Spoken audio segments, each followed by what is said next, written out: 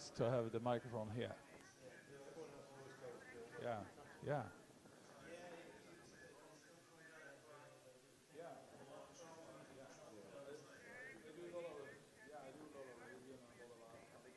It's always having it quite.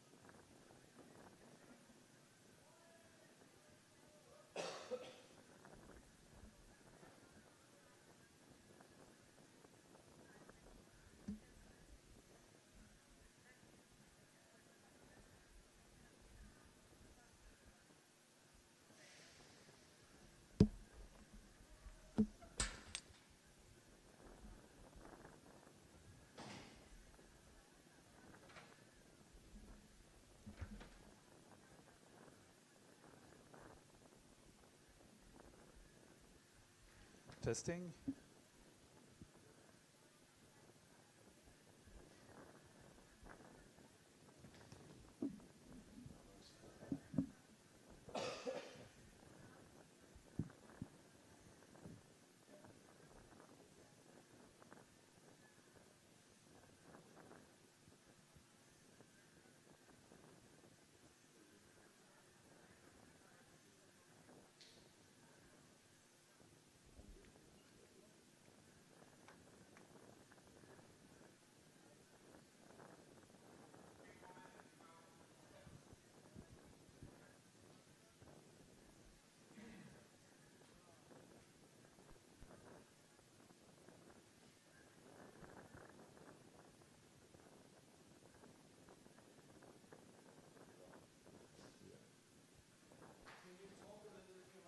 Yes, of course. Is this okay? Is it possible to hold the microphone like this? This is the way I'm going to do it. Hope that will work. And this is my one. A bit windy on the course today, a little bit rougher than yesterday. Hopefully that won't affect the results too much. Does that all sound good? Hopefully this sounds good as well. Make it like this, more or less. Okay.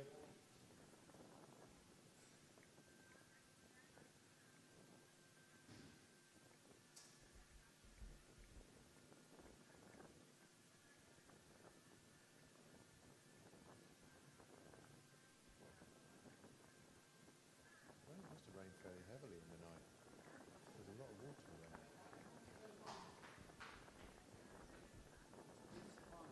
1, 2, 1, 2, 1, 2. Peter, hallo, wir reden. Hallo, hallo.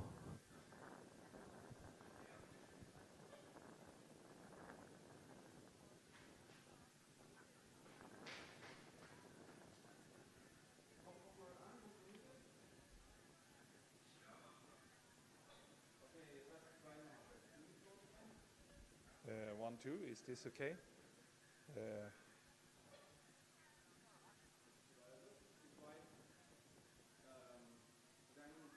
Is this better?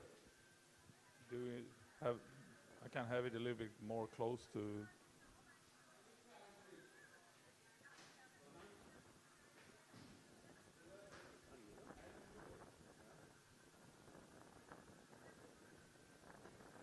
This is the second microphone. Is this one okay? No. It doesn't work. So is this okay now? Hopefully. Can it be okay? Yes, is this okay? We're trying this now. And the second microphone. Is that working? It's for a few minutes to go until we get there. All a little bit tense, Stefan. All a little bit tense. Yeah. This one? Yes. Is this okay now? This rough morning. This one on the left, coming through from the regatta course. Still sounding okay. We're here, ready for day 2, the World Championships from Brandenburg. Microphone a little closer. Ready for day 2 from the World Championships of Brandenburg. Course is looking a little bit rough. We're looking good.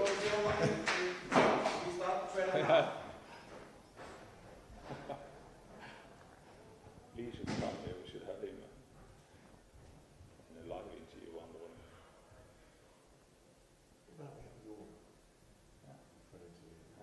And Havel, and it's the last time for it's Lee.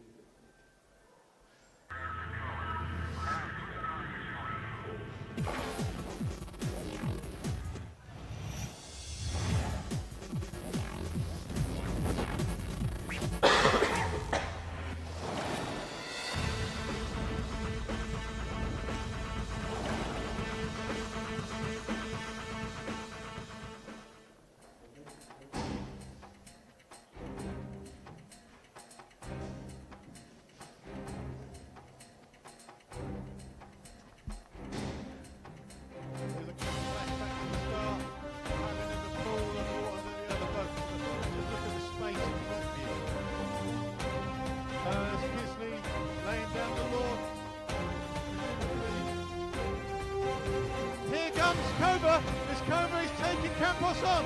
Stroke by stroke, he's going past him. And he's gone past him like he's standing still.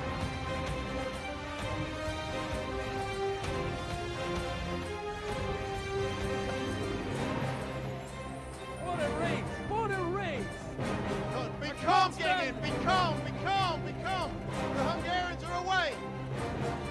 South Africans are South away, Africa side are by away. side by But it's side. Hungary.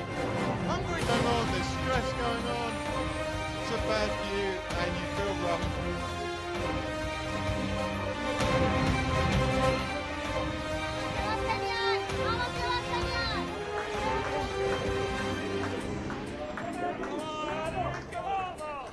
This is fantastic! Hungary! It will be Hungary! Coming back! It will be Hungary Hungary! are We will coming be back! winning this!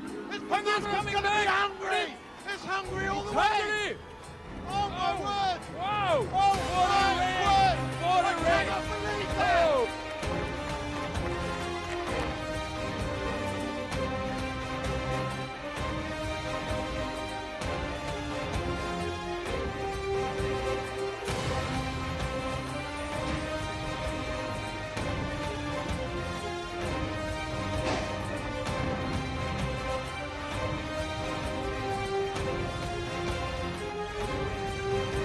Feel every moment of this. World Look champion, at that. That's going to be Czech Republic. There's going to be tears, there's going to be laughing. As we talk about that time, Reece Clark running. Gold medalist Henk McGregor, South Africa!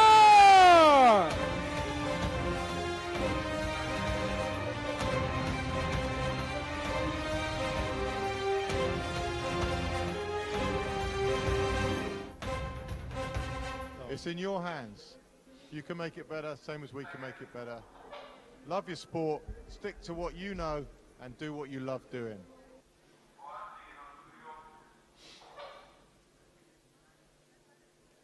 Good morning and warmly welcome to day number 2 in this Canoe Marathon World Championships in Brandenburg in Germany.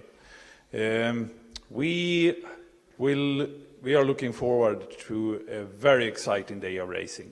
It's a little bit rough conditions and it's a lot of racing that will go on this course today.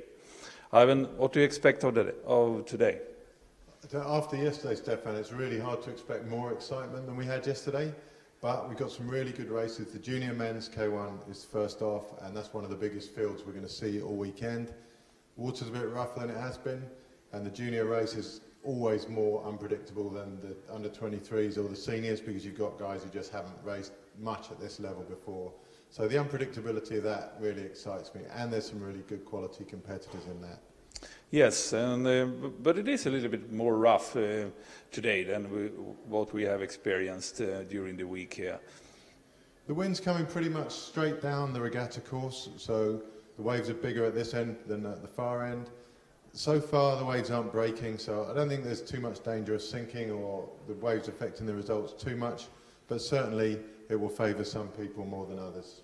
So let's have a look at the course then.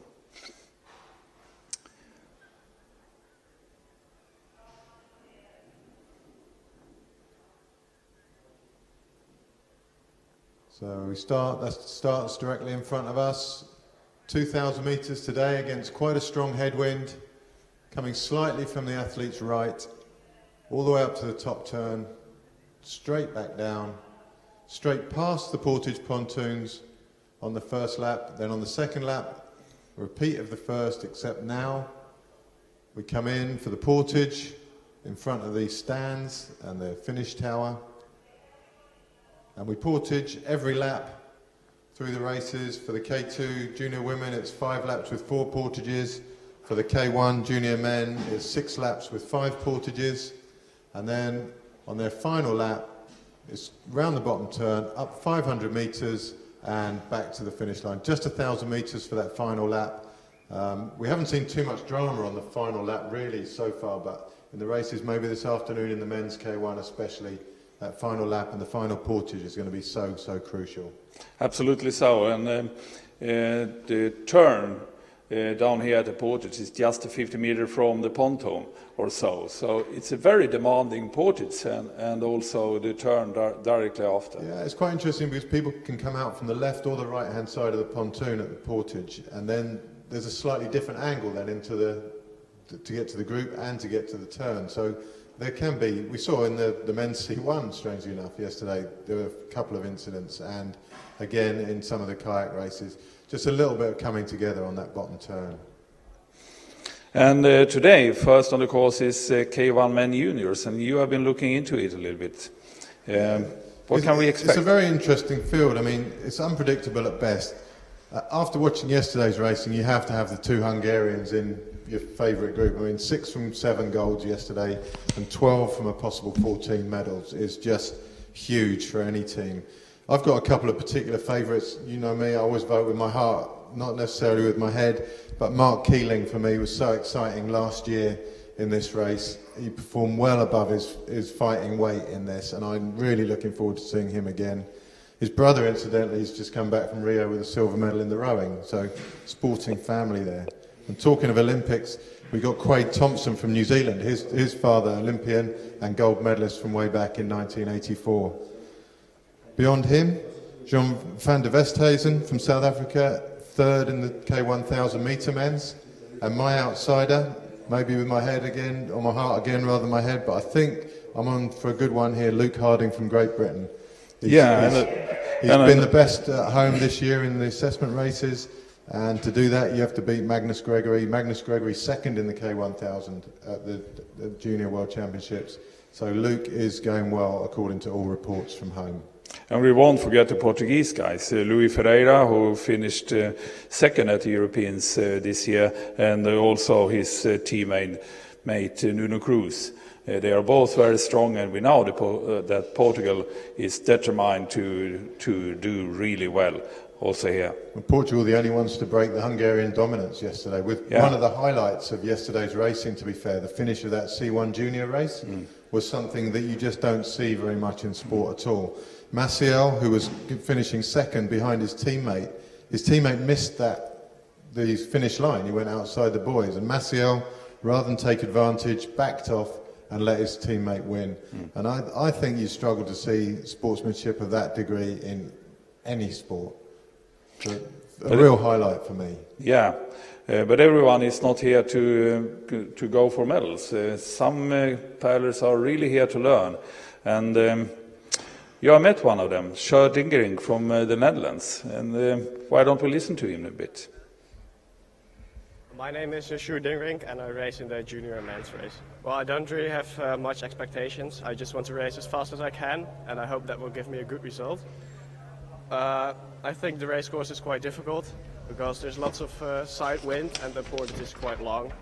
So I hope my running qualities are good enough, and I hope I can cope with all the waves. And that's quite encouraging as well. He's looking forward to a long career as a marathon paddler. And we'll see this afternoon what long careers you can have as a marathon paddler. I mean, there's guys racing here that raced at the very first World Championships way back in 1988. I'm not sure of the man's sanity, but he's still competing, and he's close to 50 years old now, and Eric Verduct is going to be out there for Belgium in the men's K1 this afternoon. Yeah, but coming up now soon is also Women K2 Junior, and that will also be a very tough race with lots of boats on the start line. And we have Denmark there, Katrin Rask, that was ill yesterday, but today she is paddling together with Line Langelund, both of them from Silkeborg in Denmark, and they will definitely try to break the Hungarian dominance here. They will, but have you seen an athlete as unlucky as Katrin Rask this year? She was injured through the early part of the season, missed the sprint worlds and her medals that she could have picked up in that.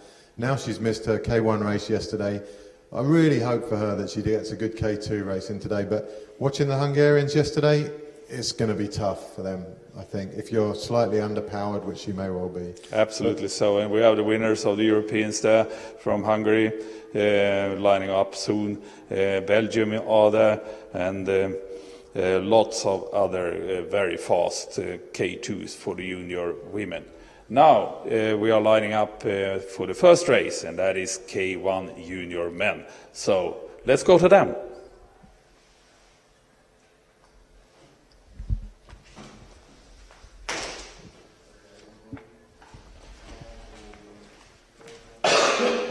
So as the athletes come up to the start line, this is the biggest start line we're going to see all weekend.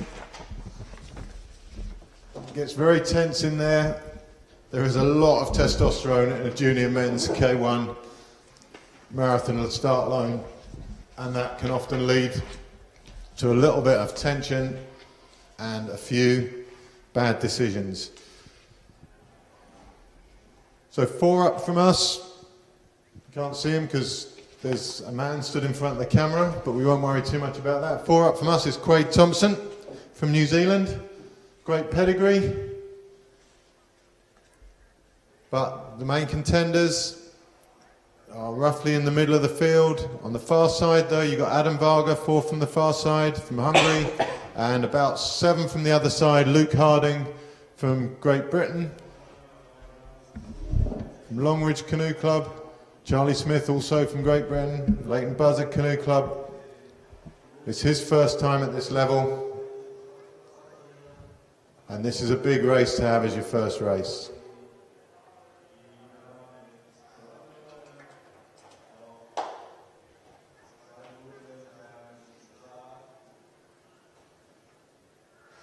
Off they go, cleanly away. Boat 17, Chaba Adossi, one of the first to leave the start. We've got in 11, Augustine Rodriguez from Argentina, also well away, and we saw how well his mate did yesterday in the under-23s. So it's broken into roughly 3 main groups going up. On the left, being led by Thompson of New Zealand. In the middle by Adossi from Hungary, and on the far side, it's very hard to tell who's leading that side. Watch Thompson there. He is really going, taking his own route. What a self-confidence of this guy. Self-confidence or naivety, Stefan. We saw the Canadians do that yesterday in the under-23s. It's a long way across to the main group, and they missed it yesterday. I think maybe the other are heading to get a little bit lee from the island there, taking away some of the washes and a bit of the wind. So they are heading towards the island, while Thompson is going a more straight route to the turn. A few small incidents there as the groups came together, the 2 groups on by the group on the left. One of the Danish paddlers seemed to bear the brunt of one of those come together. There's more action at the front now. People being hit in the back, causing their boat to spin offline. But very hard to make out individuals. I can just see Luke Harding there, also being balked. He's having to put his paddles down now. It's tough up the front there, Steph. It is, but now they are. What you can't see on the screen is that Thompson is in the lead, actually, on the left-hand side, followed by Dane. And I think the others start to realize that he's going really fast now, and will start to close in to him. A very interesting start from the New Zealander. It looks like to be Adossi from Hungary leading that main pack on the right-hand side.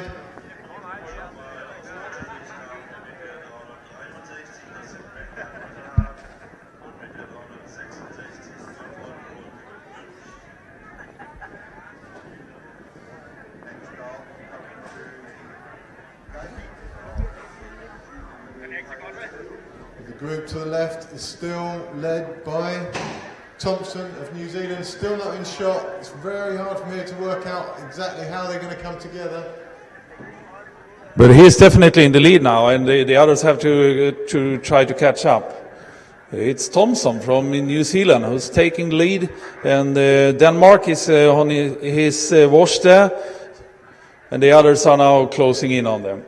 While we go to the start for the K2 Women Junior. Bit of calm after those hectic shots in the junior men's K1. We'll get back to that later, but for now it's the start of the junior women's K2. Big field again.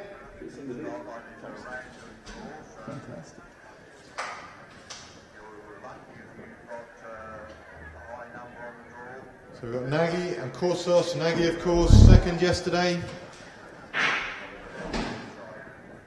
They're in boat 357.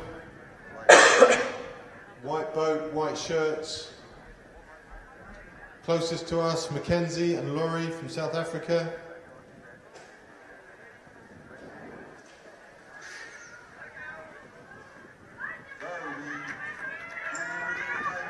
And away they go. Denmark, Raskin Langland, fastest away from the start on the far side. We've got Germany and Hungary. Belgium. But it's Britain working hard to get across to Germany. It's going to be tight for them. But it's Denmark on this side with Belgium, the Czech Republic, the second Hungarian crew, Argentina. There's a bit of coming together between the Czech Republic and Argentina there. And it's Denmark, it's Belgium, and it's Germany and Hungary that is forming the top group. And now from the left is also South Africa coming into that. So it's Denmark leading the left-hand group, Hungary leading the right. It's head-to-head with these two groups at the moment. We can just see the left-hand group there.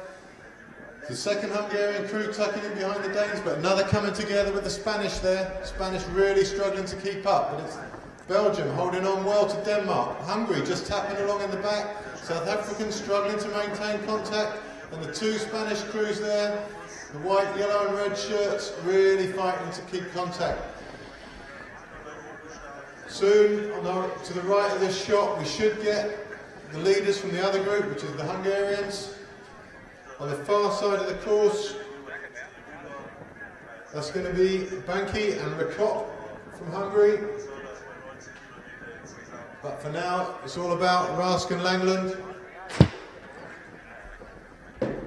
South Africans struggling there. They've gone across to the Czech Republic team. They're kind of in no man's land, those two. They're not in connection with either of the main two groups. It's going to be tough for them now. But away you go, Denmark, Hungary and Belgium. That's Rask, Langland, Korsos and Nagy, and Brooks and Plas. Those three are away. And the K1 men are approaching the first turn.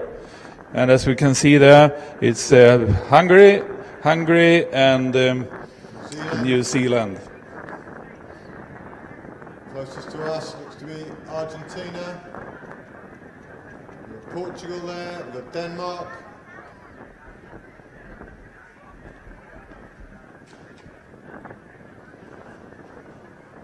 '21, South Africa, Van der Westhuizen, top sprint quality paddler. Yeah, I'm quite admiring Thompson so far. Brand new to it. He's done well, he's tucked neatly in the back of that group. Very much so. It's Rasmus Alsbach from Denmark there. There's Mark Keeling leading the second pack. He hasn't let me down yet, he's still in touch.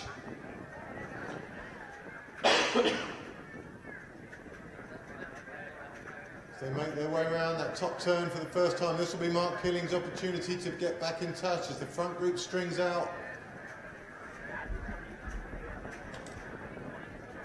See how much darker the course looks today than yesterday. So beautiful yesterday. Perfectly flat and calm.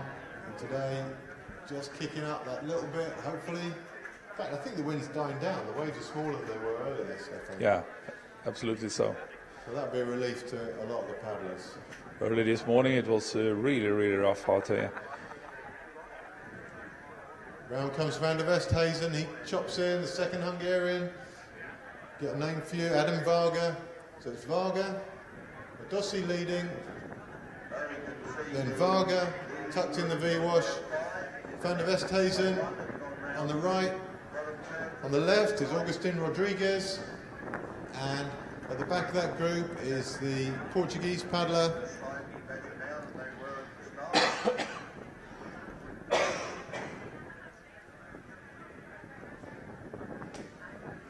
think it's Rodriguez, the Portuguese paddler, but I'll get a name check for you on that.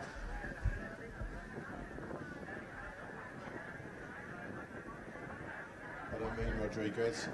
I just made that up. Rodriguez is Argentina. Is the Argentinian, yeah. Yeah. Portugal is Luis Ferreira and Nuno Cruz. Luis Ferreira that was second at the Europeans. So Keeling's made it back into that group. Thompson now struggling just that little bit. Both Portuguese there still. Yeah, they made a great race together at the Europeans, working well together in the first stages of the race. At the top of your shot, you see the women's K2, 2 Hungarians there.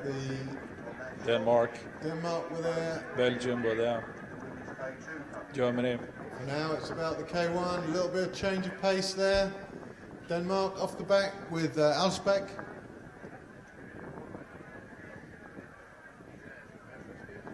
Long shot up the course. Argentinian just ducking around the back of that group to come in. Looks like he might have got onto the front V. The Argentinians are impressing here with their tactical awareness.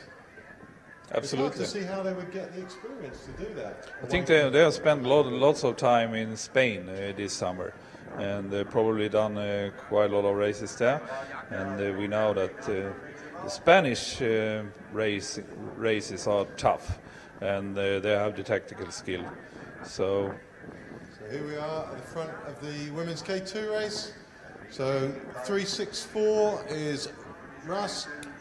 No, sorry, 364 is Banky and Ricop. They're leading from the Germans. Then we got Belgium, Brooks and Plas. Nagy and Korsos will be in there somewhere, as will Rask and Langland. I think that's the nose of Rask and Langland's boat just creeping into the picture to the left of the Germans.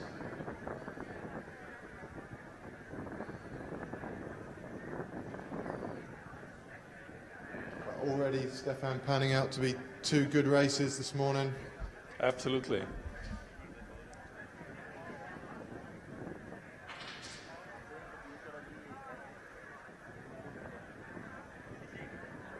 So that's the nose, the bow of Rask and Langland's boat there, black tip on the brown boat.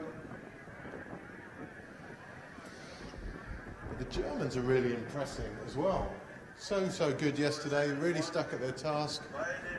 And today, looks like it's repeating the same. Anna Menrat and Pia Engelhardt from Germany. So it's Rask and Langland. Blocks and Plas. And Plas. Second Hungarian crew, Nagy, Korsos, and that's the front group.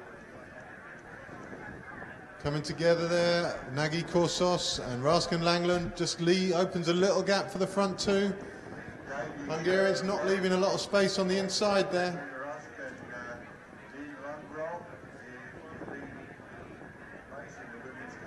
Just Banky and Ricop doing the damage for now. And that's opened up a little gap between the main group and the Danish pair. For Catherine Rask to come back after being sick yesterday, catching up is the last thing she needs to be doing. But the Hungarians are now going to be getting together, and that means this race will start to pan out the way so many of these races have so far. Both Hungarians in the front 3 or 4 in every race we've seen.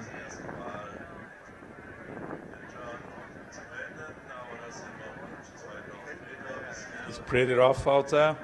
You can see how easy and smooth the Hungarians are managing this, as does the Germans. They've also chosen to wear spray covers. Yes. And the Hungarians in that front boat at least. I think they're the only ones out there, but with a whole 2 4,000 metre laps before you do your portage, it's not a bad idea.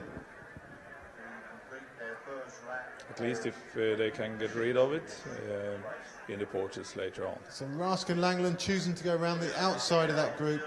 It would seem better to tuck behind the second Hungarians there, Stefan. Get a little bit of a break. Instead, they're going around. To get a comfortable wash going around that left side, they have to go all the way to the front. And that seems like madness. But here's the men's K1. Looks like the group split a little bit. We get down to 2 South Africans, Van der Westhuizen and Keeling, 2 Hungarians. The Argentinian still there, and Portuguese. Ferreira.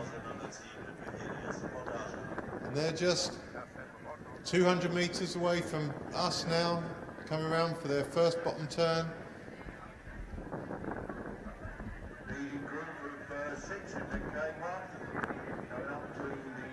And it's seemingly a well-organised group.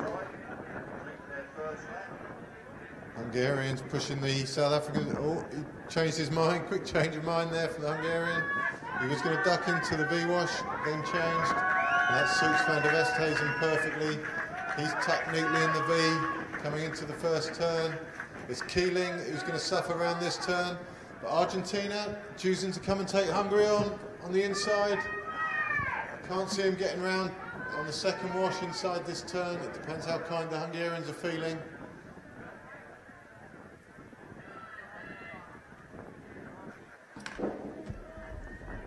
So leading is Adam Varga. On his left is Csaba Adossi. On his right, from Portugal, Louis Ferreira. Tucked in the back, Van der Westhuizen. And right at the back at the moment, Mark Keeling. And for now at least, Thompson is falling back to the second pack. Third pack being led strongly by Luke Harding, Charlie Smith hanging on well to him as well. And the 2 Great Britain paddlers going to pick up the 2 trailers from the first group. And I would say they're travelling at least at the same speed as that front group. So it's Hungary, from Portugal.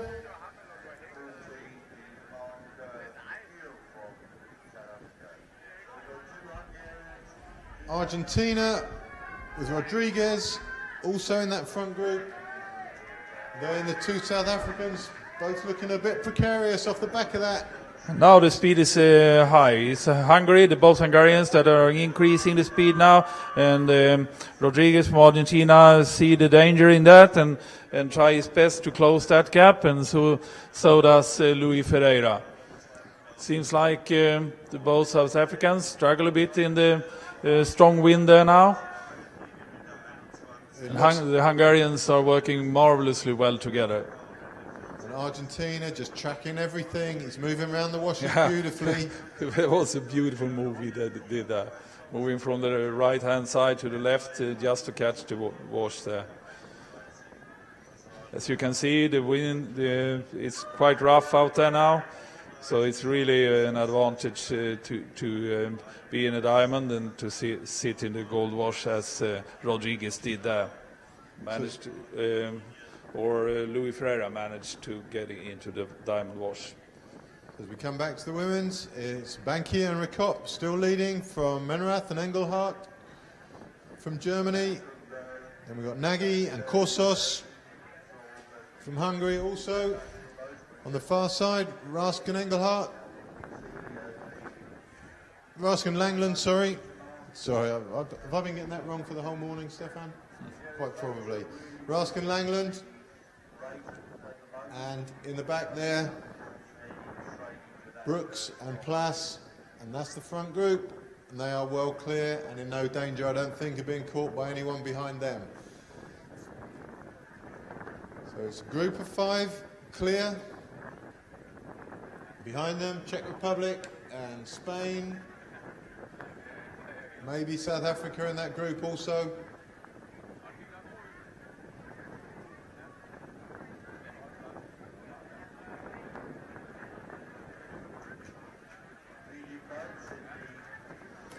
For Rask, if she's ill, I'd really like to see her come around the Germans and get onto a more comfortable wave than she's on at the moment. Life's hard out there on the second wash. And if anyone attacks in this race now, Stefan, who's it going to be? It's going to be the other Hungarians on the right-hand side. And Rask and Langland are a long way from the action then. There go the group of 4 leading in the men's K1 up the far side. The South Africans Still trying to hunt them down. It's Keeling doing the work now. And they're very, very close, it seems, to regaining contact with that front group.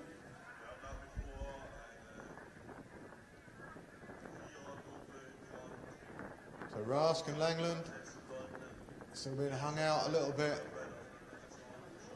on the left of that group.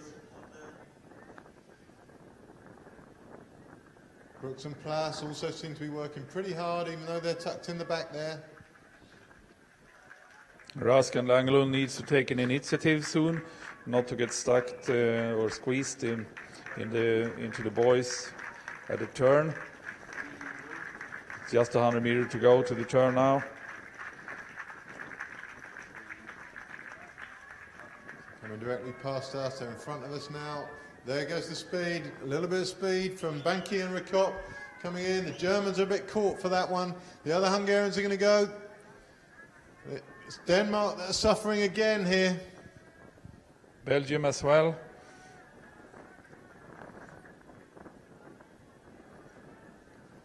If the Danes can make contact here, they could get a better wash. It could be the Belgians who go down on this one. Very experienced of the Hungarians. They are leaving room for one boat on the inner side, avoiding any crashes. Very nicely done. So a little gap opened up between the front three, and now a chasing pack of two with Denmark and Belgium. It's going to be a long way back. It only looks like a small gap, but the Hungarians are still pressing on. It's Banki and Rikop. They've done the leading all the way as far as we can tell. Menrath and Engelhardt did well to cover that. They looked like they were caught for speed initially, but then closed the gap well. And Nagy and Korsos just tracking the moves their teammates are making. You see the Germans, the bow just slightly uphill. They're still not quite comfortable there. You can see that from the bow of the boat. It's above the water, telling us that they are struggling upwards on the wash. Now they are there. Rask and Langland just off the back of that group still. It looks like they can close it. I'd like to see them go around the right-hand side of the group and gradually make their way to that front wash. Then they're on the same side as both the Hungarians, and they can have a little bit of a safety net then. But it looks to me like Belgium might not make the gap.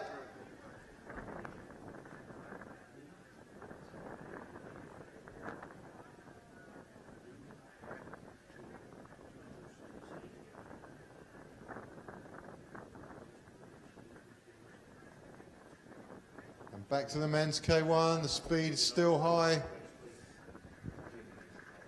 Looks like Portugal suffering now, Ferreira and Van der Westhuizen really struggling to keep contact with that group. Rodriguez tracking the two Hungarians and Keeling. He looks secure to me, so it's a secure group of four, and it might break to four permanently here. So it's Varga, Dossi, Keeling and Rodriguez. And they look to be away from the chasing two, which is going to be Van der Westhuizen and Ferreira. The Hungarians are so keen to do damage in these races, Stefan. They're just relentless.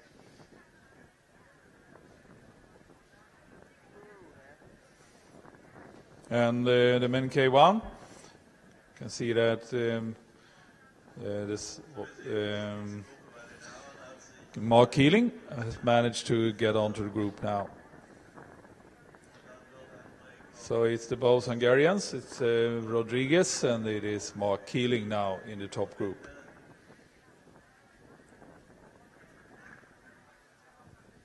So already we're being treated to some fine racing.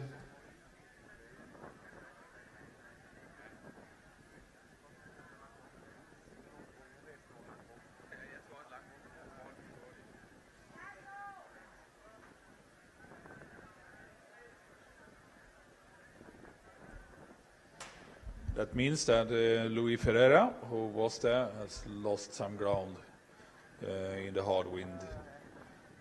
headwind. The headwind seems to upwards. be telling, Stefan. It It's is. highlighting the weaker paddlers, and the strong guys are really taking advantage of it.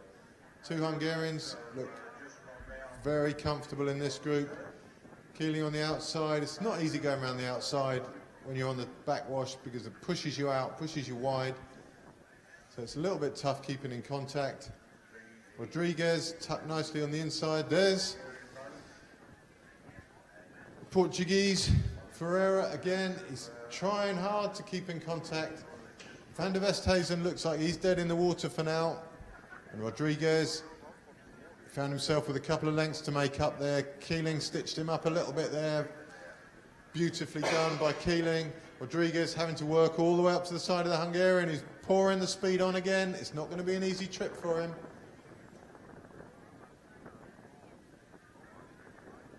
And as they change, Keeling's going to have to come up the right-hand side if he can, but these two Hungarians are travelling at speed. Adam Varga and Csaba Erdossi.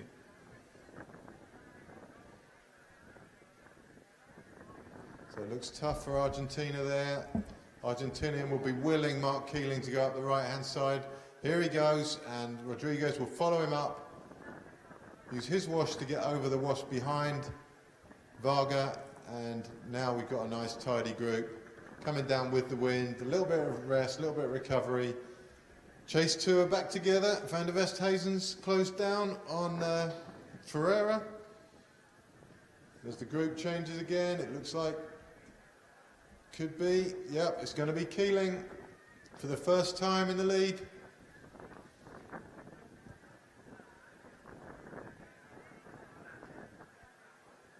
I'm guessing he hasn't actually got a hunchback. I'm thinking that's his drink system tucked down his shirt there. It's good paddling from Keeling. Did so well last year. He was one of my men of the tournament last year. And he's not letting me down this year either. So thanks for that, Mark.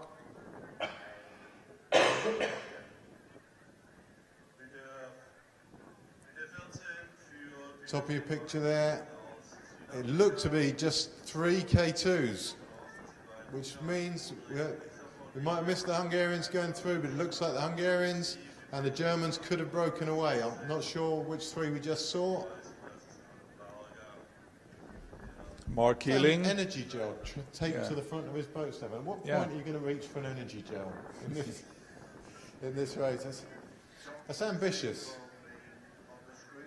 We often see that among younger paddlers, but Mark Keeling is doing a lot of long races back home in South Africa, surf ski as well as river racing. You can see he's carrying his drinks under his shirt, actually. That's the hump on his back there. Argentina impressive again, Stefan, today. So it's Hungary, Argentina, and South Africa.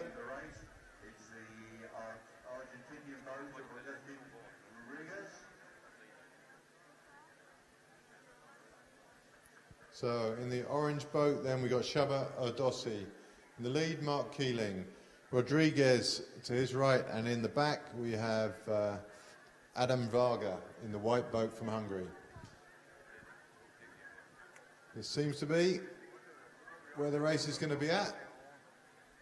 And there's the front of the K2 women's race. Bad news for everyone else. It's Hungary from Hungary. We didn't see where they made the break, but we did see they've chased 3 boats on their own just a few moments ago. And, well, it looks like that's going to be 2 more medals for Hungary, one of which will be gold, obviously. And it just seems there's nothing the other countries can do against the Hungarian women, especially, Stefan. There are so many, it's so widespread, this kind of paddling, long-distance paddling in Hungary. It suits them well. It's traditional training. They do a lot of paddling. all year round there. But no, Van der Westhuizen has closed that gap. Fantastic. So with a mighty effort, it seems, he's closed the gap. We can't see where Ferreira is. He might just be out of the picture, but Van der Westhuizen closed the gap. Hungarians aren't happy about that. Maybe Keeling's leads were slightly slower than the Hungarian leads. But that's impressive paddling from Van der Westhuizen. There's Ferreira's boat. He's brought him with him, and it's a group of 6 again. That's a huge effort from those two. Whether they can stay there through the portage and round the bottom turn, we'll have to wait and see. In the background, Charlie Smith leading the second group. Luke Harding also in there. Thompson also in there, the second Argentinian.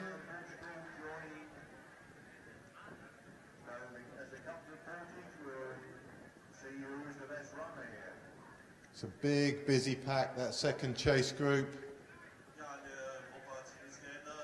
But it's Hungary. Dossi leading into the portage. They've got about 100 metres to go now. Keeling tucked in the back. Now out round the side comes Varga. He's coming for this side of the pontoon.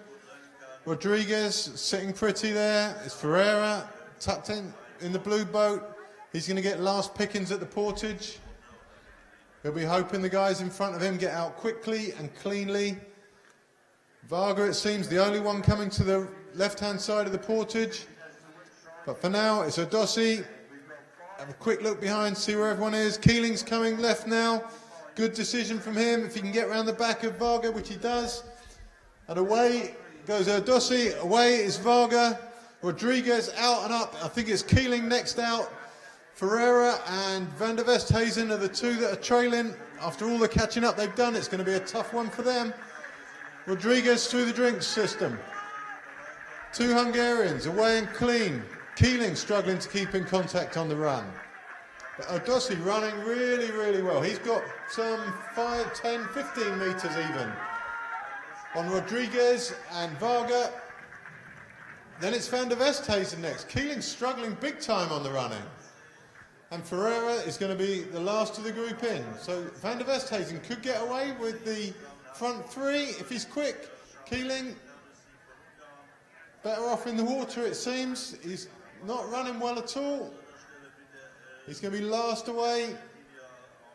Hopefully he can stay in touch with Ferreira.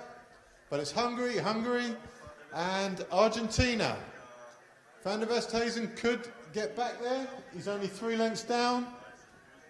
Ferreira and Keeling another 5 lengths down on him. But the 2 Hungarians pressing on.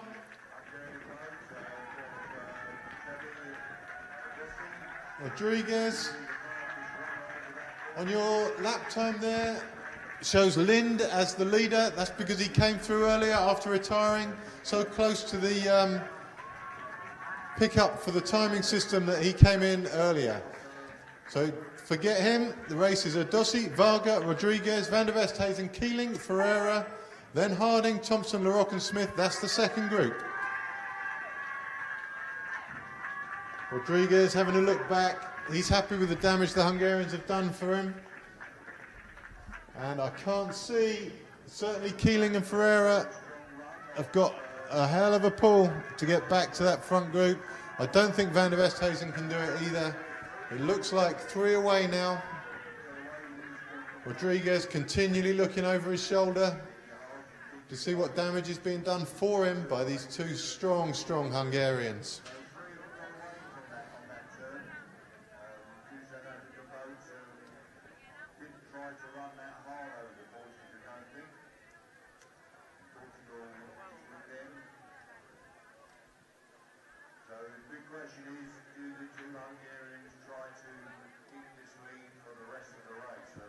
But at the front of the other race, there is no one with the 2 Hungarians. It's 3.64, Banki and Rikop ahead of 3.57, which is Korsos and Nagy. Nagy, of course, already a silver medal from yesterday, and she's going to at least get one of those today. Through the portage now, some of the tail enders, boat 7 there. is Sobishek from the Czech Republic. Got the Australian, got 23 there. Christian Sprang from Canada. Sorry, that's Nick Verduk, sorry, on the left there from Belgium.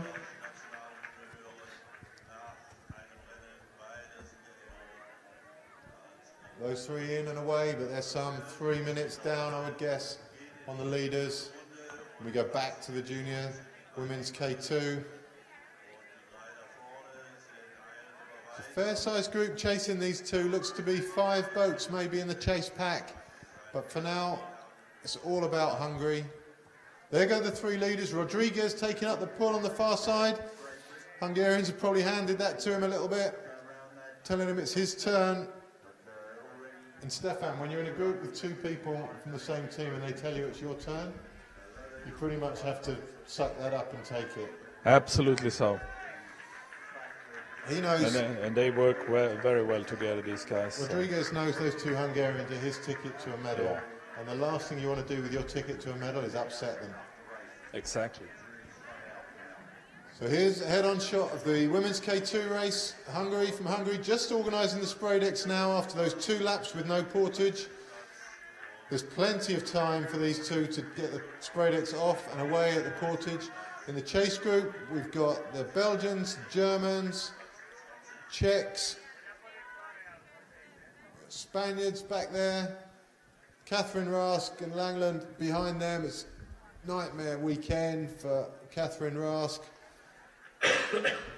It's so sad when you see an athlete of that quality just have a run of bad luck like she's had. You know, fair doesn't come into it, Stefan. I know that it's sport, but it just seems so unfair when someone like that, of that quality, just can't show it at the big events.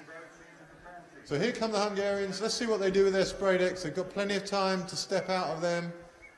Oh, a little bit ungainly out of the boats.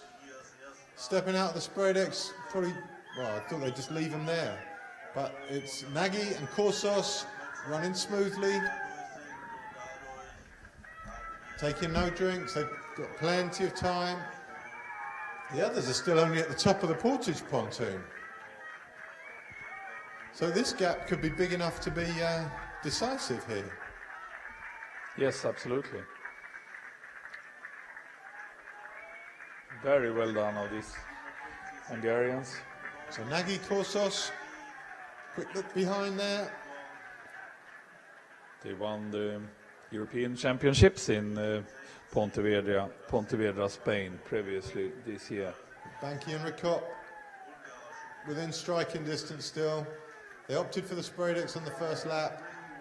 Lost a little bit of time, but it looks to me like Nagy and Korsos are in no mood for waiting. They've set off with intent there. They are really going for it now. They still haven't looked behind, so they're only thinking forward here. They should have a little glance across. There's the glance across now, just to see what damage there is. There's another glance from the front paddler, and those 2 are away. Meanwhile, in come the Germans, Menrath and Engelhardt, and the Belgians, Brooks and Plas. Italy now, I'll give you a name check for them in just a second, but probably Agostinetti and Isota. And the Czech Republic is Betlikova and Kotarova. They're in the chase pack. But Nagy and Korsos up and away. And I'm going to predict, I know it's early days, but that gap is not going to be closing. The second crew of Banky and Ricop are losing ground stroke by stroke. So it looks like Nagy is going to go 1 better than she did yesterday.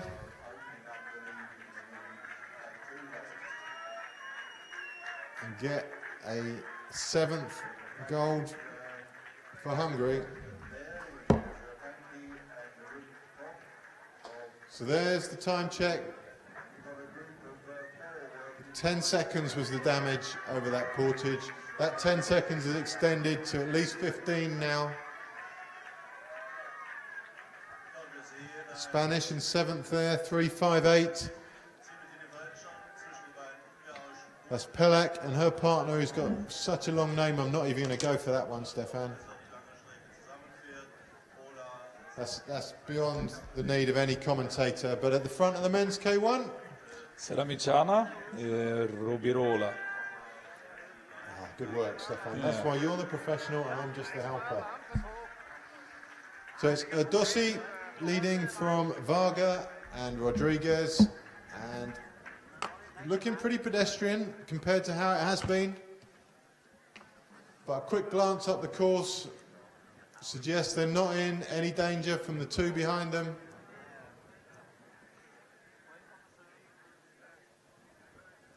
So Hungary, Argentina. By the way, the Argentinian keeps looking back. He's just pleased to be there. He's just seeing, he's thinking, all I've got to do now is stay with these two, and my job's done.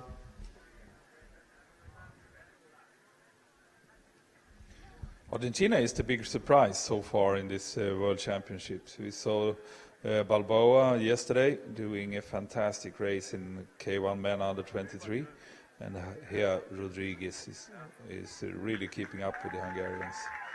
Nice that a South African nation can compete on this level now. South American stuff on. Yeah, okay, absolutely. So Rask and Langland just coming under the portage below us. It looks close to tears in that boat, to be fair. If you're the team leader, Stefan, would you throw the towel in at this stage? Yeah, I think you know what, you're ill anyway.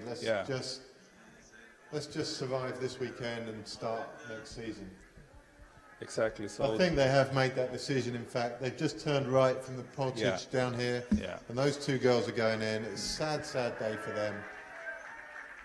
Rodriguez. Both of them from Silkeborg, one of the founding clubs of modern marathon racing. Katrin Rask and Line Langelund having grown up together there in Silkeborg and done a lot of K2 racing together. Last year, Katrin Rask was paddling together with Ann-Sofie Winter to this race back again with Line Langelund. Line Langelund, who had a World Championship sprint medal previously this year, and now back in marathon. While you were telling us about them, Stefan, you saw Rodriguez as the lead change. He did a beautiful change around behind this group just to come from right to left. So tidy. The two South Africans look to be on their own now. Keeling and van der Westhuizen. Not too far adrift of these three. Not so far adrift that it's all over yet. And then just behind them, Ferreira, Portugal on his own, but only a couple of lengths adrift of the South Africans. They might regroup. We'll see as the race progresses. Yeah, it's not far. It's van der Westhuizen again, doing the work to close. Ferreira is there. Ferreira's still with them. I think we might see Dossi have a look round in a minute. And if he can, Dossi in the orange boat. He seems to be the one doing the biggest leads and the most damage. It's still hard to gauge how big that gap is when you're not actually there, Stefan. On the camera shots, it's a tough one.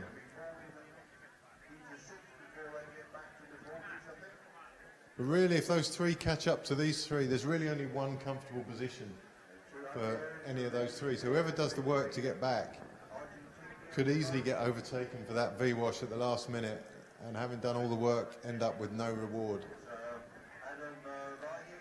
In the previous shot, we could see Mark Keeling heading for that, and there he is. So here, Luke Harding, we've got Thompson, we've got 33 there, is Larocque, second Argentinian. And Nuno Cruz. And Nuno Cruz, second Portuguese. A couple of these guys would be hoping, I think, to be nearer the front group than this. You hear so many reports from the national teams and the national federation about how well their athletes are going. They're awesome, they're doing this, they're doing that, they've done this time trial, they've done that race. But on race day, it's always the same guys that come up to the front. It is quite natural for coaches and athletes to encourage themselves and Everyone thinks they are prepared the best they can. It's Rodriguez, interestingly, who's not happy about the chase group closing them. He's the one who wants to stay safe, and he's the one picking up the pace now. And doing a fairly good job of it too, by the look of it. Having a quick look behind. He doesn't want them. Really doesn't want them coming up. That surprises me a little bit, Stefan. He's so confident on the washes, and I would think he would want at least one of those guys to join this group to help him out, so there's always a V. I think he's so encouraged by his friend yesterday. Yes, yeah, and also by trying to secure medal position already in this early stage of the race. For me, I'd like that second group to get so close that one of them can bridge the gap, but only one, and then you do this, and then you break away with 4 instead of 3, because then always you've got that one rest position in the group if things get a bit tough for you later on. It's still, it's still a couple of boat lengths. Now it's Luis Ferreira that is doing most of the job to close the gap.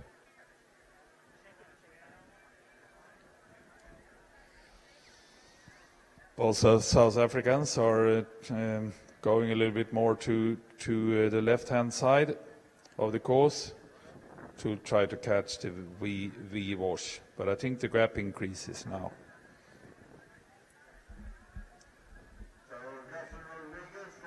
It definitely does. Okay.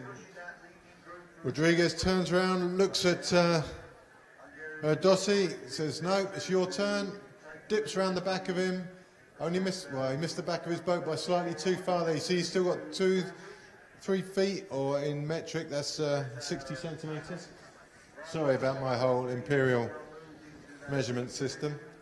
So when he dipped Van der round the back of Dossi's boat, and Van der Westhuizen is now rushing to try to get into the middle wash there, but the gap increases once again. Looks to me like that lead was quite expensive for Rodriguez. He's had to try and catch up to Dossi there. He's not that comfortable. Chase pack in the background, led by Luke Harding. So what a good group back there, but it's a long, long way back. It doesn't look too bad on your picture on screen, but believe me, in real life, that's well over a minute by the look of it. To the second group, the hunting pack, yes. So it's these 2 groups of 3. The gap increases now. It's a little bit unfair, only watching the screen here. It's longer. It's about 40 meters or so. So these 3 were the 3 most efficient through the first portage, and they come in together for the second.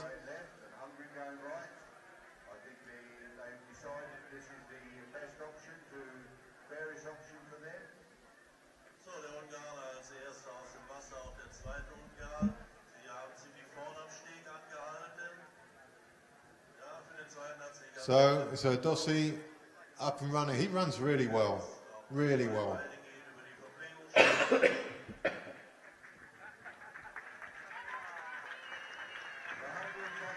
Behind him, Adam Varga and Rodriguez. Maybe fighting it a little bit at the back of that group. But Dossi certainly runs fantastically, Stefan. Yeah, he does. Rodriguez can get into his boat, nice and tidily away, all comfortably away. That group will stay together. Very tidy, safe, all of them. Nothing to risk there. Ferreira next down onto the pontoon.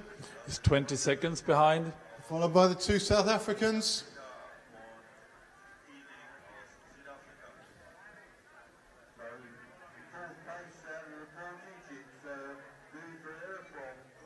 Just see Rodriguez struggling on the tail wash there. It's going to fall for him now, though, as Varga takes it up. That'll suit Rodriguez. He'll tuck inside Dossi. And there's the gap, 23 seconds back to that second group now. And it seems like Rodriguez was the one who pulled that gap open. Yes, absolutely. So yesterday the Hungarians working very well together in the first half of the race, and then their ambition slowed down a little bit in the K1 men under 23. Rodriguez should be moving up onto a Dossi now, and he's not really, Stefan. It looks like he might be just getting a little bit tired out there. I might be underestimating him. He might have just gone wide and he's going to run down the wash. But, not quite so crisp around the back of the group now. There's a full list. So the third group then, Harding, Thompson, Paufler, Larocque and Cruz. They're a minute and a half behind the lead group. And that gap, well, there's somebody swimming. It looks like Paufler's swum at the Portage.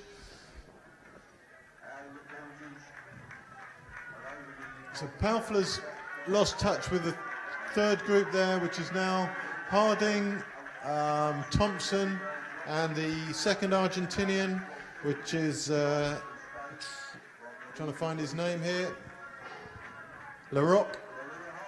There's a group of three. They might be joined by Cruz again, who's just about 6 lengths down on them. But at the front, it's all about Hungary and Argentina. And the gap has increased even more now. I think it's close to a minute now between the two first groups. At least 40 seconds.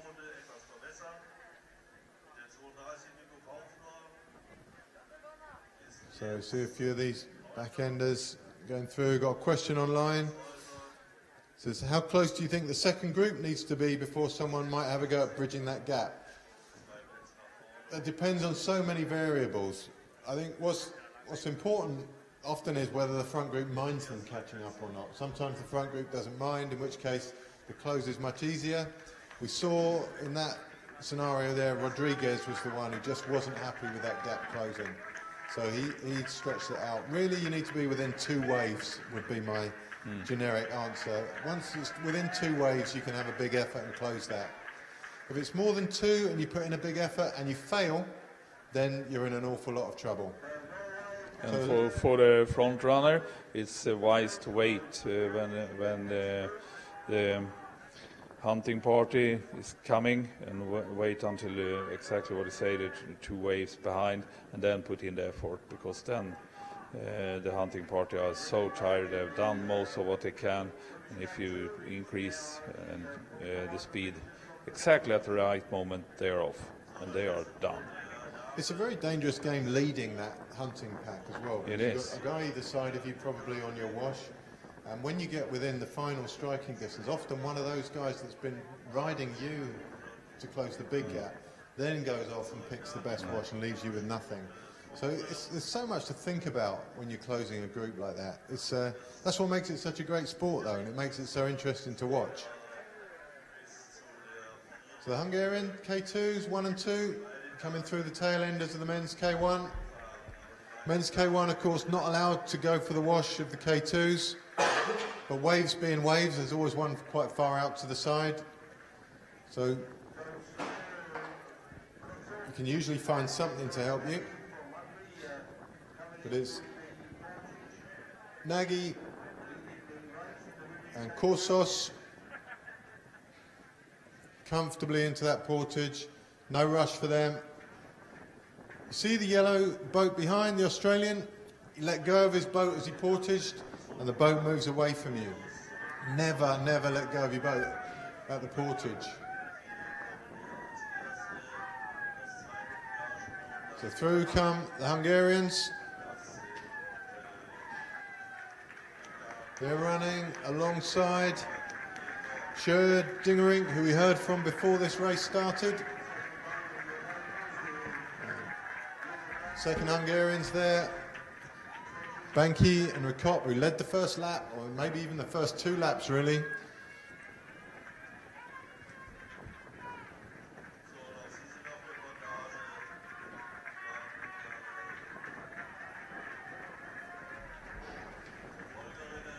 These girls are 10 kilometers into the race now, and the gap is now 20 seconds. 20 seconds between these two Hungarian crews. So that gap hasn't grown too much on that lap. It hasn't closed any either. So a little bit frustrating for the chase crew. And now they've got 4 K1s between them and the leading boat, and that also adds to your frustration. We've just been brought our first cup of coffee of the morning by our glamorous assistants. It's all glamour in the commentary box today. So 357, Nagy and Korsos look untouchable now in this race. Here comes the chase pack. Brooks and Plas first through. And the Czech Republic, Italy and Germany all on their tail. Menrath and Engelhardt from Germany. It's Brooks and Plas running well. It's Betlachova and Kotarova from the Czech Republic. And it's Agostinetti and Isotta from Italy. Plas and Brooks is now 1 minute 40 seconds behind. It's also interesting to see the Brooks family. We have seen Brooks family on the racing courses for I think 40 years or so. Paul Brooks was one of the top athletes back in the 70s or so, 80s. And then Lise Brooks is also related to them, and now Roos Brooks are there. It goes within the family, brothers and sisters, fathers and uncles, all of them do international canoeing. So we saw there, second K2, Ricop chasing down. Tail enders in the K1 race. Hopefully we can get another side view of that K2 later on in this race. There's a couple of technical problems there, or technique problems rather, that maybe some of the kids out there need to see.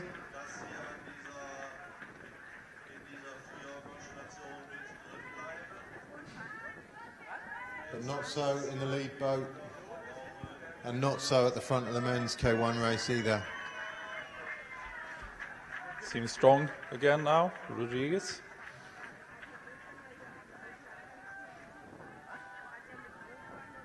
South African K2 just running underneath us. 351 Mackenzie and Laurie. They're putting in some hard miles on their own. Maybe they could close down the Spanish just in front of them, but it's a long journey. I'll try and pick up some of the tail enders for you. About 3 minutes behind the top guys. Australian K2 of Scott and Jones. Both their coaches are also racing here this weekend. And they're from the MLC school kayaking program in Melbourne. It's quite interesting, there's a few kayaking school programs. We've got one in the UK now, and it seems that MLC school in Melbourne are doing the same. Presumably where kids can go, and there's a training group there. And very strong canoeing tradition in Melbourne. So 359 Scott and Jones just run underneath us at the Portage. They're on their own, just behind the South Africans we mentioned earlier. There's a lot of people from that club in Australia who are competing here this weekend. And in shot now, Great Britain crew, Peters and Russell, so good at the Europeans. Not quite their day today, but it's a learning curve for these girls. Some learning curves are tougher than others, but these two will tough it out. There's Freya Peters from Richmond and Emma Russell from Chelmsford. Two good groups, two good coaches. And here's the chase pack in the men's K1. It's Keeling, Van der Westhuizen and Ferreira. I think at this stage they have to have lost hope of closing the gap. But still putting in the effort. A couple of stragglers coming in off the course. Oh, and sadness for the Great Britain crew. Peters and Russell, they've gone for a swim as they put their boat in at the Portage. It's painful to watch, and painful for their club mates, teammates, and parents, and all the supporters alike. No one wants to see a swimmer. There they are in shot there.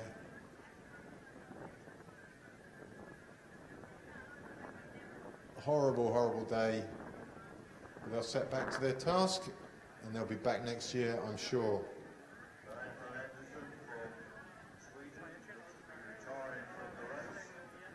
With a retirement from Sweden, number 19. That's Anton Andersson. Just saw him in shot there, at the front of the race. Sweden that has suffered from flu going around in their team for this event. Many other paddlers are ill.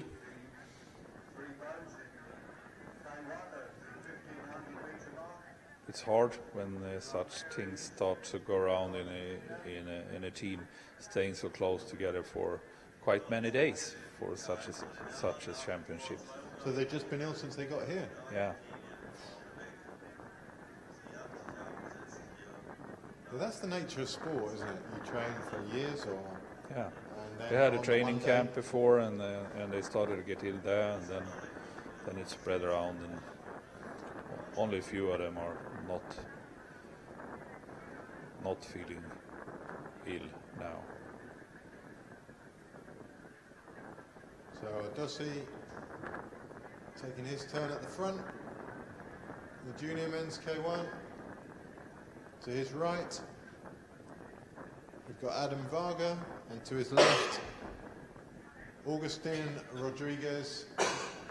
As we watch 367, that's Van Broekhoven and Yanis from Belgium coming through for their portage.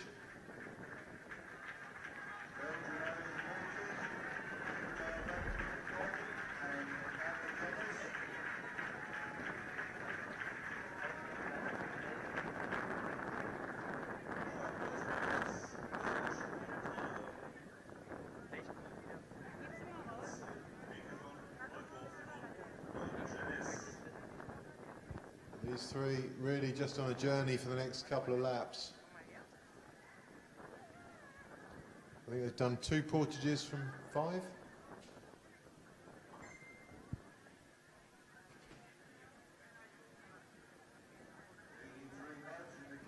As Varga takes his turn, Dossi settles back onto the side and Rodriguez moves up nicely.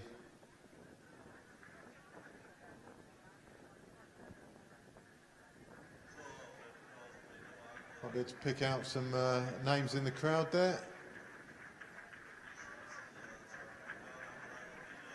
I can see the Russell family sat at the front.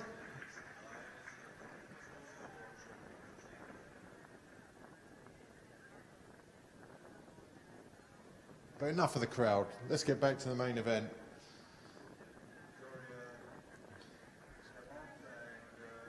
So for the next lap or so, bit of a chat going on there at the back of that group between the Argentinian and the Hungarian. Smile. So just a journey for them now for a couple of laps before they start trying to decide who's coming where.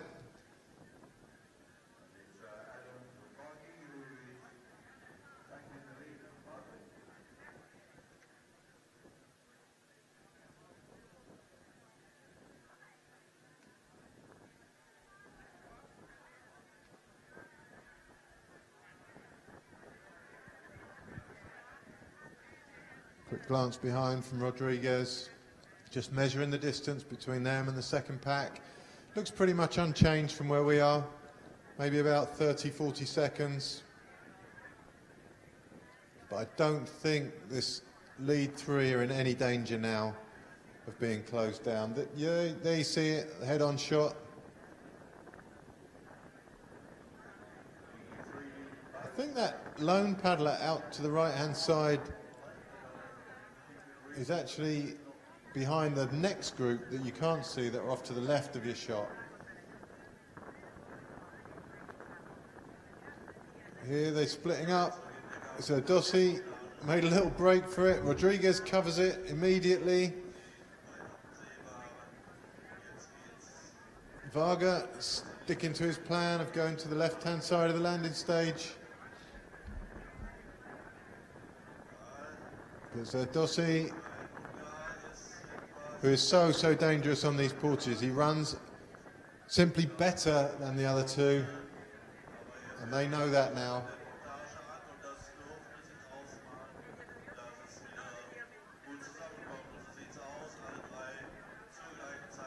They're all three in together. Varga a little stumble, the other two out cleanly. Dossi just runs well.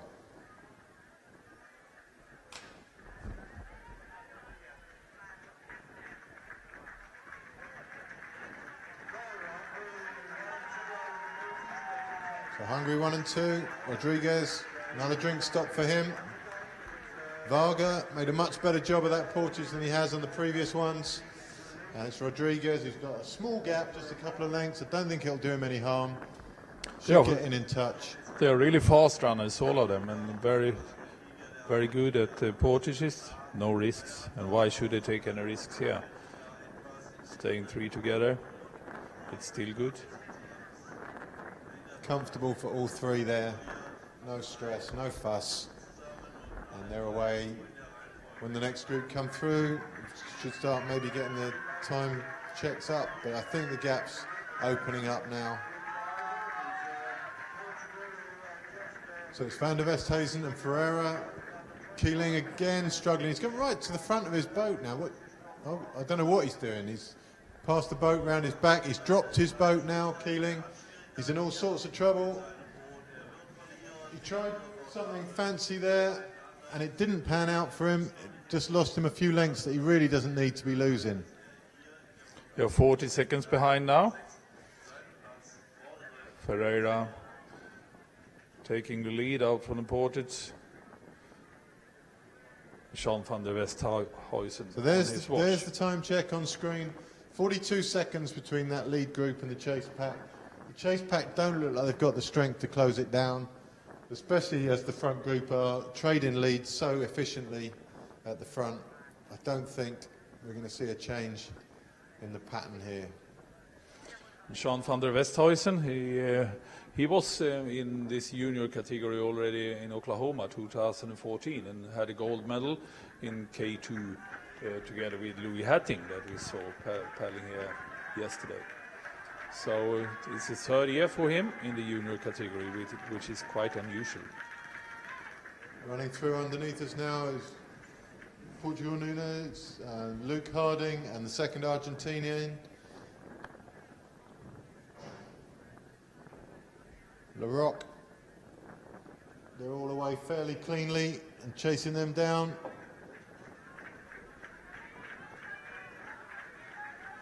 From New Zealand, it's Thompson.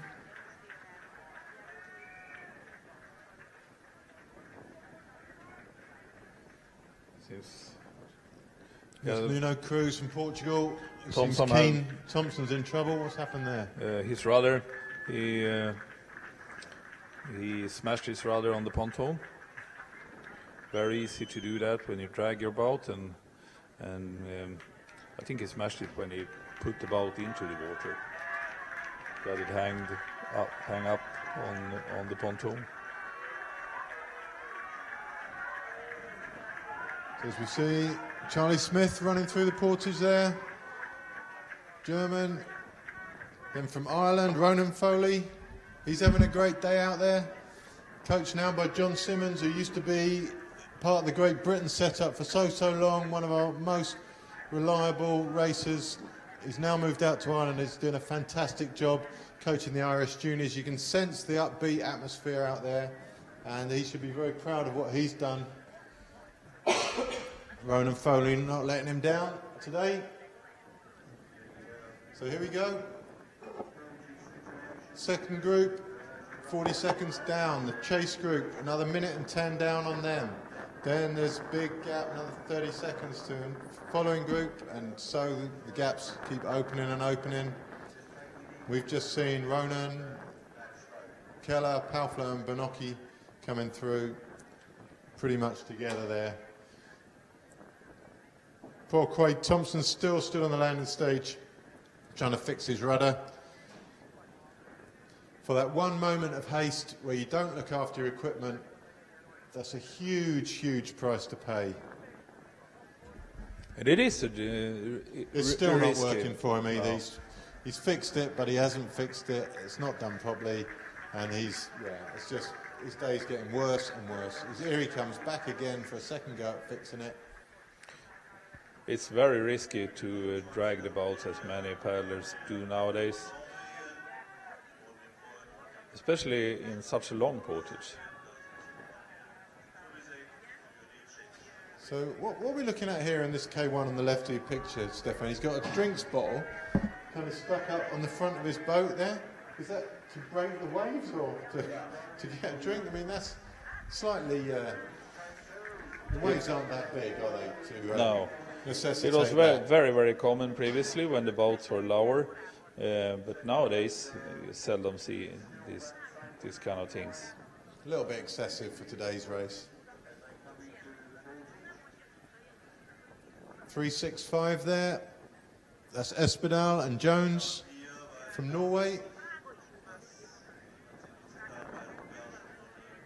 Jones's father, pretty sure it's going to be that one, was from Great Britain back in my day.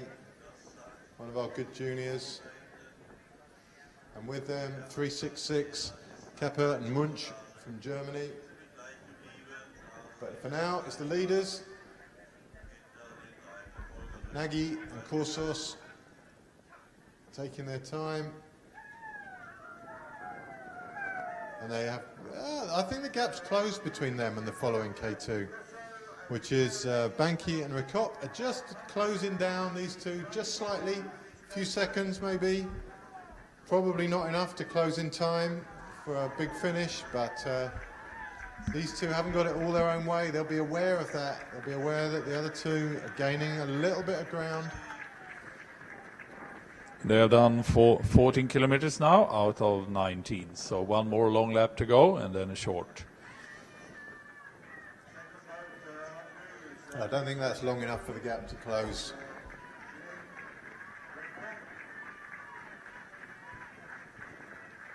So, the Czech guy with his bottle on his boat just rushed his get in and straight over the other side.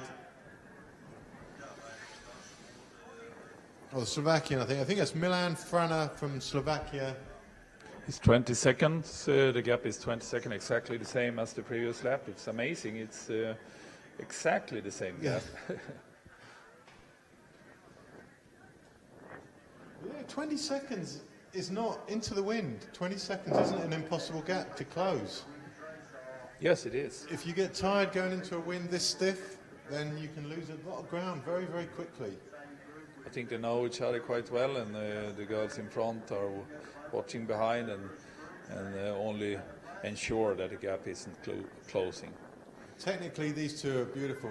The arm goes straight down into the water, doesn't come back before it goes down.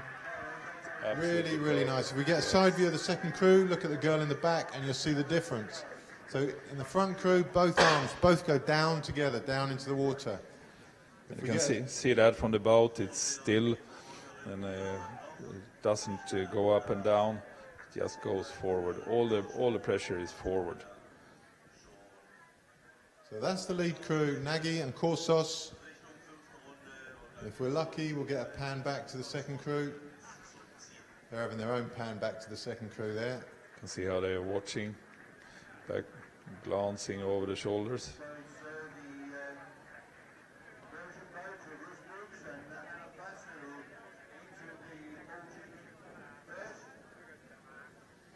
Adjusting somewhat, putting the drinking gear in her mouth.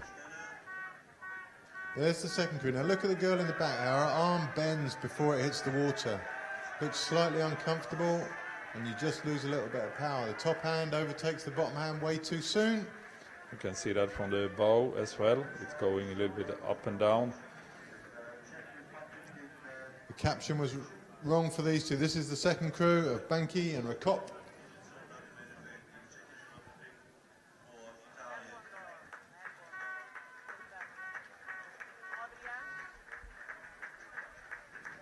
And back to lead 3 in the men's K1. I think they're, I think they're headed up to the top turn.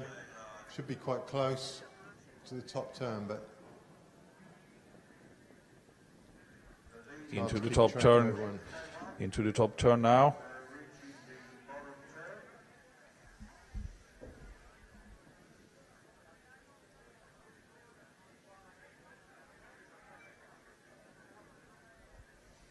Up there, they have done 16 kilometers out of their 22. 22, yeah.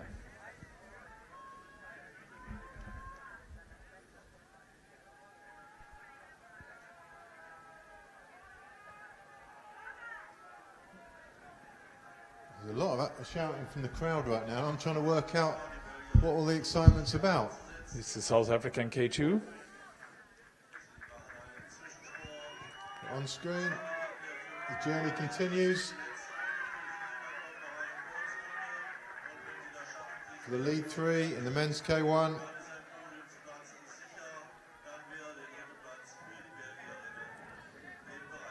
.358 Spaniards there, Pelak and Seramatiniana Rubiola.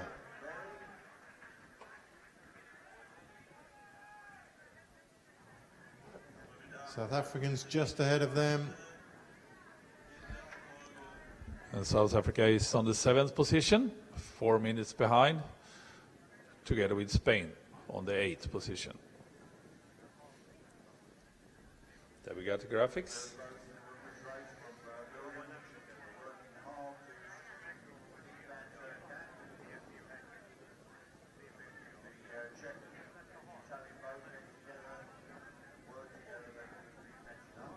So South Africans, Mackenzie and Laurie. 7th position. Decent gap on the Spanish, but a long way behind the crew in front of them.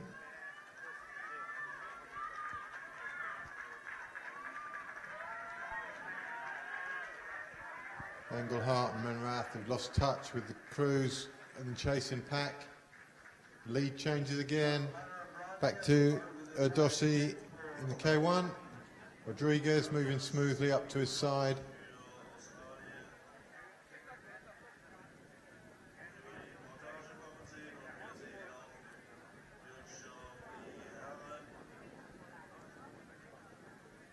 So this could well be Argentina's 2nd medal of the weekend, Stefan. Have they ever had 1 medal before? Yeah. A few years ago they had a good senior men's K2. But that's... Yeah, exactly. I remember back in Crestuma, 2009. And Banyolas in Spain, they yes. had a good K2 there as well. And then they disappeared for a couple of years, but now back in a very good way. Back with an educated team. Yes. It's hard to educate a team without having this level of racing.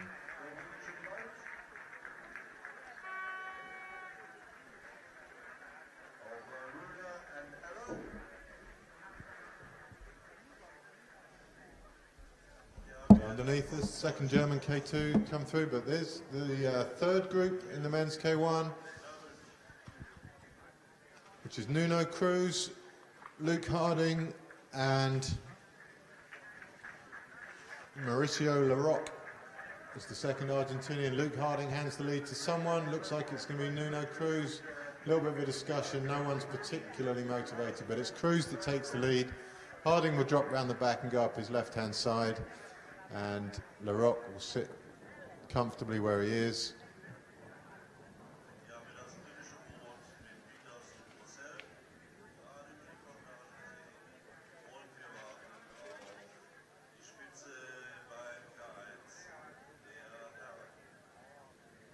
Men's K1 taking the tail enders in the K2. 355 there, which is the Argentinians.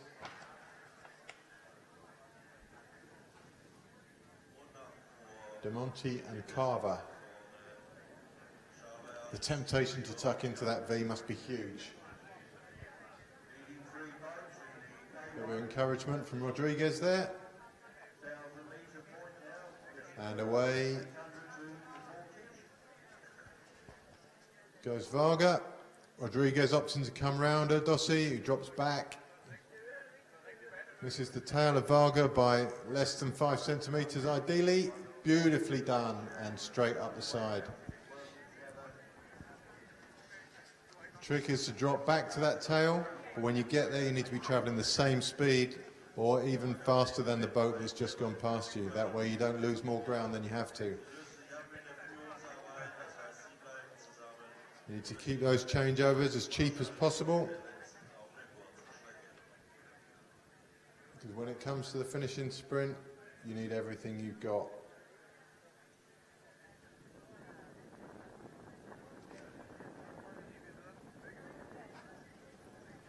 A little bit of a change there. Dossi has just forced Rodriguez out. Not sure exactly why, but if that's a deliberate tactic to keep Rodriguez second wash out, it's very, very harsh. And if that's the game they're playing, Rodriguez's life is going to become very, very hard from now on. Big decisions for Rodriguez now. If he drops around the back of Dossi and tries to go up the left of Varga, the next thing Dossi will do is lead. Or maybe they've seen that they're being closed down, and maybe that's the motivation. It's so hard to see. That's Keeling in shot, but between Keeling and this front group is the other two. It's Van der Westhuizen and Ferreira are very close, I think, to these two.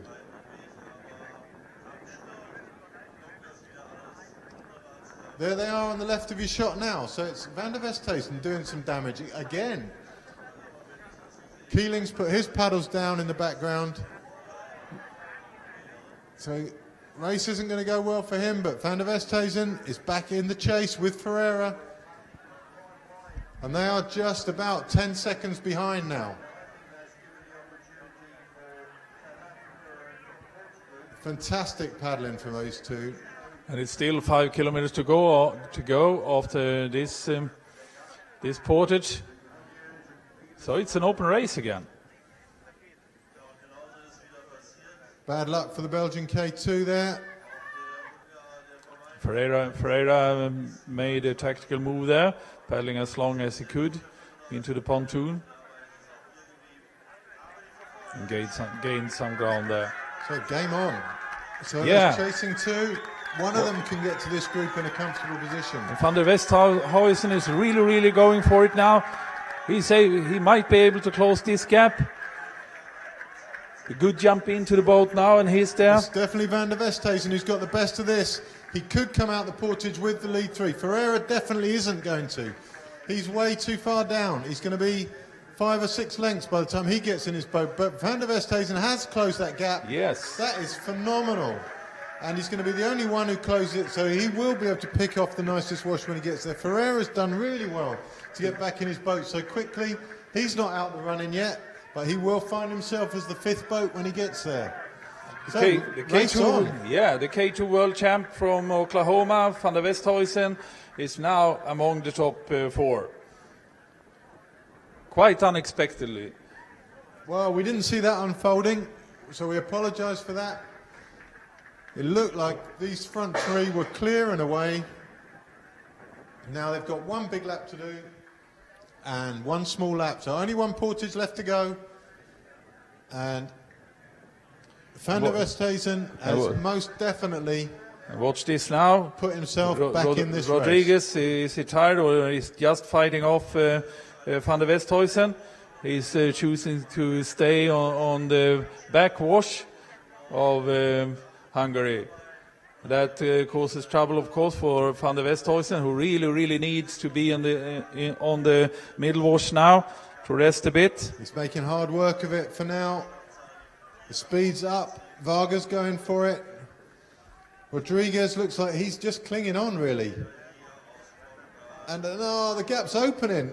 The gap's opening. Oh, my word, for Van der Westhuizen, that's heartbreaking again. You can just see the gap opening and opening.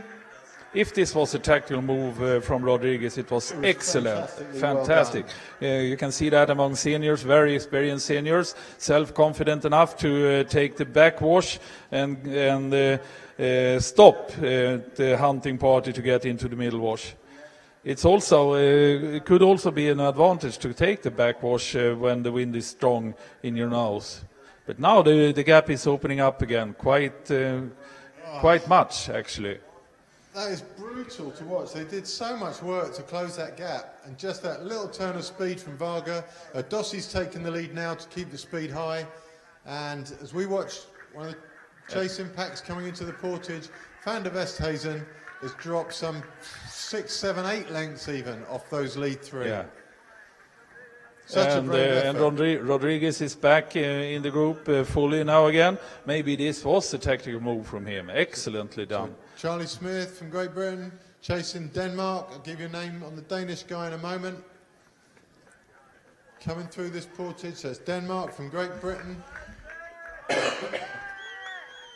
From Spain 1 and Spain 2. So both the Spaniards are there. Just Del Velasco and Capan from Spain, Charlie Smith from Great Britain.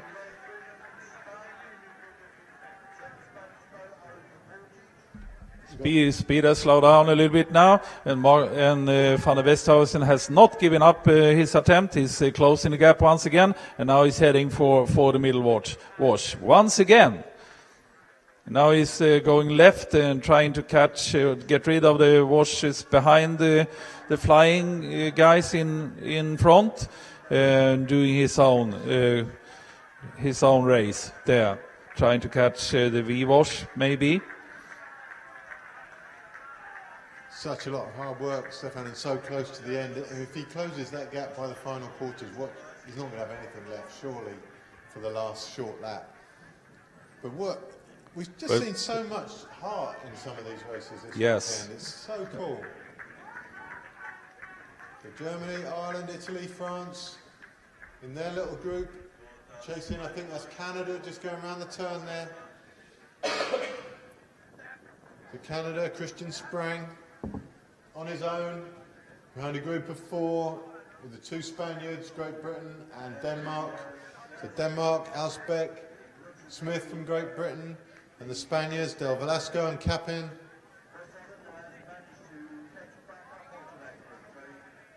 All these races going on within the main race. But there's Nagy and Korsos. They're now coming back for their final Portage. And they are about 150 metres from the final Portage. The gap of 20 seconds back to their compatriots looks unchanged.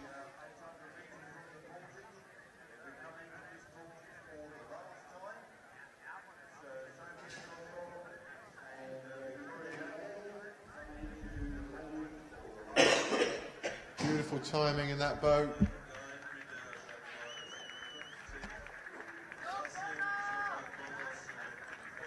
So these 2 are going to be the first medalists we see today.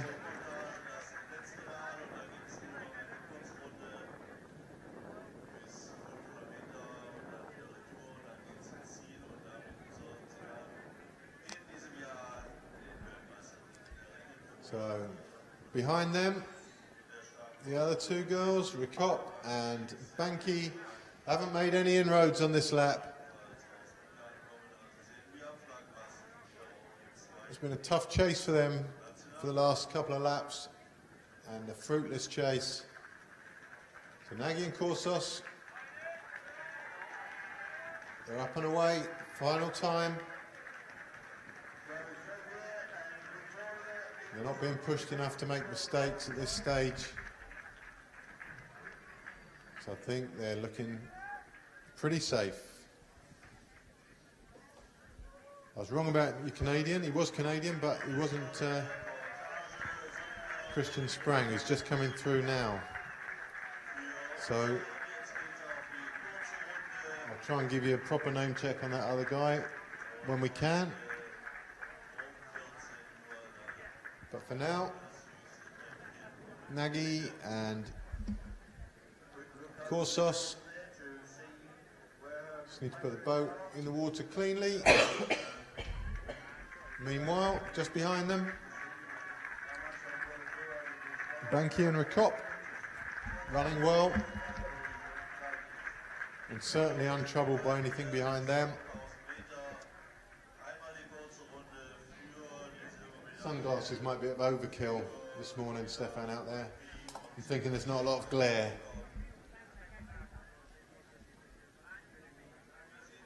That gap pretty much unchanged, I'd say. Can't be much more than 20 seconds. And they've just got 1,000 metres. 26 seconds now.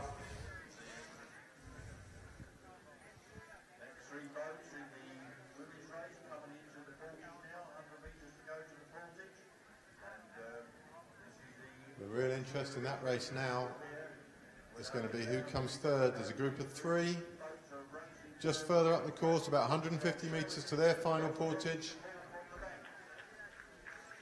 Tough competition on the bronze medal over this portage.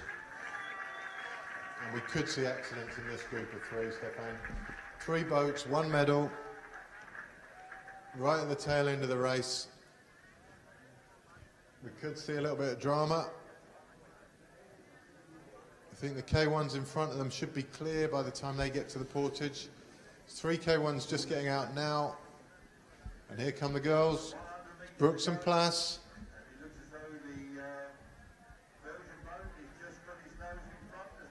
Then it's Agostinetti and Isotta. And it's Betlachova and Kotarova on the far side. So Italians going left. The other 2 crews coming right. They've got to stay calm. They've got to get out cleanly. Front person lifts the boat first. Belgians a little bit scrappy, but it's the Italians who have lost some ground there. The Belgians running very, very well. So it's Belgium from the Czech Republic. Italians seem to be out of this at this stage.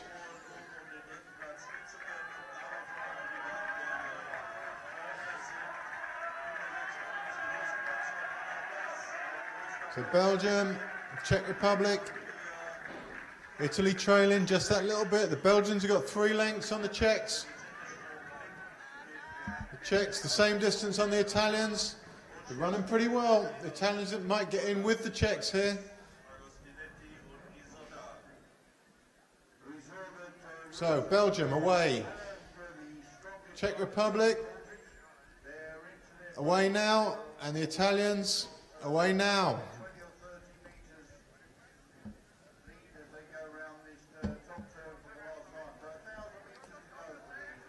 So 1,000 metres to go for those 3 crews. Only 1 medal left after the dominant Hungarians are up and away. They're just entering in to the final turn. Some 2 and a bit minutes ahead. They're entering the final turn now. They've gone round the first turn buoy up at the top. There's the Belgians. They've just got a length and a half on the Czech Republic. The Czech Republic hasn't given up, trying to close the gap there. Italians look like they might be out of the chase. They're five lengths behind. There's Brooks and Plaz leading the chase for bronze. Also them, very good technique.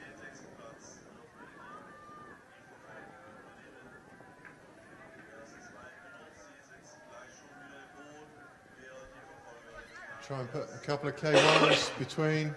Sorry, but if you lost your picture briefly there. It's the men's K1, back to the leading 3 again, as it was. They're on their way back for their last portage now. It looks like Van der Westhuizen, despite a valiant effort, didn't close that gap. He's 40 meters behind or so. You can see that at the upper stage of the course. Ladies K2, 200 meters from the finish now. And it's we will Korsos and Nagy for the first Hungarian gold of the day. Can we have the cameras on the leading crew on the women K2 now? It would be lovely. There it So comes. this is it, the last 200 meters for Hungary. Paddling as strongly now as they were 3 laps ago. Sofia Corsos and Victoria Nagy, the winner of the Europeans previously this year, is A also little going. smile there from Nagy in the back. You can afford to enjoy the last 100 meters.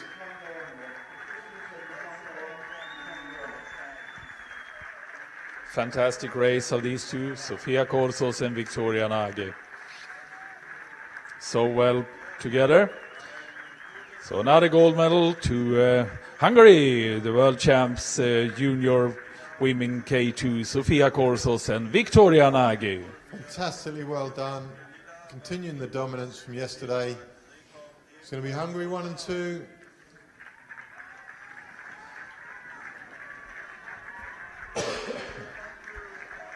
Second crew about 50, 60 meters from the finish now. And that is Lila Banki and Seshenga Rekop. Just 20 meters more to go.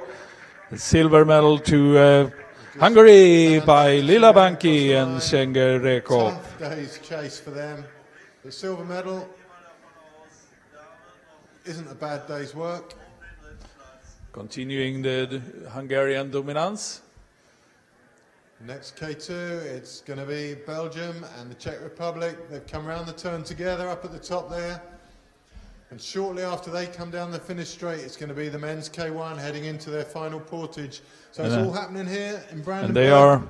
And they are well together, the K2s, Czech Republic and Belgium. If we can have the cameras on them now, because this is a real competition for the bronze medal going on out there. There they are. So this is going to be a bit tense. It's Brooks and Plas versus Bretlachova and Kotarova. Italians are out of it now. Brooks and Plas that have managed to be among the top all race through. It's going to be a tough choice for the cameraman here. These two are finishing, and at the same time these two finish, the junior men are going to get to the portage for the last time. So hopefully as soon as we see these girls finish, we can pan back to the portage. But for now, here come Czech Republic. They're taking on Brooks and Plas. It's going to be a tough fight. Nobody's giving it up yet. It's Brooks and Plas just holding on, but the Czech Republic coming back stroke by stroke.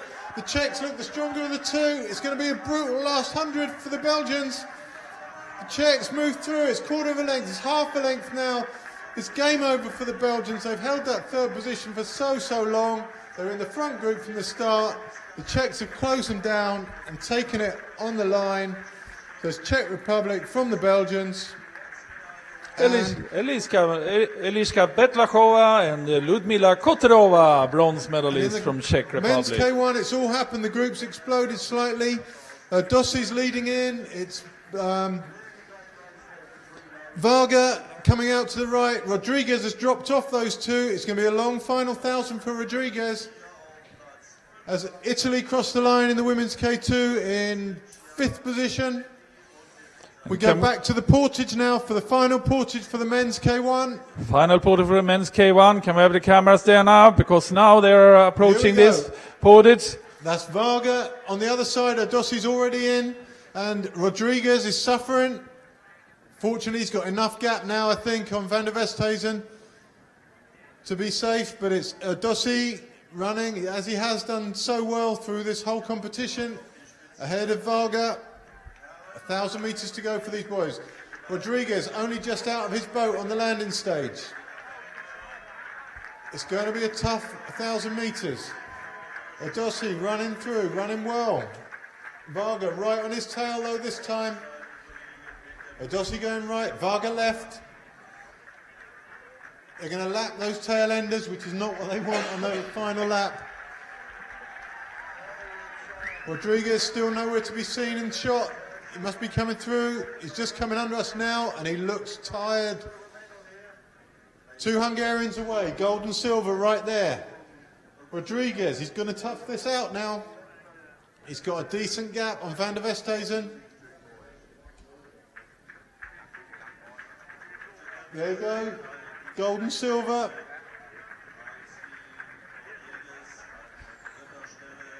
Dossi not leaving any room for his teammate Varga there.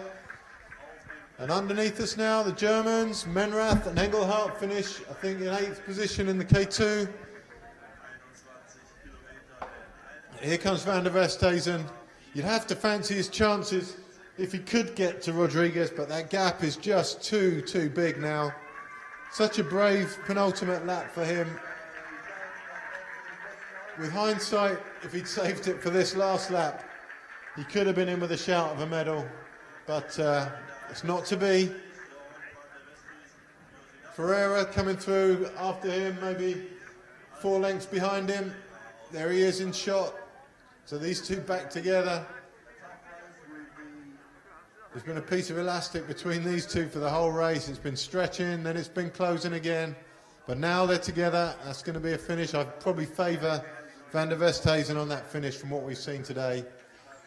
But a minute almost behind Rodriguez is too much to close in 1,000 metres. It's going to be a big finish between the two Hungarians. Nothing to choose between them. Dossi was fastest away from the start, which would suggest he's got the best turn of speed, but it's a very different thing going fast at the end of a race to the beginning. It's quite amazing in Hungary at the Europeans. It was the third Hungarian that won, Bassoni Balint, and now they have managed to get another 2 guys up there, even better. So Hungary is really... That's the thing, Stefan, they're always at the front, but it's so often with different people. Exactly. Different any other teams, nation has a few guys that are good and they just use them over and over, but for the Hungarians it's different one in, for the Europeans, different one in for the Worlds. Swapping in, swapping out the whole time, they've got such depth. And always in the top. Approaching the final turn. Well together. Just through the last porch, you've got the second Argentinian now who's in 6th position. So you're going to have 2 Argentinians in the top 6. In a race of this quality, that is quite something. Quite a big team from Argentina as well. 15 athletes. So there go the 2 leaders. They're within 50 metres of the top turn now. And once they're around that top turn, all bets are off. Friendships are over.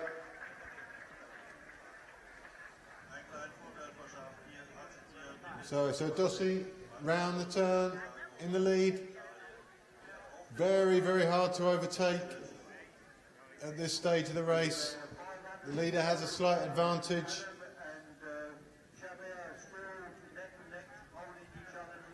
Great Britain crew, Peters and Russell in shot there. It hasn't been their day, but they're stuck to their task well.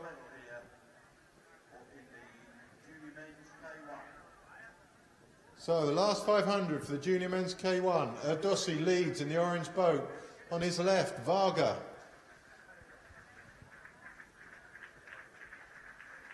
Just round the top turn now, Rodriguez. He's safe in 3rd.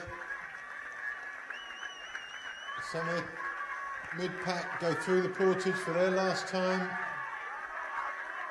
Norwegian K2 finishing as we speak.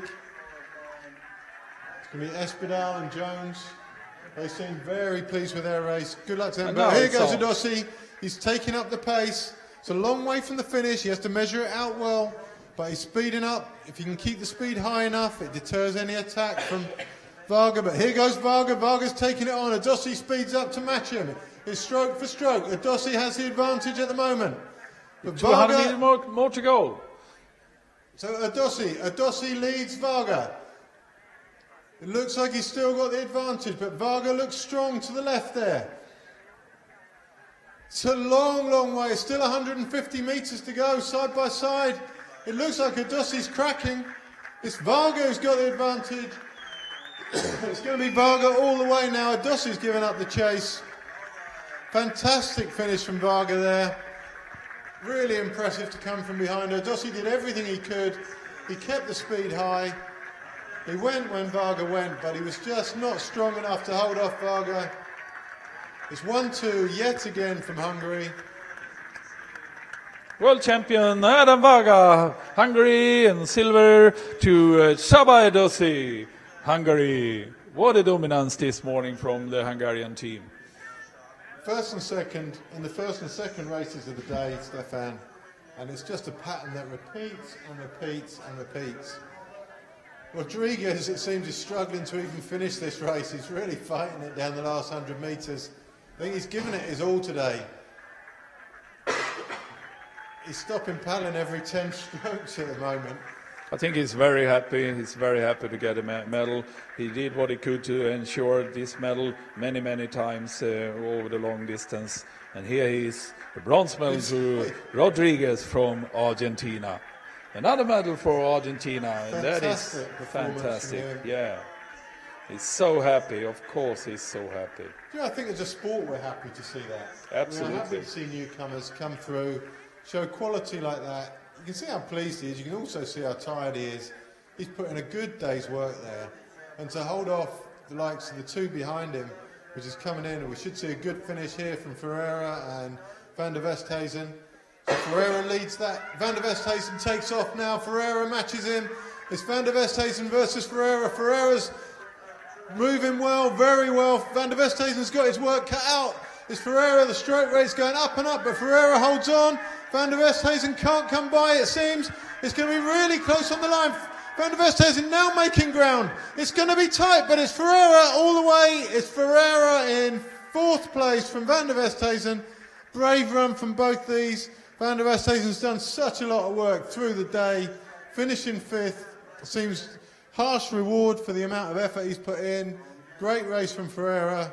Fourth place, pretty good from him. He would have been hoping for more. And the next one in behind him is going to be his teammate, Nuno Cruz.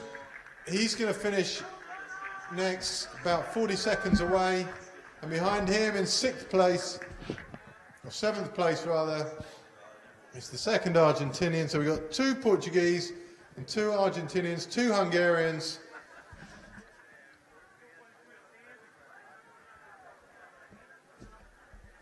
Great racing.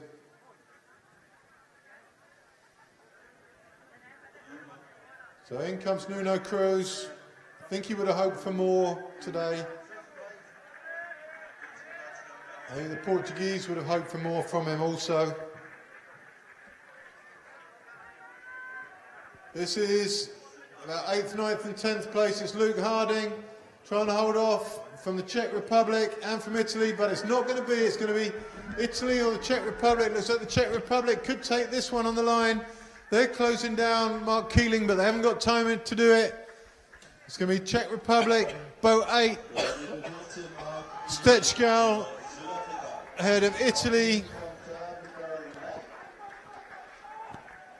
That's Cavasago. And Luke Harding trailing in behind them. So it's Keeling from the Czech Republic, from Cavasago from Italy, from Luke Harding, Great Britain. So two South Africans, two Portuguese, two Argentinians and two Hungarians. Four very, very strong teams there. And they're followed in by the Czech Republic, Italy and Great Britain. A little bit disappointing for Great Britain, but Luke Harding will be back out with Magnus Gregory tomorrow in the K2. Medalist last year, and you'd hope for medalists again. Van der Westhuizen, you can see how much he's given today. Brave, brave attempt. Looks like he's cramping up just a little bit. Charlie Smith from Great Britain versus Spain versus Denmark. It's Denmark leading. Charlie Smith having a good go on his right-hand side. This is going to be another close finish. It looks like Great Britain's going to take this one. Just coming level now.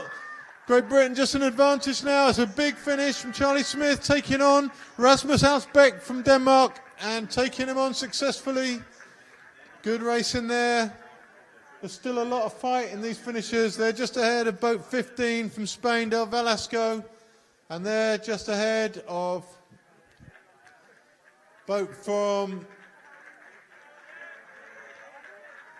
New Zealand, Jordan McLaren. Finishing the best of the New Zealanders today after Thompson broke his rudder. in the middle of the race. Marshall's on that landing stage doing a great job of stopping the finishers crossing the path of the people who have yet to do their last portage.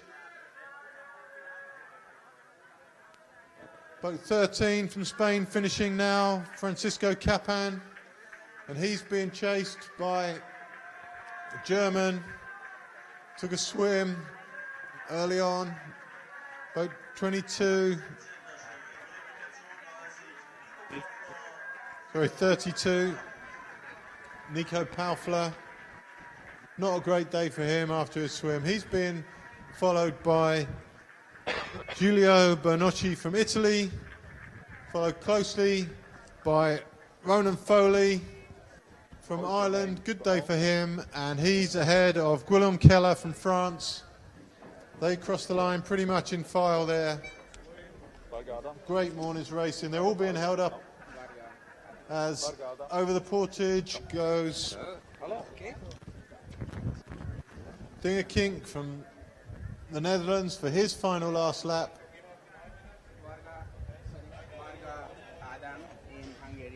He's been allowed through to his final turn.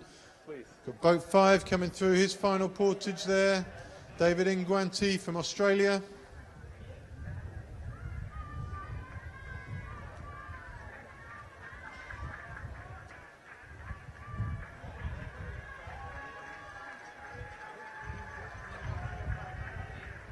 And as we cross the line, 355 from Argentina, De Monte and Carver. Part of what has been a great team here this weekend. That Argentinian team have more than enough reason to feel proud of their achievements here. They're followed in by 26 from Germany, Tobias Hauser. He's across the line.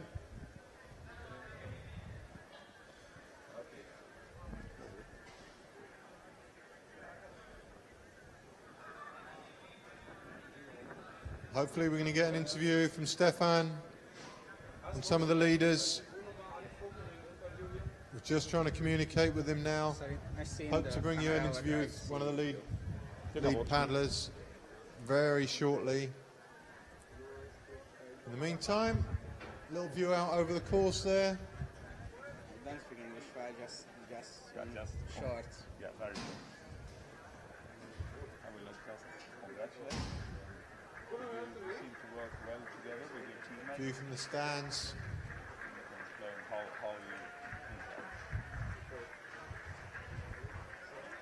Just see you running through from Romania. I think that's their only athlete in the competition. That's Martin. No, it's not. It's Josef Sabal. He's running through the portage now. As we see, Adam Varga, congratulations to a great victory. Thanks. You seem to work very well together with your teammate. Did you plan to do that? No, we not train each other. He train in other town with me. So this just happened. Your cooperation with your teammate went out very well. Yes, it went out very well. So when did you decided to put Rodriguez behind you? In the third portage. So in the third portage you really went for it, both of you, and in the in-sprint it was quite close. Yes, we speak to Chaba to go to the Argentine man. So you spoke to each other and you made some tactics during the race. Yes, Congratulations, Adam Varga. thanks. good interview there with the winner. Always tough interviewing people who have English as their second language, but it's great to hear from these guys anyway. 23 finishing there. Christian Sprang from Canada finishing strongly. I think what we ascertained from that interview was that although those guys trained from a different club, they still communicated enough on the water to coordinate the dropping of the Argentinian paddler in the last lap. He was struggling anyway. They knew they had the beating of him, and then they took each other on down the final 500 metres, as we all saw, and it was a job well done by both those guys. So, as we watch some of the tail enders coming in, 38 just finished there. That's Milan Frana from Slovakia. He was behind the Canadian. And we start to get a bit of a build-up before the second session of the day. We'll bring that to you, obviously. The programme is listed below the live feed on the internet. You can see what time the other races are. So, the next session will be the K1 women and the C1 men, both over 26 kilometres. We've got that to look forward to, and some of the best racers in the world, well, the best racers in the world are in those races. So boat 2 from Belgium finishing now, Rian Coppens. A little bit more of a relaxed atmosphere on the Portage. Everyone been through that now. The officials making their way back, no doubt, for a bit of well-earned refreshment. I say well-earned, Stefan, they're only standing there. They don't have to talk all the time like us, do they? Look at them, they get all those coats and shirts and everything. It's actually pretty cold outside today. Here in the commentary books is comfortable and nice. Comfortable, it's actually hot, Stefan. We're both sat here in traditional summer German dress. Sandals, socks and Speedos. That's all we're wearing. It's lucky you can't see us on screen. For our on-screen bits, we put the T-shirts back on, obviously, because no one needs to see that. But you can't be a bit of traditional German summer dress when the temperature's this high in the commentary box. So the show continues there. You've got it on screen, 11:10. We'll be back for more. Hopefully we'll see all your finishes come through for those people watching online before we shut down. We've got somebody just coming across in the next 15 seconds. We'll try and give you the name checks as they do.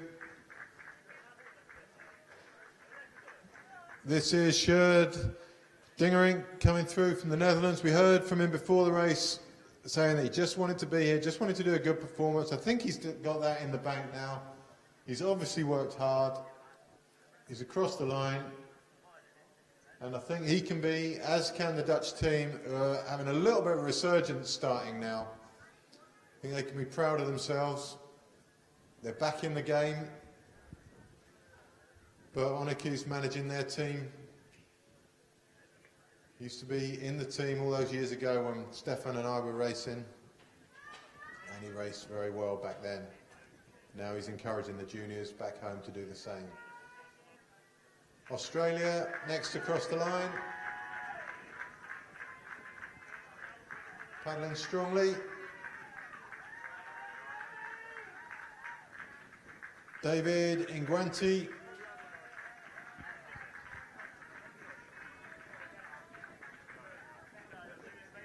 Tough day on the water. The second Romanian and the American still coming through the Portage.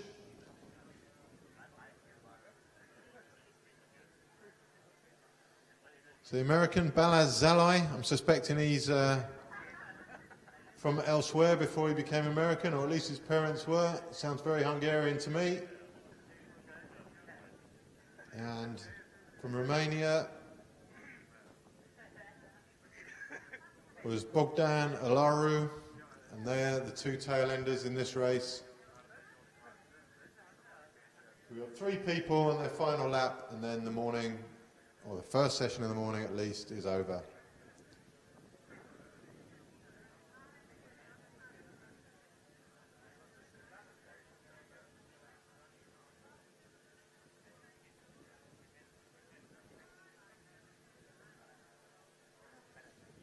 So Chris Gavin has asked another good question. He says, some great final sprints. How do you prepare for those final moments of the race? Well, preparation for that starts very early on in the race, probably at least a couple of thousand metres before the final sprint.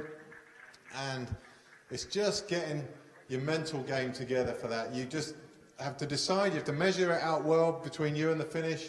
If you go too early and you can't maintain your sprint to the finish, it's all over for you. So you have to build the speed, build it slowly. When you know you can get to the finish, then you go all out. And pretty much it comes down to hoping that the guy next to you can't do the same but a little bit faster. So it's very much a mental game, as is most racing. And you commit to it, and when you commit 100%.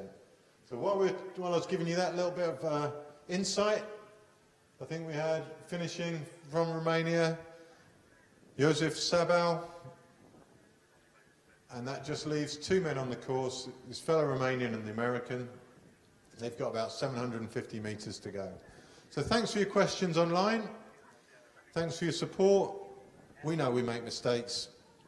We give it our best shot. But we're looking forward to the women's K1 and the men's C1 in the next session. Please do keep the questions coming in. We will give it our best shot on answering them.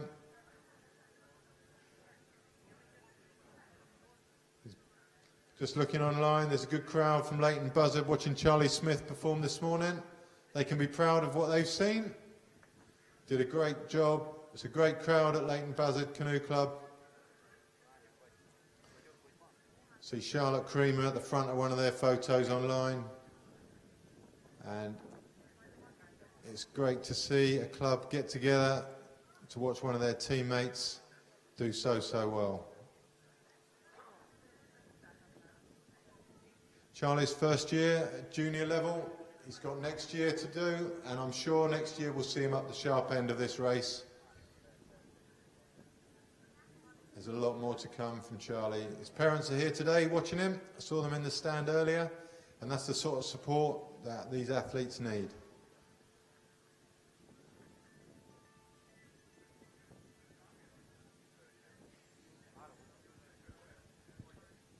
On screen we see some very important phone calls taking place. Oh dear, I'm not sure if we needed that. Sometimes you can't choose who you put in front of the camera.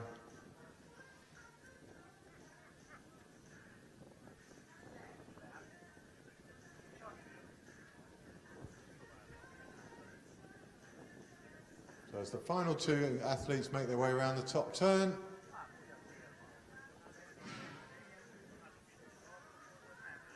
everything's calmed down quite a bit here. So as soon as those two come across the line, we'll leave you. We'll get a cup of coffee, maybe a bit of sustenance, and please do keep your questions coming in. We like to inform you if and when we can. And if we can't inform you, we'll try and get some people in the studio who can.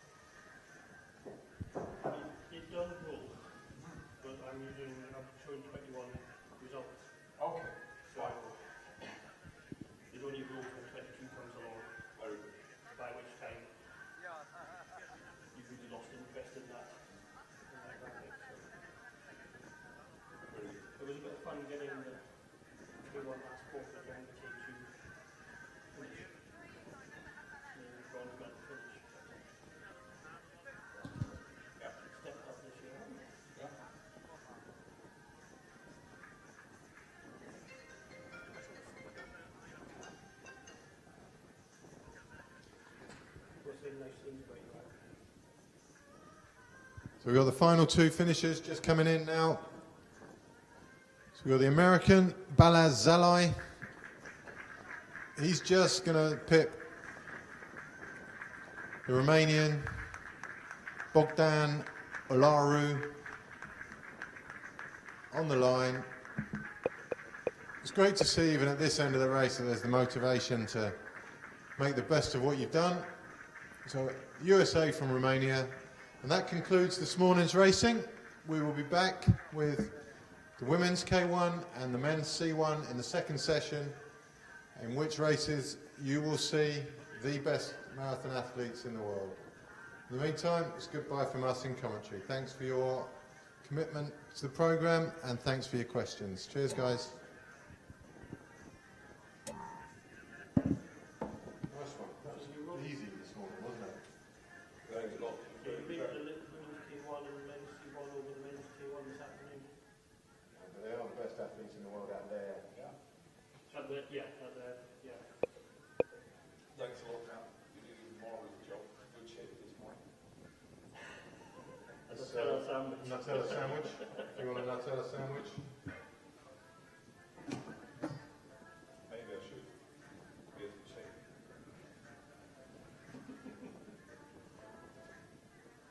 In the second session yesterday, I was getting low blood sugar and I was losing the will to live.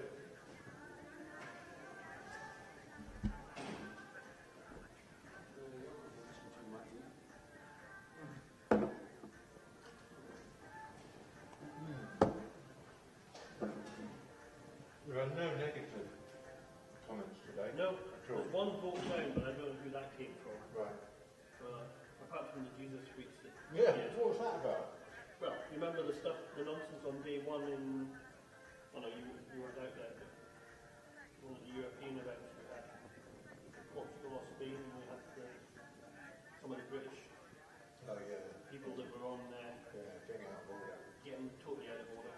So, making personal comments, just within their own group, but it wasn't the right place to be doing that. I assume somebody had a word.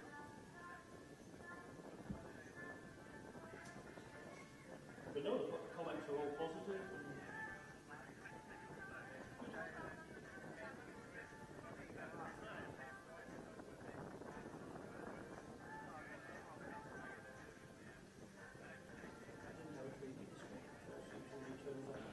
Okay, Stefan and Ivan, we're gonna go back.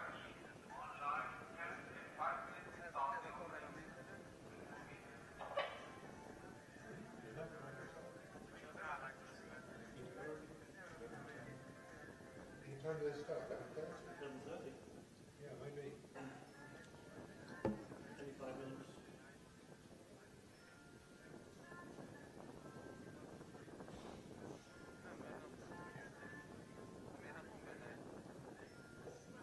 Sitting around on the water, too long to do.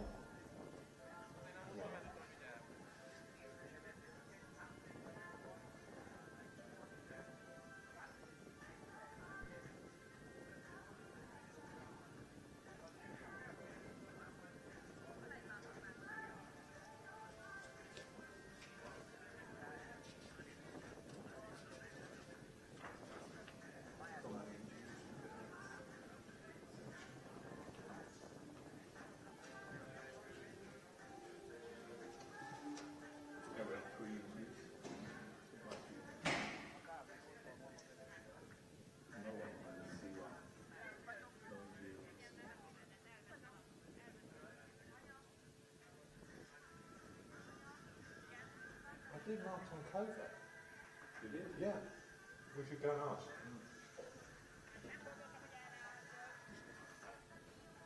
Oh no, maybe we put him on the C2. I think they put him on the C2 one, but maybe we should have it now. Maybe we can swap him in if we can.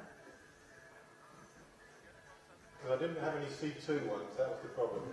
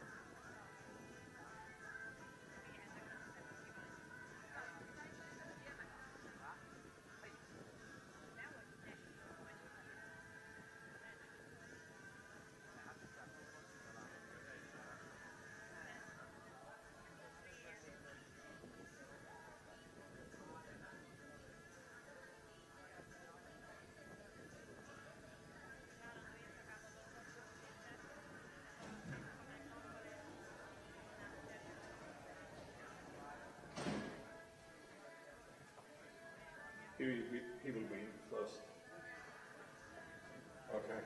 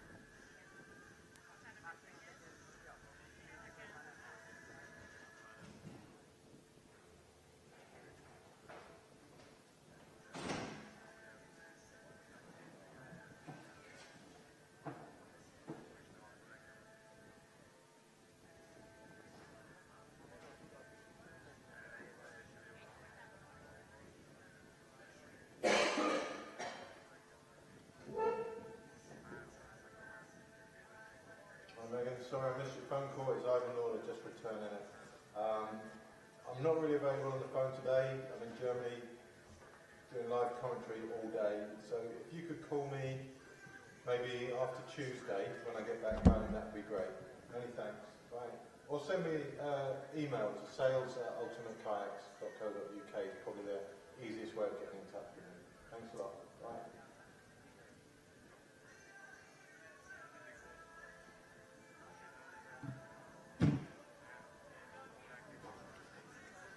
So, 50 minutes, that gives us, and we have 4 interviews to produce. So we just have a very short chat. Yeah. Starting with the C1 man then, because that's the first interview. Yeah. For Portage. Yep.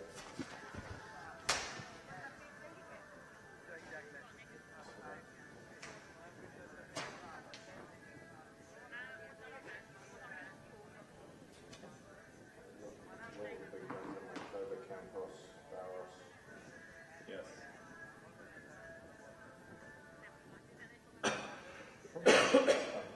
Sorry? I said something on paper, but I haven't got any of that written down, but it's all in there.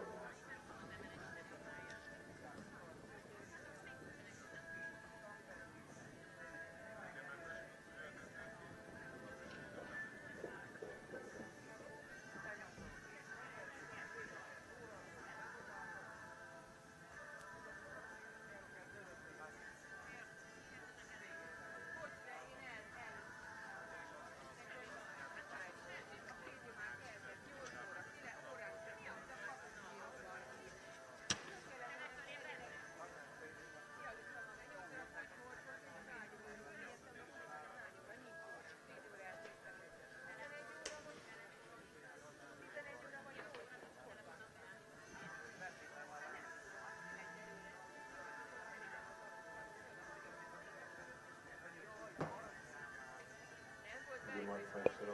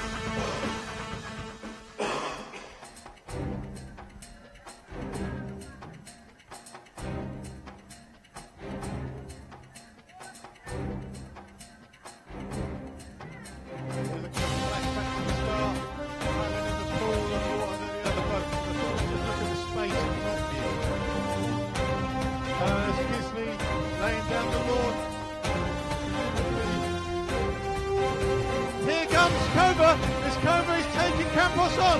Stroke by stroke, he's going past him. And he's gone past him like he's standing still.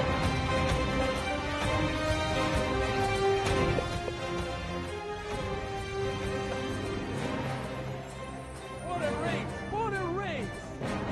Be calm, Genghis. Be calm, be calm, be calm. The Hungarians are away. South Africans are away, Africa side are by away. side But by it's side. Hungary. Hungary going on, there's stress going on. It's a bad view and you feel rough.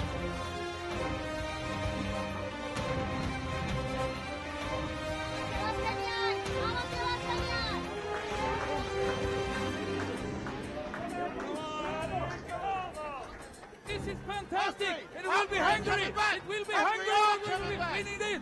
Hungary's coming back! Hungary! It's Hungary all the way! Hungary! Oh my word! Wow! Oh What a my race! word! What a I race! cannot believe it! Oh!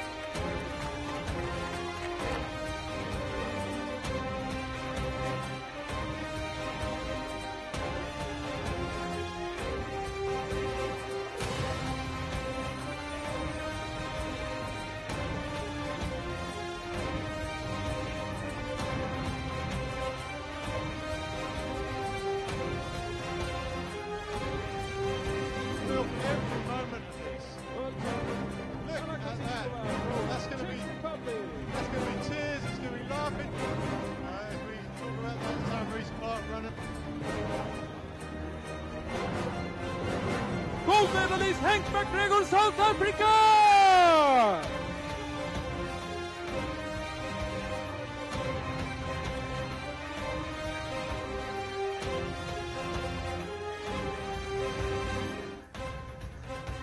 It's in your hands. You can make it better, same as we can make it better. Love your sport, stick to what you know, and do what you love doing.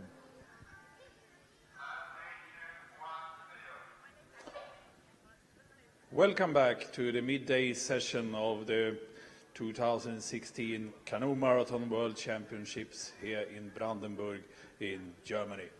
This session includes K1 women and C1 men. And it will be very, very tough racing, I'm sure of that. Yeah, I mean, very unlike the junior race we watched this morning where we saw all new faces and new guys going at it for the first time. This is all the old names. In the C1, we've got Nuno Barros, Marton Kova and Manuel Campos. They've been the top three for a long time now. And it's going to be a really interesting fight, especially between Kova and Campos. Kova got the best of it at the World Championships. Campos got the best of it at the European Championships. And that's going to be an exciting one to pan out. And Campos told me at the European Championships that where he actually won, that Cover won on his home waters in Gö last year, and Campos on his home waters in Spain. And now they are on neutral water, and they are challenging each other for this afternoon race. And that's one of the exciting races. And then we've got the women's K1. And that, again, is all the usual contenders. So we've got Renata Zay, beaten last year by Anna Koziskova in what was probably one of the most emotional moments of last year when Anna finished her race. Zay wants her own back this year, but they're not going to have it all their own way. We've got the outsiders, Jenny Egan, that's been going really well in the 5Ks this year at the sprint championships. Anna's sprinting's been streets ahead of what it has been. We've got Vanda Kisley, who we saw go a little bit easier yesterday in the under-23s than she did last year, where she wore herself out before the senior race. And of course, Christina Bedek. Lizzie Broughton from Great Britain also. And Eve Haas from the Netherlands, another sprinter. I'm not sure she can cut it on the Portages in the longer race, but they're big names to put in there. It's a lot of big names, but it's also many other participants that are of some interest. Before we go into that, it's a challenging course, and it's a little bit more rough today than it was yesterday. Yeah, the waves have died down a little bit, but I think the significant thing is 2,000 metres into a headwind with no respite. There's nothing to hide behind, there's no trees, there's no nothing. You just plough into a headwind for 2,000 metres. And we saw this morning that really favoured the guys who were just that little bit stronger on the water. And the graphics are up there of the course. So you have it, they're coming downwind now, with the wind back to the finish tower. First lap with no portage, second lap, and for these the next 6 laps, they will do the portage. Portage out on a pontoon, quite a long portage, maybe 200 metres end to end. If you get out right at the far end and in at the far end of the landing stages. They'll be doing this portage 6 times, both races the same length in this session. So 6 portages on the final lap, quick sprint up to the 500 metre mark, round the buoys and back to the finish. And that's where it all happens, and we will see the world champions being crowned at the end of that final lap. And let's return a little bit to the C1 men race. The athletes are very, very experienced, and these experienced guys, Curve and Campos, can we really see anyone challenging them? Nuno Barros is the only one who's come close, but I can't see it. I think we'll see a 2-boat race. It will look to the spectator like it's a very processional race with just the 2 of them there, but the amount of thought process that goes on between those 2 about, they know how close it is. They know that each one's been beaten by the other several times now. And the psychology of that race, I mean, it's a shame you can't tune into that along with the program, but we can't, but it's going on. But we can listen to what Martin Curver has to say now before the race. I'm Martin Köver. I am from Hungary. I am the member of the Hungarian national canoe team. I have 5 world titles and 4 European titles. Last year I won 2 European, 2 World Championships, and this year I would like to do the same, but it will be more difficult than last year. The course is good. I like wavy water because I train on the Danube. It's a big river with a lot of boats and big waves.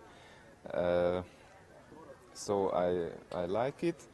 The wind is very difficult during the portage because in C1 we catch the boat in the middle and the wind can control the boat to the other sides.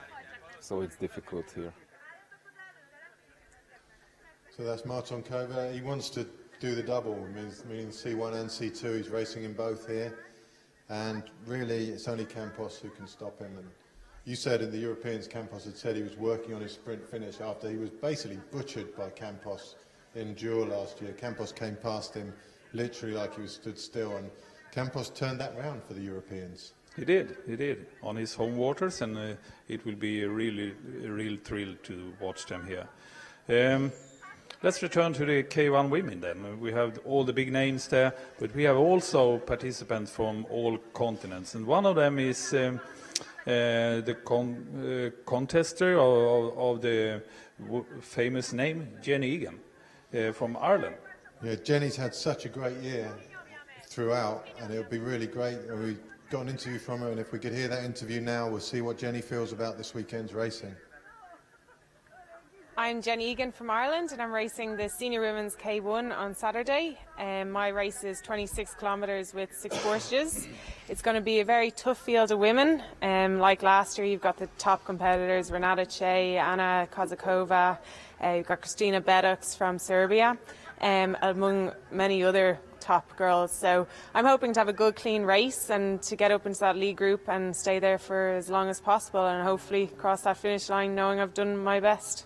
It's going to be a very tactical race, and it's also going to be quite hard with the wind because there's a side wind. So I think the race is going to be a lot longer.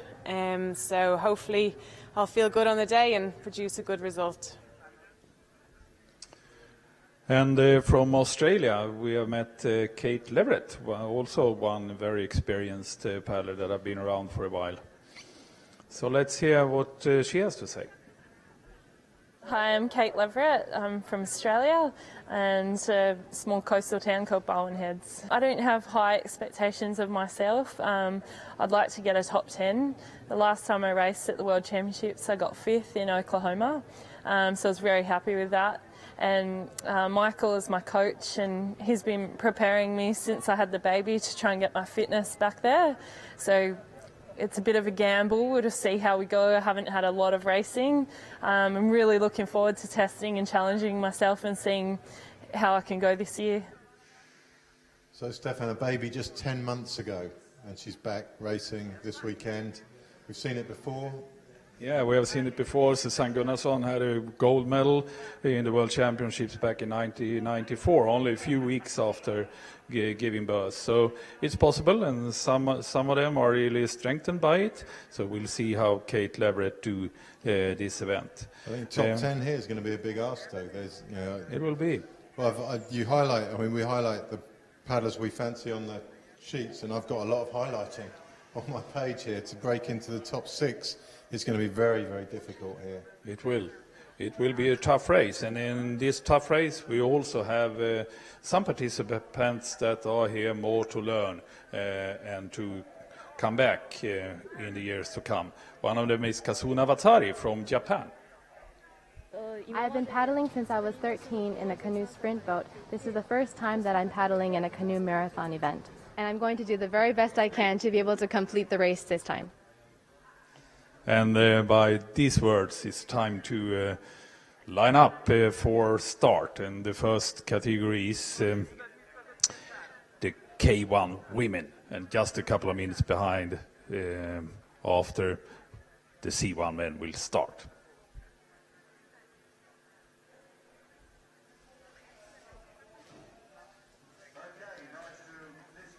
So here's the start list. Kate Leverett, 4.56 there. Vanda Kisley, one of the big favourites, I think, 4.59. Last year in the under-23 race, she went ahead on her own. Fairly brutal race for her, and she suffered on day 2 in the senior. This year, I think yesterday she raced much more cautiously and still won, nonetheless, but I think she's going to be in better form for this senior K1 than she was last year. There's the big names. Anna Koziskova, world champion from last year. Renata Zay, world champion for all the preceding years that you care to mention. I don't know how far back that goes, but it goes back an awful long way. Jenny Egan, best form she's ever been in. Lizzie Broughton, persistent and a great performer. Second in Oklahoma. She got away with Renata Zay, and they went side by side for the whole course. And the course very similar to this, just a regatta course, straight up, straight down. So maybe if she can get onto the wash early on, this could be her day again. And then there at the bottom, Eve Haas, 470. She's a sprinter. She had a year's sprinting, didn't quite make the games, but she'll be there for the first bit. I don't think she's going to survive the distance, and I don't think she's going to survive. She did quite well in the World Cup in Portugal previously, a month ago or so, especially during the first part of the race. Another big one here is Christina Beddock. She came back in the World Cup. She was among the top last year, many times before.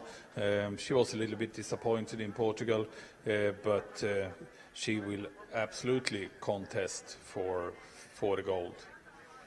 So we have all the big names in the middle: Kisley, Beddock, Koziskova, Renate Shea, Jenny Egan, Lizzie Broughton, all of them there in the middle with boat number 459, 460, 61, 62, 63, 64. So watch the middle part of the start line. We discussed that off air earlier in the weekend, Stefan. I disagree with the seeding and having all the big guns in the middle. It doesn't give anyone on the outside we've got Anna-Mia Pretzman on this side, closest to us, 2 up from the bottom of your picture.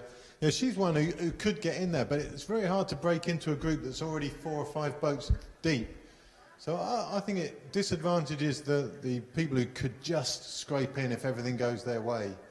But on the other hand, some of the paddlers like to be on the side, getting rid of all the waves from the flying ones in the middle. So we'll see how this turns out. Anna Koziskova last up to the start line. A little bit reluctant. If she was a horse, they'd put a bag over her head and drag her into the start pontoon, Stefan. But she's there now. Looks a little bit offline almost, and hanging back a little bit from the start fence. But they're all in. Black boat on the far side, also hanging well back from the start fence. Seems a little bit crazy to do that. There's the South African on the far side. Both South Africans lined up side by side. But it's Lizzie Broughton. Great start from her. Vanda Kisley.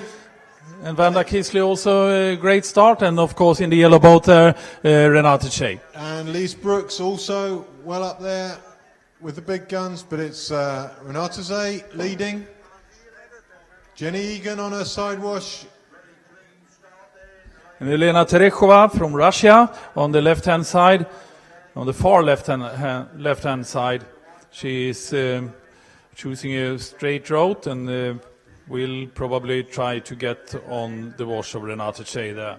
So yellow boat is Renate Zay. Green boat, Christina Bedek. On the far side, Jenny Egan, 463. Tucked in the back there.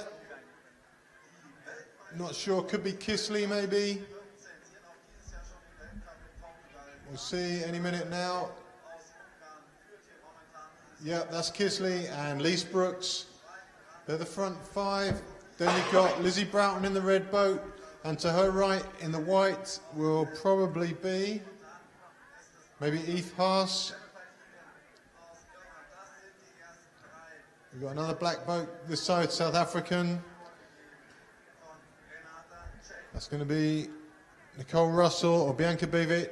I'll get a number for you as soon as I can. So Lizzie Broughton in there. We've got Spain also on that far side. That's going to be Eva Barrios. It's Lise Brooks there, the Belgian, on the outside, and riding the middle wash is Vanda Kisley. Vanda, who did a fantastic race yesterday in the K1 Women Under 23. I think a very measured race, Stefan. I think she was more aware of this race this year than she was last year. I think this is the one. We saw her in the Europeans really doing the damage on the first half of that race in the Europeans. And I think she wants to do well in this one. There's Jenny Egan, tracking Renate Zay, Christina Bedok. We haven't yet seen Koziskova. She's not in the front 6 or 7. We have seen that happen before. Remember last year when she came from somewhere far behind and just went to the top and took the gold medal. So then we've got Nicole Russell there, Lizzie Broughton, Eva Barrios. There's a head-on shot. Very hard to see from the head-on shot who's where, but you can see how the groups are forming, where the people want to be. Anna-Mia Pretzman also up there, and we go back to the start for the C1. Marton Kova, centre of your picture in the white boat. To his left in the yellow boat, Nuno Barros. And to his right in the black and red boat, Manuel Campos. They're the three main players in this. The yellow boat, the white boat, and the black and red boat. That's Barros, Kova, and Campos. As the boat makes its way across the front of them, checking that they're all there. Portuguese, also with Lacerda rather. Nuno Barros, born 1981, have been around for a very long time. We saw him, we have seen him winning medals many times over the years. There's Campos.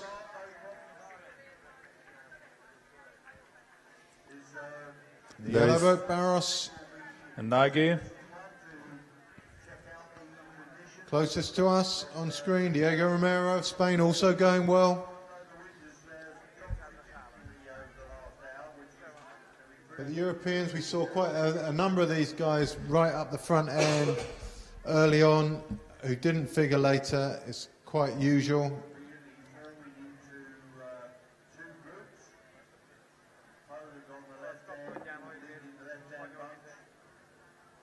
The race is going to pan out. It's Poland leading at the moment. That's going to be either Zukora or Paluk. We'll try and get you a name check as soon as we can. So that's Diego Romero. He's being tracked by Miro Dyer of Italy. Kova there in the white boat, but at the moment we're back to the seniors, and it's Christina Bedok leading now from 468. A little bit of a change here. So 468, Nicole Russell, she's made a good move up to the front. Van der Kisley still tucked tidily in the back. Renata Zay to the right. Jenny Egan, a little bit uncomfortable there. Second washout. Lise Brooks, Lizzie Broughton, they're all still there. It doesn't look like the speed's too high to do too much damage, but everyone's there at the moment. Everyone looking fairly calm. Lise Brooks looking very strong.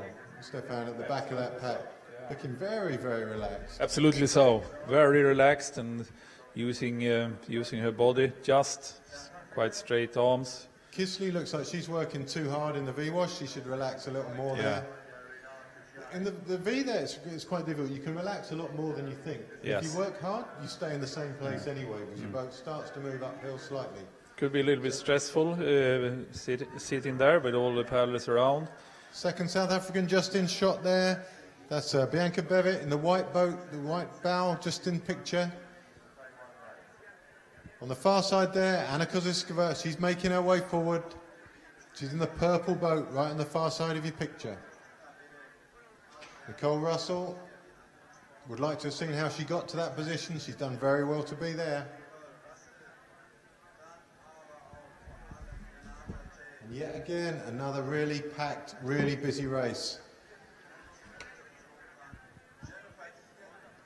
Anna Koziskova gradually moving up on that right-hand side. She's going to try and come around Lise Brooks any minute. You can see the bow of her boat. She's just coming up to Lise Brooks now. We saw how strong she was, Anna Koziskova, on the second half of last year's race. So they're approaching the turn for the first time. I think the other white boat at the back of the shot is probably Barrios.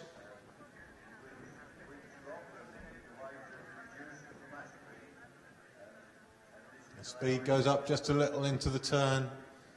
Just gives you a little bit of security if the group's strung out. It'll be Jenny Egan, who has to work very hard around this turn. She needs to move up a little bit on Zay there.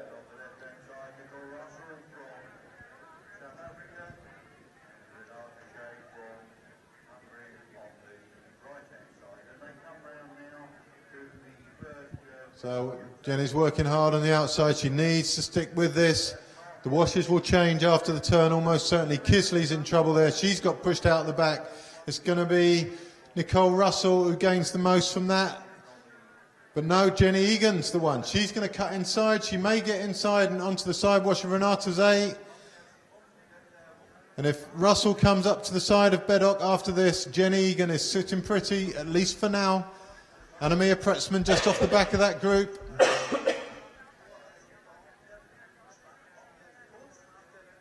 But it's Beddock doing the damage. Egan looking safe for now at least. She did incredibly well to come from the outside of Zay, get to the inside and still be safe there.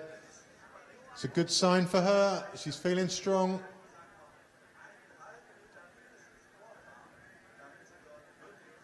She'll be hoping that somebody comes up her left and gives her that fourth wash.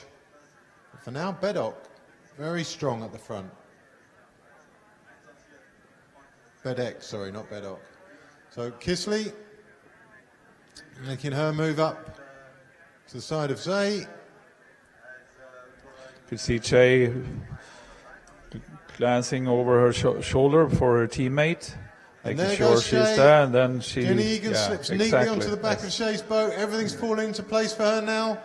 It's Zay taking it on. That's nightmare for Lizzie Broughton, who was just making some inroads onto this group. Now away goes Zay. The perfect tactics. We saw Renate glancing over her shoulder for her teammate, and when she was on her wash, she increased the speed immediately. Very good teamwork there. Away go these four. I'd like to see how close the others are. The chaser there is Nicole Russell. She's stuck with it. C1's going past. Still a big group of them. Looks like about 8 C1s in the front group still. A little bit of freeze on the picture. There's the front group of C1s being led out by Poland. That's Zukora to his right, Martonkova, Manuel Campos, 501, Romero Campos on the far side of Kova, Barros on the near side, and then a couple of others in there. 515 is Shamshurin of Russia. We haven't seen him up this end of the race before. Maybe it's just a temporary situation, or maybe this is his big day.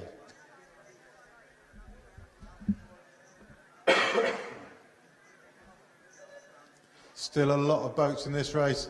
There goes Barros. He's unhappy with the second washout, but he couldn't get past Romero of Spain. Second Hungarian there also still. That's Nagy of Hungary.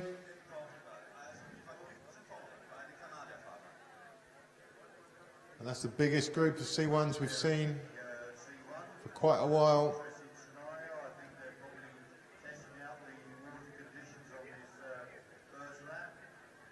Nagy just fighting it in the rough water at the back there.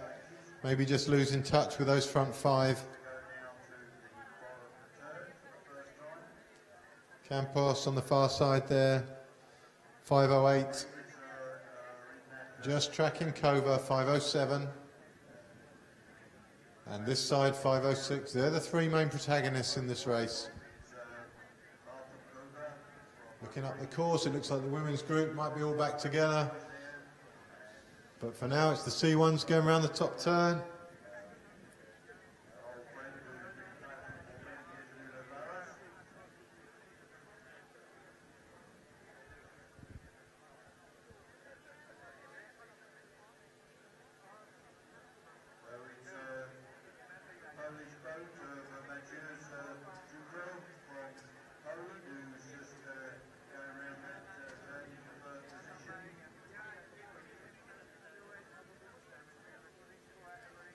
So here come the C1s. There goes Campos. He's fed up with it being a huge group, putting in a sustained effort. Kova rather. Campos tracks him all the way.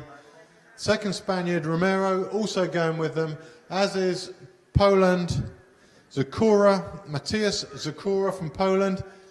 He's hanging in well, and he's looking like he's going to be in this race for more than just this first lap. Barros is the one who's suffered from the big names. He's just a few lengths down. Kova feels he's done enough. And Campos is not going to be helping him out one little bit. Campos this will be a very tactical race. There you see what's happening. Campos is going to track Kova for the whole day. Yes. And he's bravely, I think, setting his store for the last lap. I mean, it's early days, but it will be a very interesting race, this. Campos clearly showed his ambition here, just to track Kova. There's the front group. Looks like Lizzie Broughton made it back. It's still Kaziskova who's struggling. Yes. She's still struggling, but she's going to bring back second South African, Bianca Bevitt there. And we have seen Kaziskova doing this many times. Maybe she's... And away goes Zay again. Who's going to tuck in behind it? It looks like Jenny Egan again. Jenny Egan's getting the best of this. So it's Bedok, Kisley, Zay and Jenny Egan. They're the secure ones. Everyone else is fighting for what's left. Immediately when Renate takes the lead, the speed increase. It doesn't look like she's paddling fast, Renate Che. It's so nice, so smooth, but the speed increases immediately.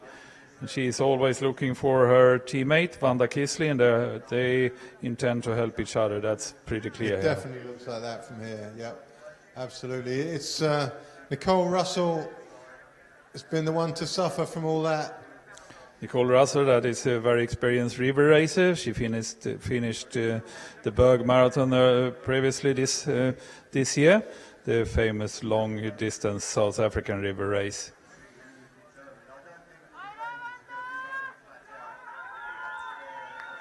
To say, always in the same position.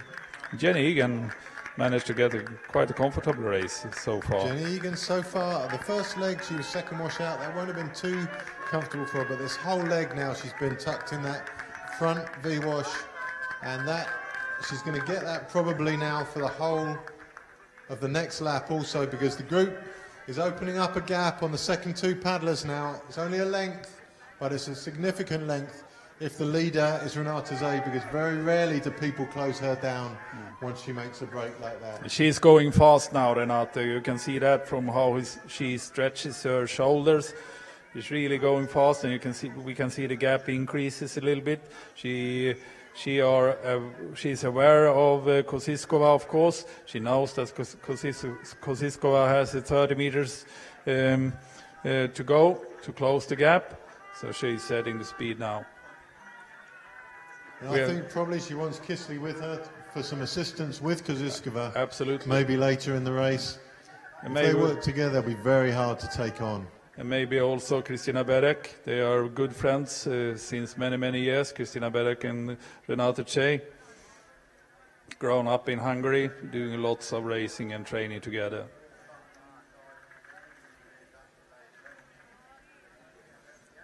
Jenny Egan managed this very, very good. Jenny Egan straight round. Van der Kisley rather too slow to drop round. You have to drop back as the new leader goes up so that you get to the tail of the boats at the same time as the new leader passes the old leader. The two tails are level, you must be at the back then. That way you don't have a wave to climb. If you leave it like Kisley did, there's a big wave to climb to get back into that V. And the speed is higher. But they're all safe, and they are gaining ground on the chase 2, which is Lizzie Broughton from Great Britain, and from Spain, Eva Barrios. But we're back to the C1s for now, and well, maybe we called it wrong early on. It's Campos taking the lead now. Kova tracking him. Interesting. Kova just didn't let him have the initiative and force himself to do the work.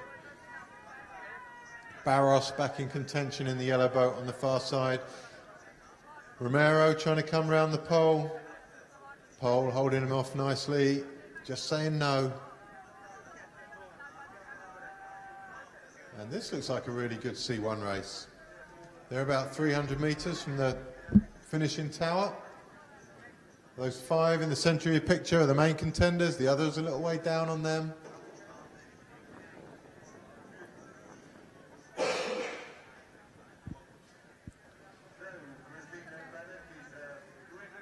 And the gap at the front of the women's race has just increased dramatically. The two chasers, Barrios and Broughton, have fallen back to the chase pack behind them, and the lead group of 4 now have some 40-50 meters between them and the second group. And with the quality in that first group, it's very, very hard even to see Anna Kosiskova closing that gap. Absolutely so, but we have seen that changing quite a lot previously. But it looks like Renate Zay, Kristina Berek and Van der Kisley have decided to work together. They are doing turns quite fairly. They're in top and keep up the speed. You know, this could fall very well for Jenny Egan, because I don't think any of those 3 will really appreciate how good Jenny Egan's been this year. They probably haven't met her too many times. And I mean, Jenny Egan was within the top group until the final stage of the race last year, when she got stuck in the mud there at the right-hand side of the river. Into the boat. There it is. There's Anna Kosiskova. She's taken up the chase. I think it's only really her in that group that's got the power to close that gap. Absolutely so. And now we can see her doing the best she can, stretching out there, keeping the speed high. She's really, really eager to try to close this gap now. She always looks really uncomfortable when it's hectic in the race, Anna Kosiskova. Yes. It's a big group. She doesn't paddle beautifully like she is there. Once she's on her own and she knows it's a simple job, then she looks a whole lot better. But here's the C1s coming around the bottom turn for the first time. They've completed 1 lap of 4,000 meters. And it's Campos from Kova. On the left there is Zukora. Outside him is Romero. And on the far side is Barros. So group of 5, the front of the C1 race. They're followed by Gilbert Pallock, No, sorry. 5:01, the second Spaniard is Romero. He's 6th at the moment. But it's 2 away, it's Campos. And Kova have made a small break. Are they going to capitalise on that? Kova maybe. He's stretching them out just a little bit now. There goes Kova. He's certainly going to break a few people now. The front group, possibly down to 3. And the third man. Rui Lacerda from Portugal. So it's the world champion Martin Kover from last year that is leading before the silver medalist Campos. Last year Nune Barros had a bronze medal. Now his teammate Rui Lacerda is on the 3rd position after just finishing the first lap. Out of 6.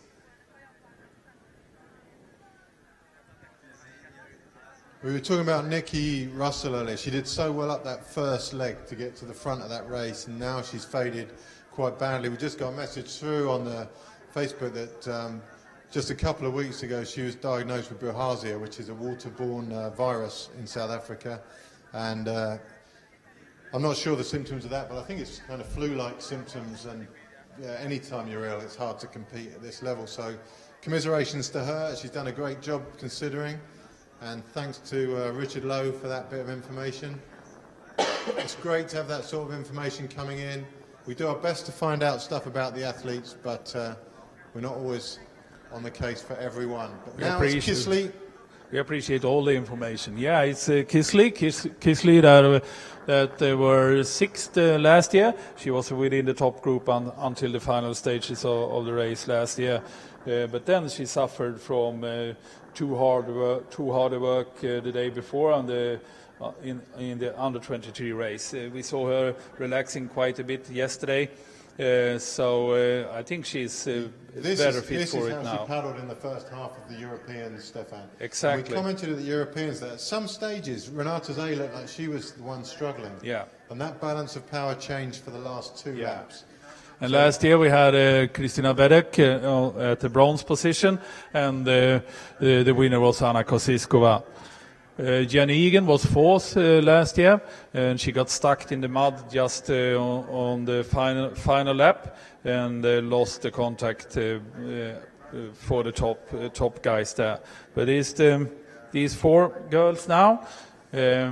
Lizzie Broughton was 5th last year, and she was also among these top girls in the race last year. But the race last year was really made by Anna Kosiskova, who came from behind and took Lizzie Broughton with her up to the top.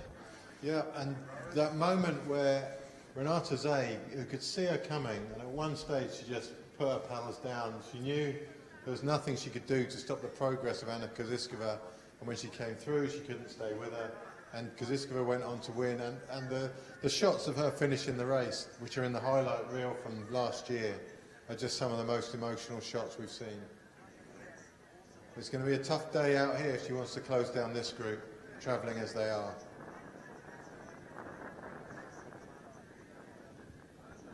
So there's the front group. Jenny Egan really getting a fantastic ride there.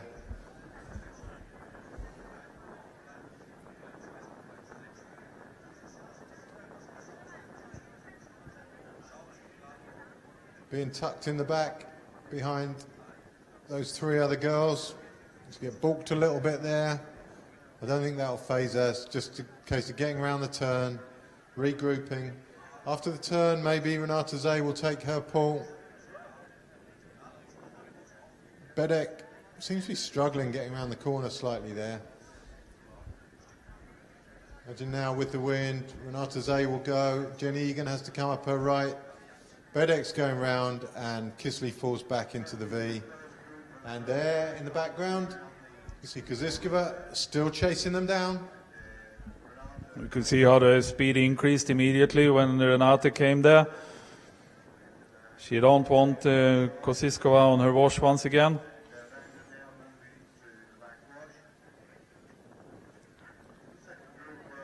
It will be very interesting to watch her the first Portage. It's tough on the side there for Jenny Egan. She's had an easy ride so far. Just a little bit harder work now. But more than up to the job. It's Vanda Kisley. She's a big, strong leg against the wind there. She's being rewarded with a rest. Kosiskova, who had a bronze medal in Pontevedra at Europeans, told me then that it was the first marathon for her for many months, because she was heading for the qualification for the Olympics but didn't qualify, and then was doing all she could to get fit for marathon once again. She had a bronze medal at the Europeans, and Vanda Kisley had a silver medal, and Renate Shea had a gold. Lizzie Broughton was actually fourth positioned there. Lizzie Broughton has so many fourth positions in her career, Stefan. It makes uncomfortable reading. They finished fourth in the K2 so many times, her and Faye Lamp, and it's just... What was interesting at the Europeans was that Kisley and Shea went together, and only at the last big lap, Renate went through it. Her winning gap was 40 seconds, and then it was 2 minutes down to Kosiskova, and another minute to Lizzie Broughton. We were then together with Stefania Shikali, who is also somewhere here. No, Shikali is only doing K2, that's right. Group change in there. Jenny came round. Looks like the Hungarians planned to do a lead and then drop to the V. You kind of earned your right to have the rest if you've done a good strong lead. So in theory, it's Jenny Egan's turn next. It'll be interesting to see if she joins in the rotation, or whether the other three girls have talked this through and they're working together without Jenny. And at the World Cup just a couple of weeks ago, we had Renate Shea winning, and Christina Beddock finished second, a full minute behind, and then Lizzie Broughton at the bronze position. So Christina Beddock went back into marathon in July this year, her first marathon since Györ, and she finished second behind Renate Shea.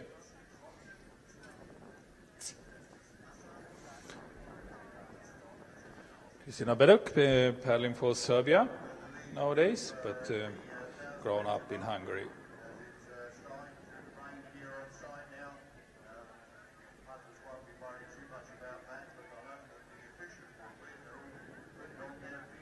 On to the men's C1.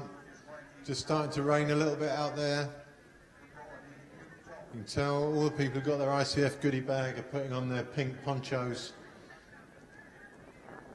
And it's looking a little bit bleak out there now. The wind's dropped a little bit from this morning. On the C1, it looks like Barros has made his way to the front. Lacerda closest to us.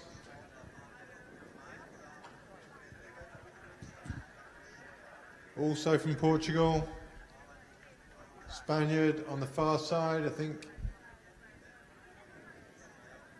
Well, it's Campos and Kova also there. So there's a small break Kova made down this end of the course when we last saw them. He didn't manage to make that stick. And just in your picture, that's the second Spaniard, Diego Romero. He's closed quite a lot. He was on his own down this end of the course. Barros feels like he's done his share. And on goes Campos. Kova to his right. We haven't seen a boat between these two yet. Very much looks to me like they're tracking each other for the duration. On the far side there, Lacerda, he's trying to make his way across. It's Zukora. suffering a bit here.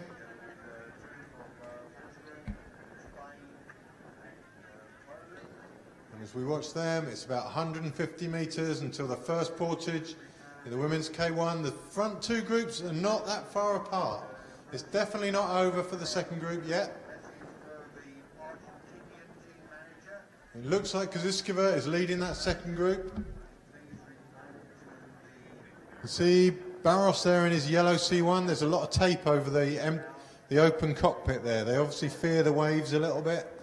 If the wind picks up here, the waves could get quite big. Those four have broken away, and now they're having a little bit of a slack patch. But in 50 metres time, the women will come in for their first portage, and hopefully we can get them on camera. Here we go. Jenny Egan moving to the left-hand side of the pontoon. And Koziskova is not far away. She's doing all she can now to get as close as possible and try to run fast over the portage and maybe close the gap there. We know Renata Zay is so clean and so tidy on these portages. Van der Kisley, she did well yesterday. No mistakes for her. Jenny Egan has to come round her. She'll get out. Jenny maybe caught a little on the running. She needs to get out fairly quickly, grab the boat and go. They're all together, but Koziskova is just behind them.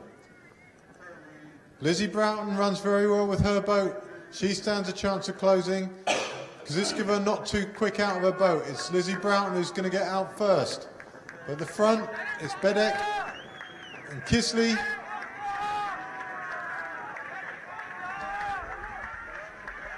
So Bedek and Kisley. Jenny Egan just behind them, and just bringing in the back of that four is Renata Zay. Obviously not intent on breaking the group at this stage. And it can only be 10, 15 seconds at the most. So the front four, they're getting into the water now. First away Kisley, second away Bedek, third away is Renata Zay, and fourth Jenny Egan, who gets the lift back to the front with Zay if she's quick. And now the others are in. It's Broughton. It's Barrios. It's Barrios away first. Maybe 7 lengths down the lead group. Broughton goes with her. Koziskova really quite poor for somebody of that quality. Absolutely so. A bad portage for Koziskova. And with her, Lise Brooks. It's a strong group. But Kisley's trying to do some damage to the front group. She's not making it easy for Jenny Egan. Jenny Egan has to hang on desperately to Renata Zay now. Renata will come up to the left of Kisley. There's the yellow boat of Renata Zay. And Jenny Egan just has to tough it out for another 10 seconds before she can relax a little. And the gap between the first and second group expanded over that portage. And you would have thought the second group there could have capitalised on the work they've done and maybe closed a little. It was 17 seconds between these two groups at the end of the portage. In 9th place, coming through now, Bianca Bevitt.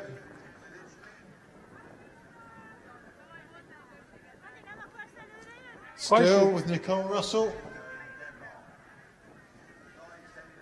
Piazza from Italy. Those three pretty much together.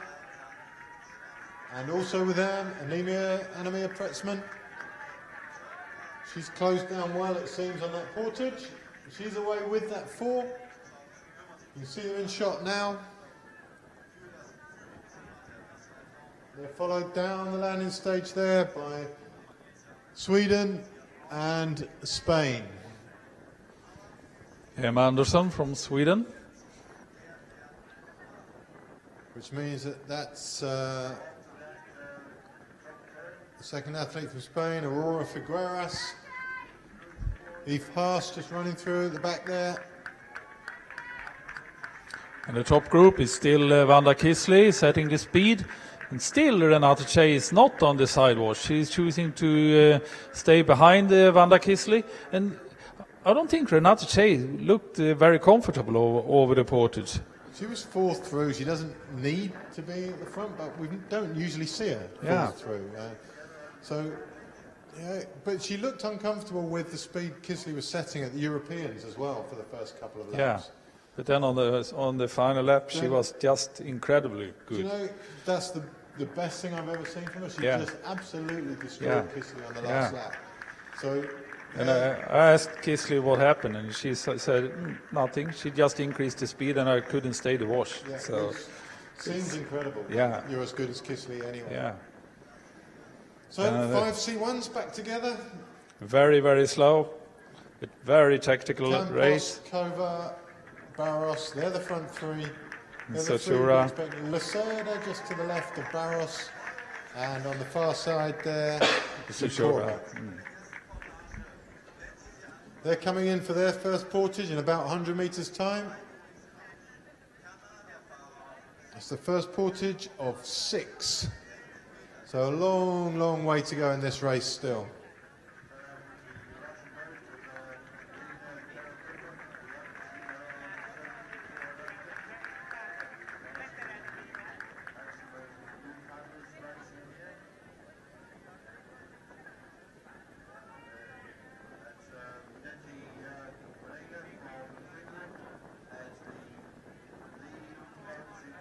So no rush coming into this portage from any of these guys.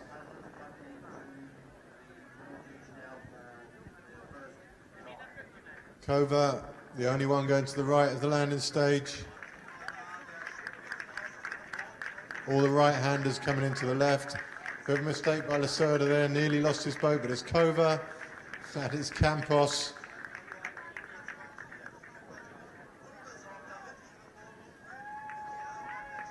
So Campos leading the charge, Kova tracking him, Lacerda running up the outside.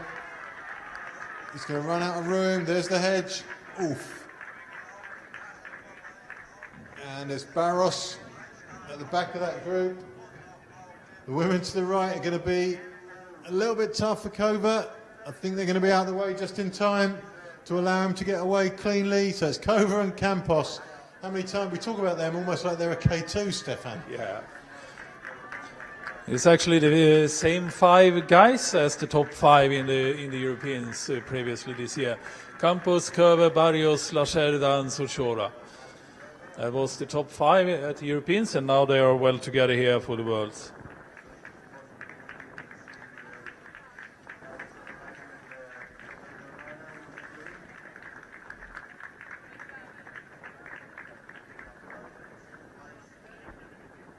And they stayed together until the last two laps at the Europeans, and then the gap increased so that Campos won close to cover, just 1 second, and then Nuno Barrios 2 minutes behind, together with Rui Lacerda, and Sochora was another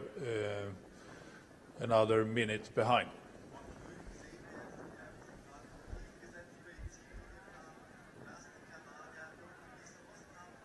So there goes Lacerda. Cover is setting some speed now. So deceptive. You've got such a long, powerful stroke. Yeah. The movements aren't quick, but the boat speed is very high. This Lacerda is the only one really in touch with him. Barros, another 4 lengths behind.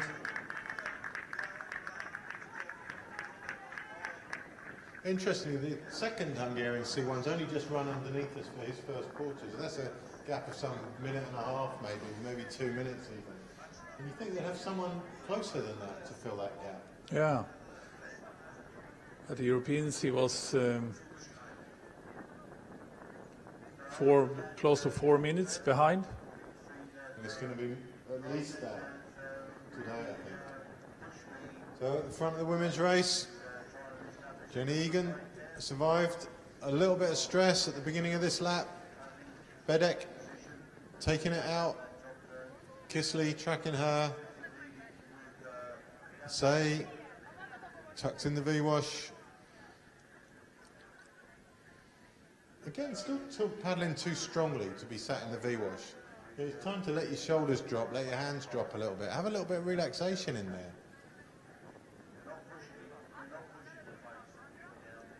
pretty much the same stroke rate as everyone else in the group.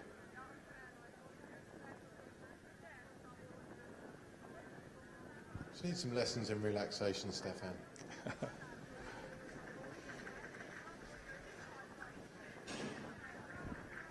Through the Portage now, second Polish athlete and the Italian.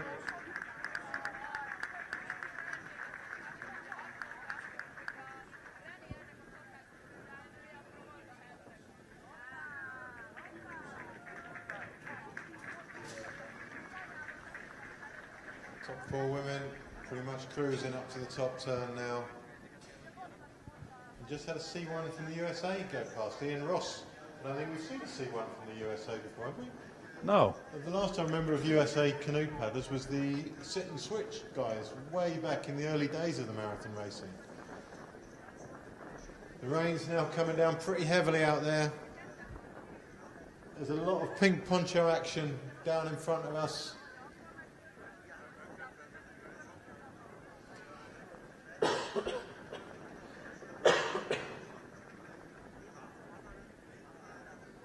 And there go the girls. Now if that group rotation works, that the leader always falls back into the V, then Jenny Egan is going to be suffering a life on the side for a long way now. So don't think the second group has not lost contact. They are there, 50, 60 meters behind. So it seems like the first group is just keeping the speed high enough to keep them off. That second group, they seem to have the cruising speed, but any change of speed, there doesn't seem to be anyone in that second group that can match a change of speed, which is what these girls in the front group do have, Kisley and Zay specifically. There goes Jenny Egan, looks like she is going to take her turn on the front. It's a wise move from her, even if it doesn't last long, this lead. It gives her the right to get tucked back in the V. And it's Lizzie Broughton leading the chase in the background. For the first time, Jenny Egan in front. Of course, they will force her to do some work as well. I think she is as eager as anyone to not to let the second group come too close.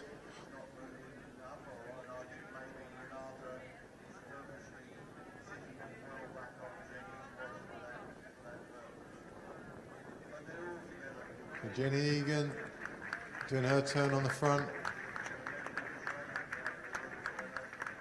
I'm not sure what the temperature's like out there now, but nobody's looking particularly warm of the people stood in front of us. It's about 17 and raining quite heavily now. I think at this stage, Stefan's sat in here with the envy of all our friends. There's Jenny Egan taking the opportunity to have a drink. Just has to do enough to keep the other girls happy. If you're feeling a little bit stressed, you don't have to lead hard. You can always, if people don't like the speed you're leading, they're always welcome to take it on.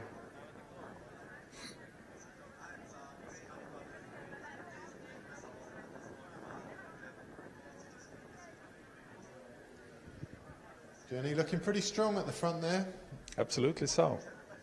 Eager to show that she's strong enough to keep up the speed, also her.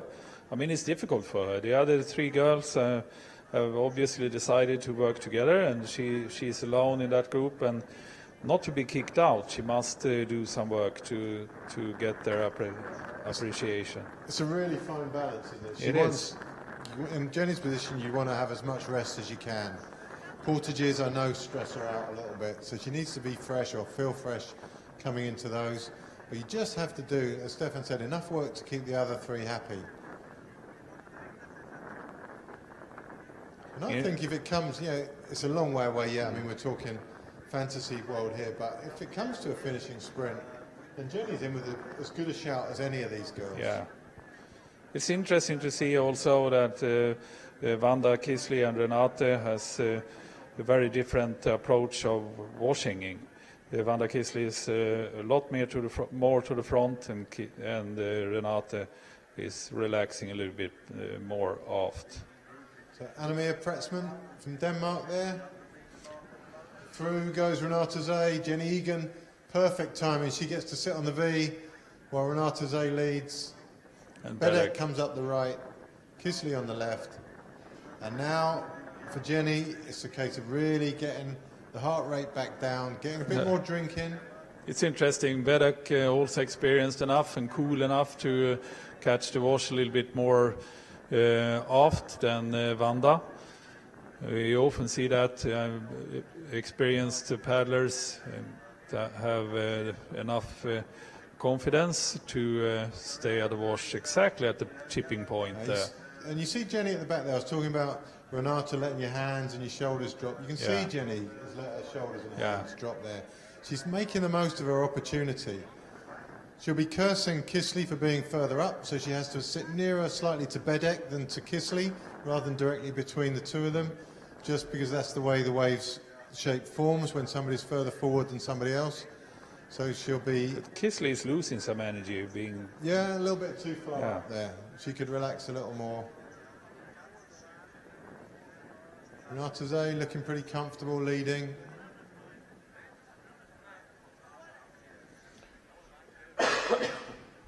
C1s, minimum of 4 boats. There might be more just out of shots, but it's Lacerda, Barros, Campos and Kova. And Sechora seems to have lost contact with them.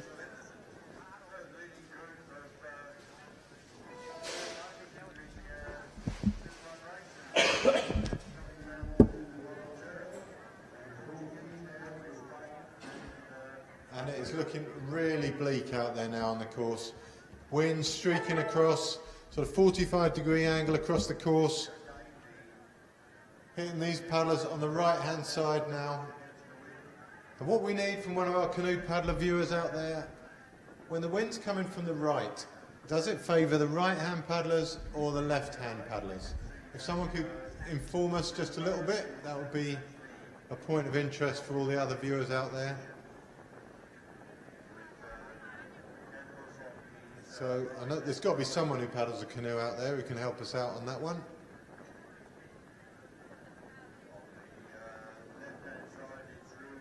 All round the turn fairly successfully. So 2 Portuguese paddling on the right and Campos and Kova, both left-handers. So 2 will have the advantage going one way, 2 the other way. And I know it was quite a significant advantage back in the day of the big wide boats with a big sort of sail area at the back. Maybe it's not so much with the new skinny boats with less volume and less sail area behind the paddler, but would be great for some informed comment from outside. Kaziskova still making that chase. Still, I think, closing down the front group.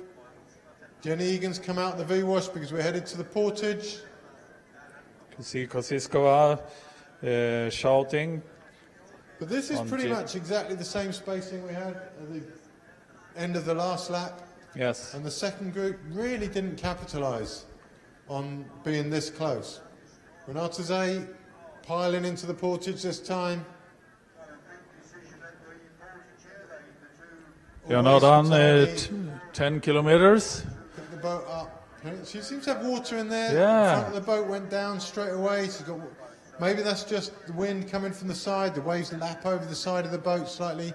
But it's Kisley and Bedek away. They've got a few lengths on Jenny Egan and Renata Zay. The second group are out now. First out in the second group is Kaziskova. Second out is Broughton, who's running ahead of Kaziskova now. Renata Zay lost a little bit of ground. Back of your shot there. There's Broughton. There's Kaziskova. Lise Brooks and Eva Barrios from Spain. It's Kisley. Once again, Kisley first over the Portage. Where's Renate? There she is. She lost a couple of boat lengths now.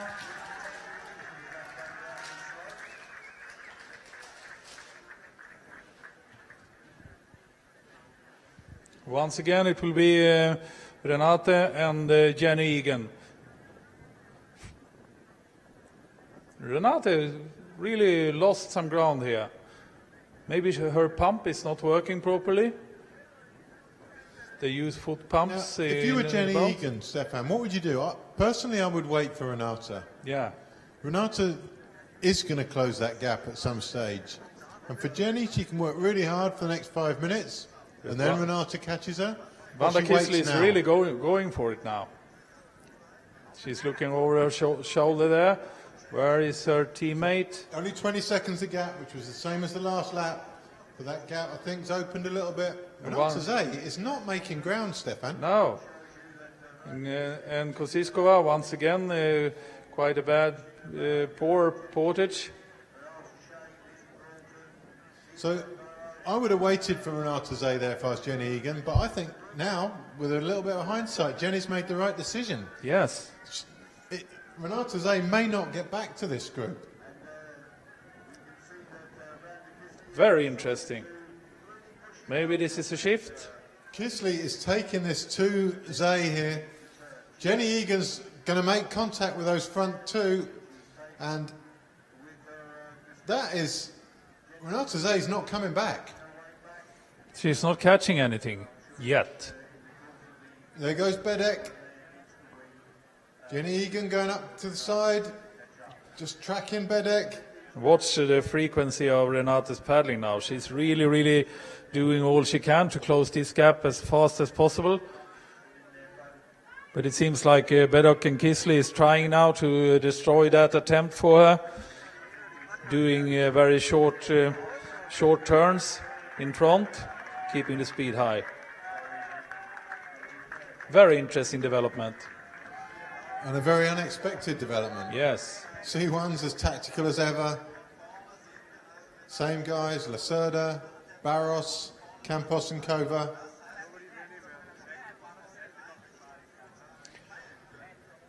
Just a totally different type of race in the C1s today. The wind's coming more round to the side as we speak. You can see the streaks coming across the water from our commentary position. Rain lashing against the window.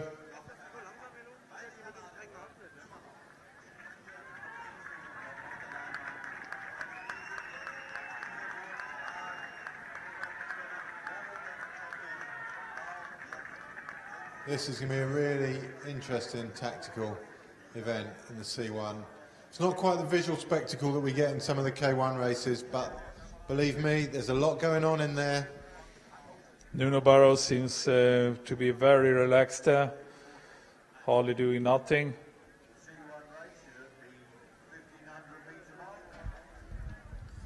Out at that end of the portage, you've got Leverett.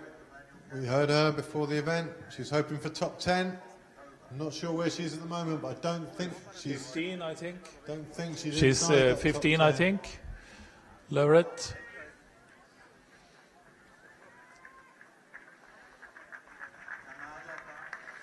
And it is properly bleak out there.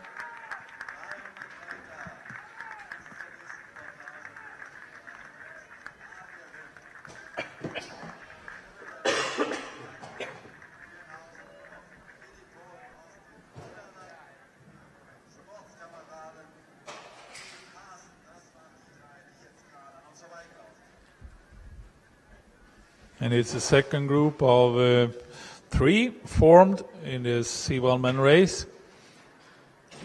It is Diego Romero from Spain, and it is the two Czechish paddlers, Dabski, Václav Dobski, and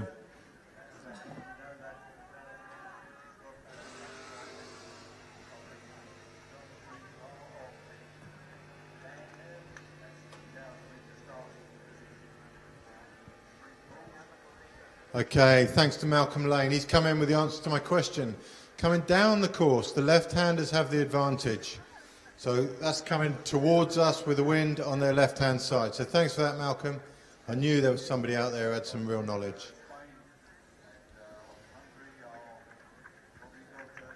Malcolm Lane, ex-junior team member from the Great Britain C1 team, and always a great teammate, always very positive. A great guy to have around. So it's great to hear from him.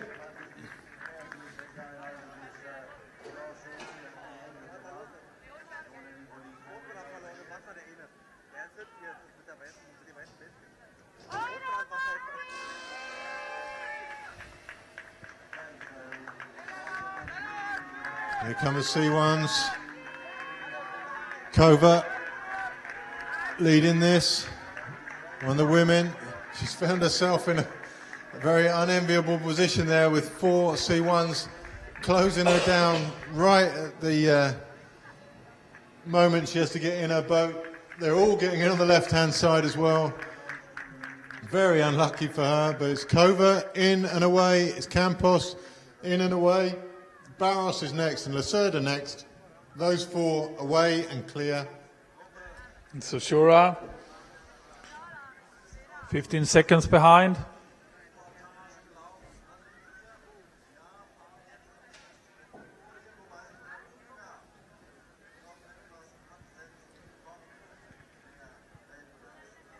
So we've only got Kova, Campos and Barros on the graphic there because Lacerda lost his number, which is where the tracking device is held on one of the portages, I think the first one. So you won't see him come up on your graphic, but he is, or at least was, still there at the moment. It's Kova and Campos, a little gap back to Barros, and Lacerda is the one who's suffering after this portage. The other one's coming up on the graphics now. We've got Romero from Spain. Very effective paddling now from Kova. He's setting the speed now.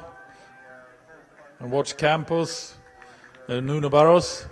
He's closing the gap now with long, effective strokes. Barros looking like he's likely to close him down. Lacerda, maybe not so. And on the 6th position is Romero from Spain, a minute behind, together with Erlinikov and Shamshurin. The 2 Russians and a Spaniard back there. And they're all hassling each other on the turn. You can just see them in shot now. They're all stuck together a moment ago. None of them making forward progress. And back at the front, Renata's back there. She closed the gap eventually. It didn't look comfortable for her. But then the Europeans, I wrote her off after 2 laps as well. I said that Kisley had the better of her, and I was wrong there. In fact, I've been wrong an awful lot of times watching these races. But that doesn't deter me from giving an expert opinion. You don't have to be right in this It's our job. That's the beauty of it. Exactly. See if Renate's pump is working now, or if she needs to stop and empty her boat every lap. They use foot pumps in the kayaks, most of the paddlers, to get rid of the water. It's quite important to get rid of all the water before it portages, otherwise the water will go to one end of the boat and make it difficult to carry it fast over the portage. Foot pumps have an incredible life of their own though, Stefan. They work every day, except the one day when you need them. Yeah. They can work for weeks and weeks and maybe even months before this event, and then on the one day, it suddenly decides that it's not going to work. It's part of the game, to check all these things. And Kisley is not giving big room for... See Renata having to lift her paddles over the buoys at the turn. I think the race is ongoing between them now. I think Kisley feels like she might be in charge now. Yeah. Very ambitious youngster. Just putting her shoulders down, waiting for Bedek to come through. A little bit of reluctance in the group there. Renata's will be glad of that, I think, as will Jenny Egan. And it's going to be Bedek, forced really to take it on. They can't afford to slow down too much with the chase group just 20 seconds behind. That little delay will have been noticed by the second group, and they'll be pleased to see that the coordination isn't quite there anymore. in the group they're trying desperately to close down.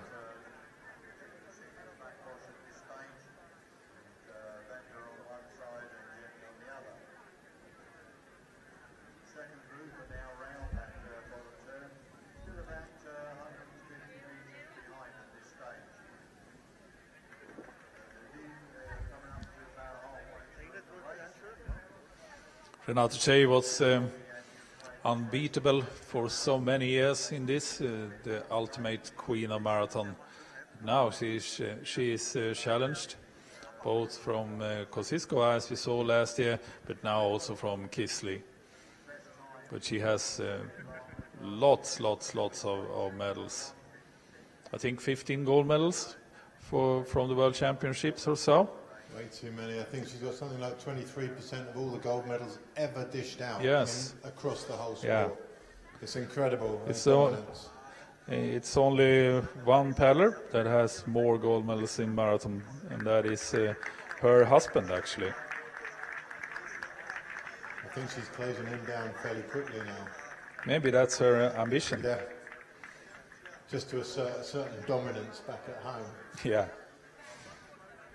That probably decides. I mean, whoever's got the gold medals probably has control of the TV remote back at home, I'm thinking. And she's so doing the dishes. Watching football. Exactly, or doing the dishes. Yeah. She's going to continue winning gold medals until she can watch the cookery programs back home. Is that probably the most sexist thing that you've ever heard on live stream? So we'll move swiftly on from that, shall we? But she is a remarkable sportsman. Continue to come back and loves paddling. She is really there for the enjoyment of the sport. There is no other reason to be there. Exactly. She's done everything. She really loved the life of canoeing. Being out there, feeling the freedom of the sea, doing the training sessions. So the crowd, big round of applause for the Japanese C1 paddler as he comes through. We spoke to him earlier, Mikko Taguchi. There he goes, paddling away from the pontoon. Thanks to all the people who've written in, Gonzalo, who's telling me that the wind, you're better off paddling on the side the wind is coming from. So thanks to all the C1 paddlers out there who've messaged in.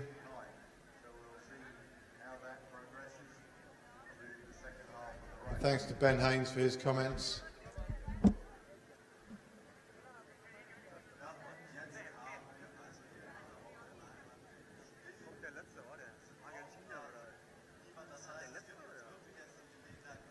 So a little bit of a lull. Not in the weather though, it's bleak out there, properly bleak. And the gap between the two top groups in the women's race is now decreasing. Kosciuszko is doing all she can now, getting some help from the other girls there in the group, but doing most of the work herself. What I can see here, from here, it's a little bit less now than it was previously, the gap between these groups. I think with the lack of coordination now in that front group, with Renata not being quite so confident maybe to do some strong leads, I think that second group could catch up now.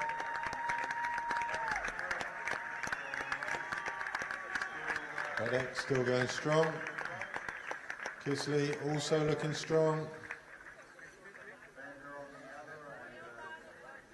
Renate managed to rest there at the Diamond Wash. Still Kisley is ambitious there, staying quite far in on front. She sits so far up on the wash. Yeah.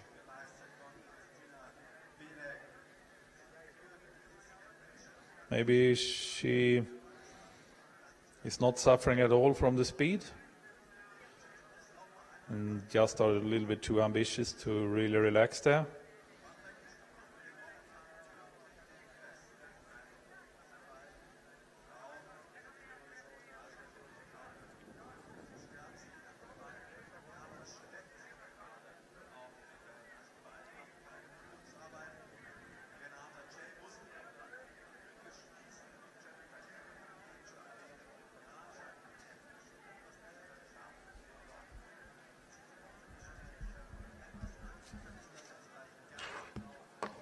So those four making their way down to the next portage.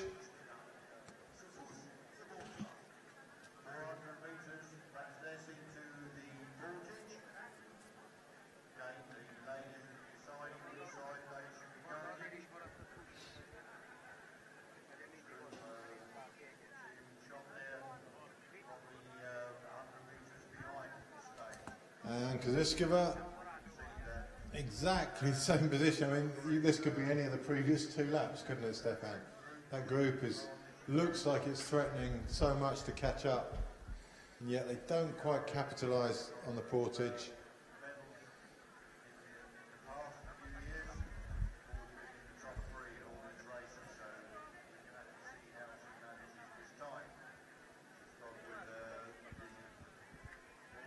So it's Bedek leading in this time, Jenny Egan making her way round, as she should. Renata Zay coming into that portage third on that side. I mean, that doesn't happen, does it? So she's not happy. She hasn't had to empty her boat this time, though. It's Jenny Egan who's pulled the handle off the side of her boat. She's not going to be happy with that. It's going to frustrate her immensely. In fact, Jenny's in a lot of trouble now because these girls run hard, and we know that Kisley's going to leave the portage hard. And Jenny Egan's lost at least 5 lengths on these with that little bit of mishap there. The handle just pulled through on her boat, and she is in a lot of trouble now.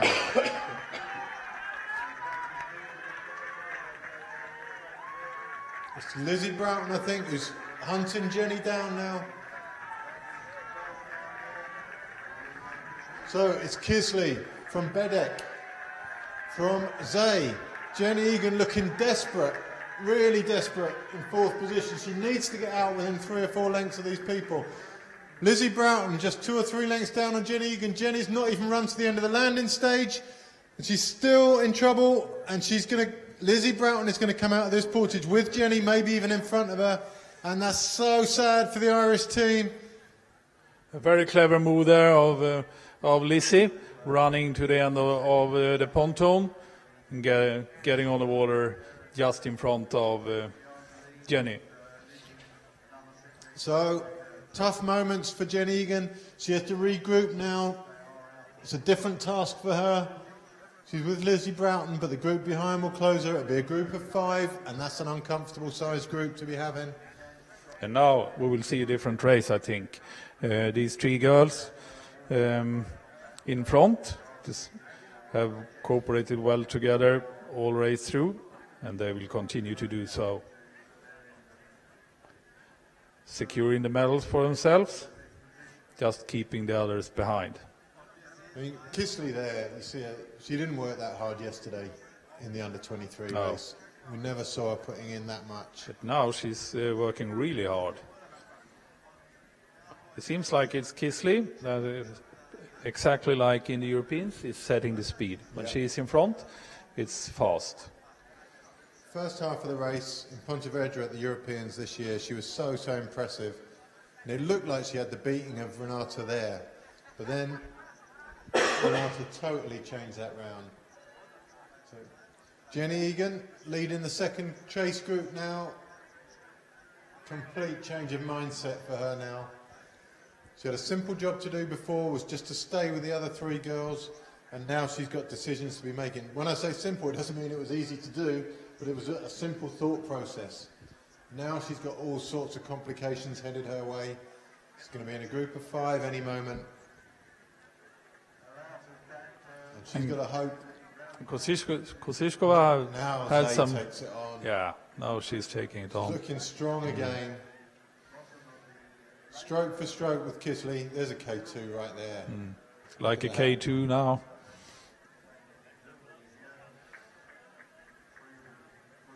And the gap increases stroke by stroke. It increases dramatically, actually. Yeah, it does. Kaziskova doesn't seem to have too much to say about today's race. No. At this stage. She had all the portage problems, all the portages. Didn't look happy running. And is the C1 down to the main 3 contenders? Watch Barros there. He's so relaxed. Hardly moves. Just sailing in the downwind here. Yeah. with his wide back as a sail. It's a streamlined haircut. Yeah. Gives him the advantage. So the three main contenders, we picked them out right from the start. They've made their way to the front. They seem to be travelling alone. They did have Lacerda from Portugal was the last man to drop off this group. And before that, it was Zukora from Poland that was with him. But there you see Lacerda just off to the left and quite a way back. Zukora just to his left, to our right in shot in the red and white boat.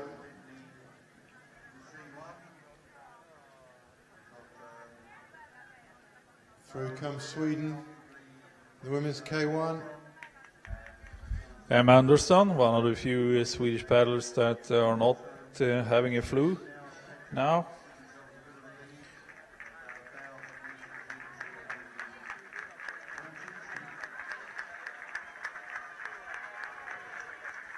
You've got Kova there racing, you see his heart rate monitor under his shirt, you see the strap.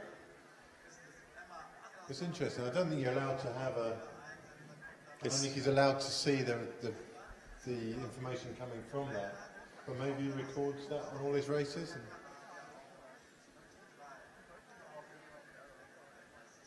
he probably trains with a heart rate monitor all the time and feels naked without it on race day. It's a way to learn as well.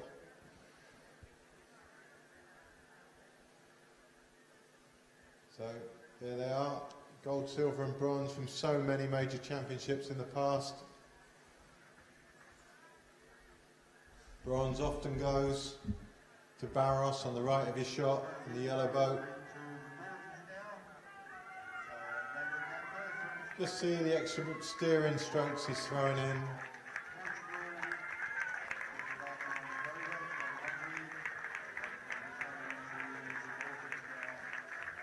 Approach, just 30 metres from the Portage now. Portage just coming to view, here we go.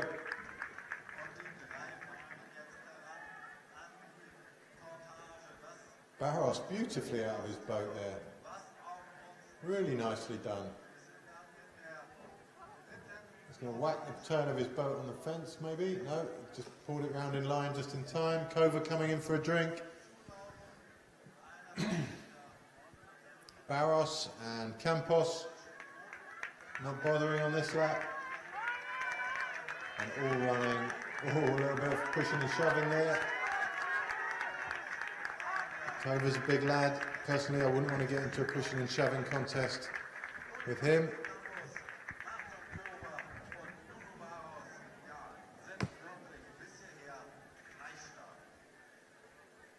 Those three comfortable for the next few laps, I'm sure. Barros so tidy in and out of his boat. Really nice to see.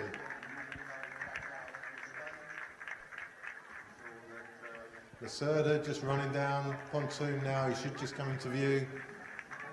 There he is.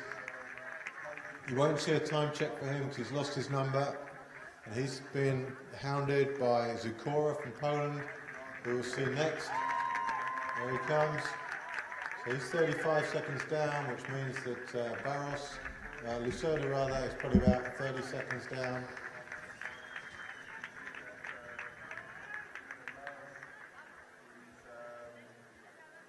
In at the other end of the Portage, the two Russians and the Spaniard, Romero.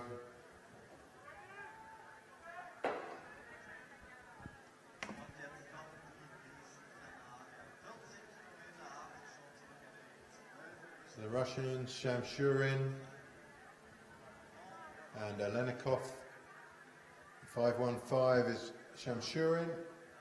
Olenikov leads this Portage.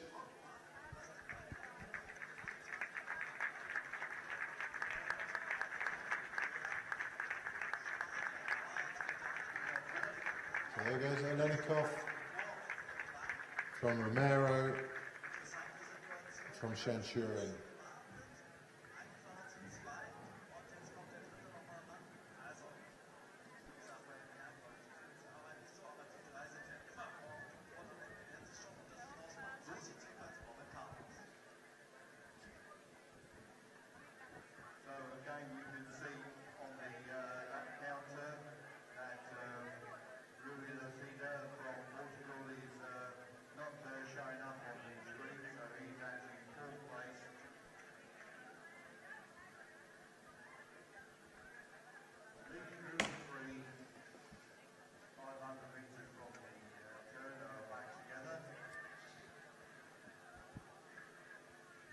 So 3 C1s closing down on Eve Haas there.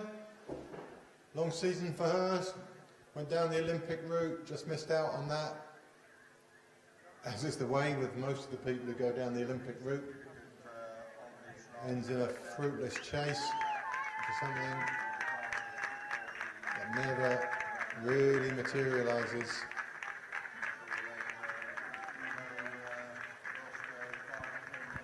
And there at the front of the women's race, it's 3 in the C1s, 3 in the women. Christina Bedek leading from Van der Kisley and Renata Zay not having it all her own way today as they go around the top turn. I think they've pulled a little bit of distance on the second group now. That second group has been increased in number by Jenny Egan, who was slightly unlucky on the Portage when the handle of her boat broke off. Got a little bit of water in the boat, had to empty out, and that was enough for that gap to close.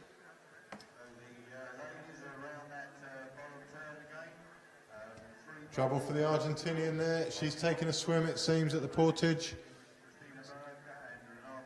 It's pretty calm about emptying out. Japanese also taking on a bit of water. And Kisley just looking stronger by the minute.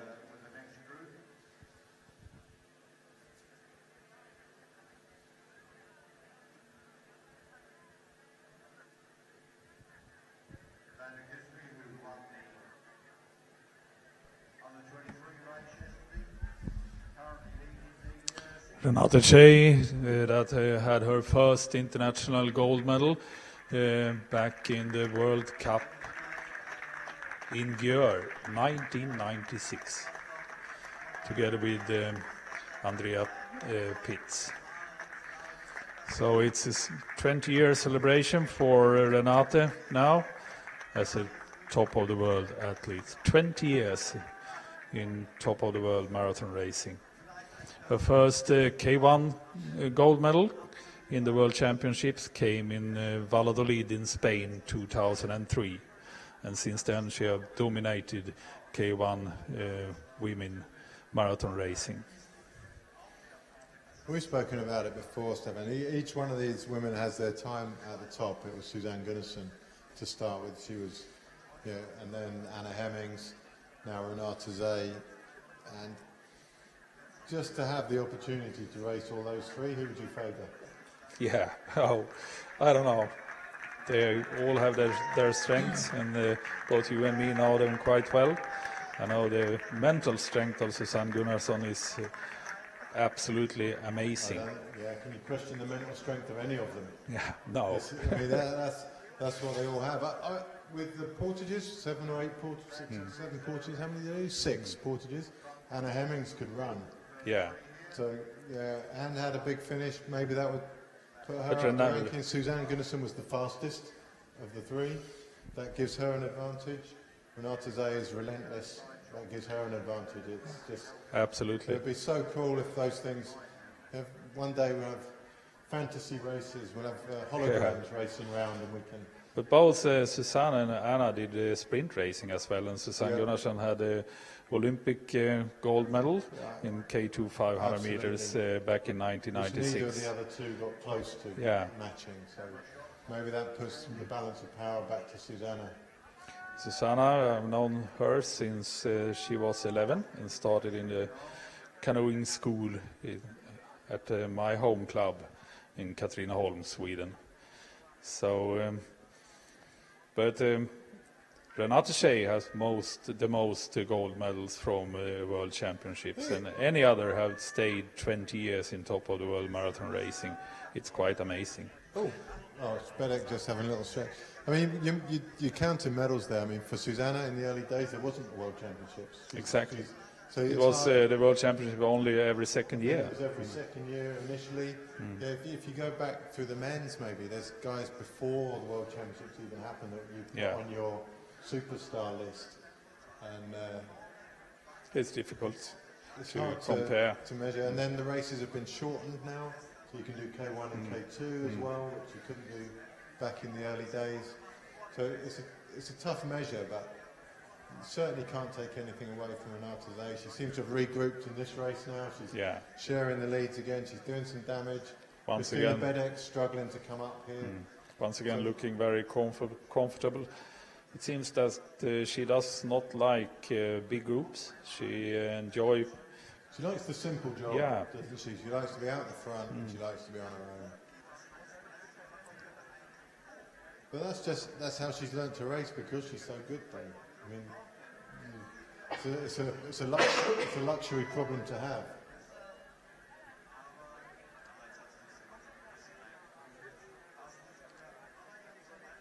They all look quite comfortable there now. Yeah, they're looking good, all three. I think we will see them staying together. I said so before, and then Renata do something, and then she's away. But I think we will see them staying together now until the final stages of the race. After last year, when Renata faded on the second half of the race, I mean, she didn't have an easy time last time. She had the 15-second penalty early on, had to close up, then worked really hard, and then got caught. But after that, I thought maybe her time was over. But then when we watched her at the Europeans this year, she was phenomenal. She went home doing some hard training and went back there. So in shot now, Lacerda and Zukora back together. Lacerda got away with the front three. Now he's fallen back to Zukora. Going upwind. Wind's dying down. It's also straightening up again now. It's coming more straight down the course. It was just during the squall earlier where it moved around to about 45 degrees. Now it's about, 20, 30 degrees from the right-hand side where they're paddling now. So a little bit more straightforward for these guys.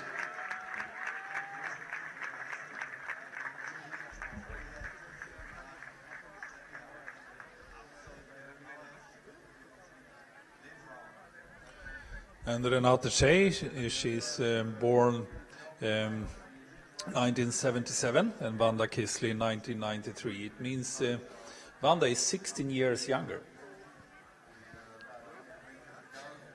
Which is probably a little bit annoying if you're Renata Zay, I think.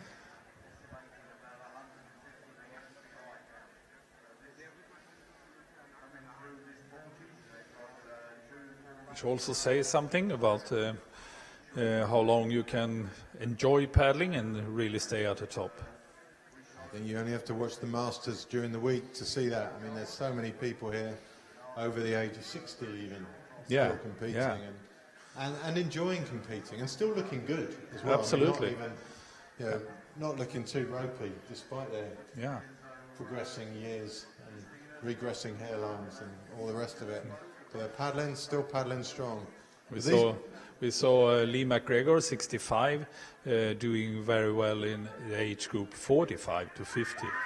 So it's definitely possible to stay fit. I think it's more a product of how often you can go paddling. I mean, if you've got the opportunity to go, go. Now Renata is there once again, as we are used to see her, leading over the Portage, doing very well, looking very comfortable, running in front of the group. We are very used to see her doing exactly this. I was a little bit worried in the first stages of race, but now she's there once again. Together with Wanda now. And now we'll see if she set up the speed. Now she's back there as we are used to see her. They're running on the Portage like it was slippery, very small steps. Yes. So maybe the rain on that red carpet has created a bit of slipperiness. It's only 30 seconds still. It's only 30 seconds back now. to that second group. Second group still. Broughton leading. Spaniard to her right, Eva Barrios. Then Jenny Egan. Another quite slow Portage from Kosiskova, and a good one from Lizzie Broughton. I'm going to say terrible portaging from Kosiskova. She's world class in this competition, and she's being outrun by 3 other girls in a group of 5. You know, last year it was beach porching. So that's a different story. Very different game, yeah. yes. Beach portaging is faster and a lot more action.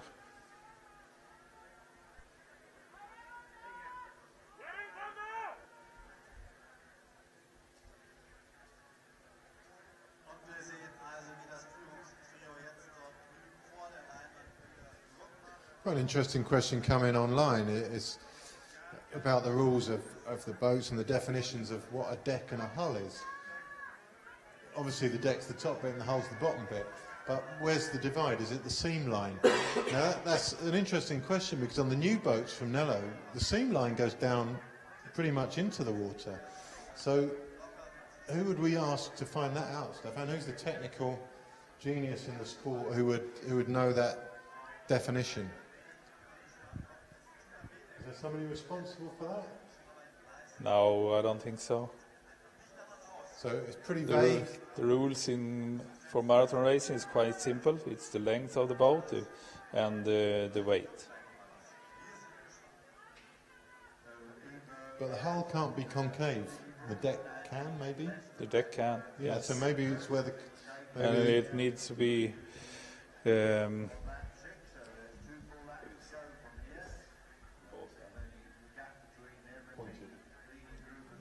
then the hull needs to be pointed in both ends. It can't be a flat end. So it's a vague definition at best, and if we can find that out for you out there, we will.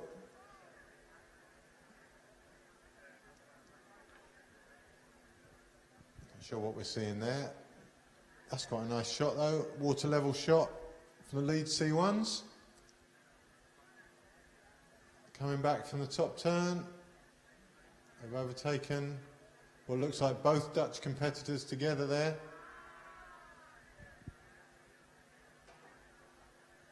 That's Yves Haas and Hedy Pol for the time being. It's Barros taking the lead in the men's C1.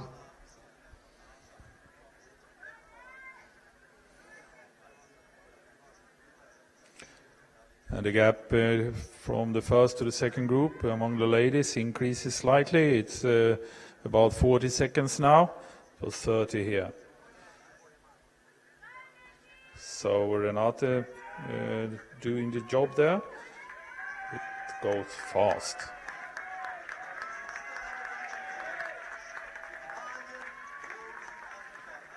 These guys continue to do proper tactics. Still no big speed. Awaiting each other. It's very prestigious, this. Campos don't want to be beaten as he was last year by Cover. The final 100 meters. It has gone on and on and on, this video, and Cover made his effort. And to this time Campos really wanted to be himself, doing the same.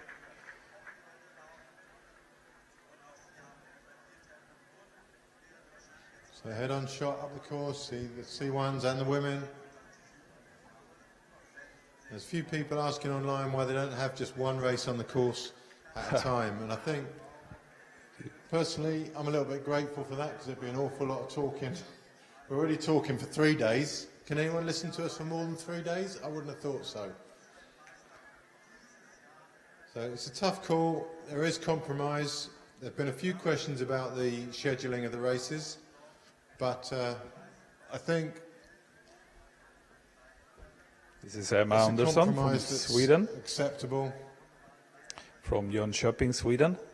She's also one of the athletes that was in South Africa this winter, training with the Max squad in Durban.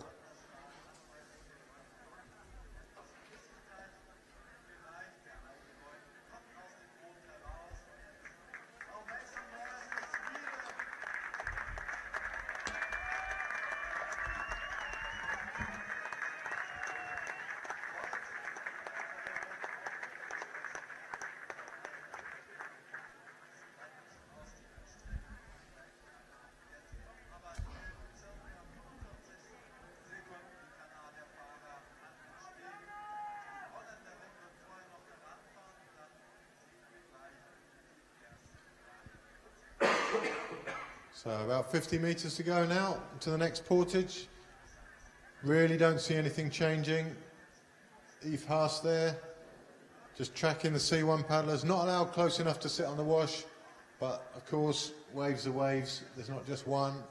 I think she's just used that bit of assistance to get away from her teammate.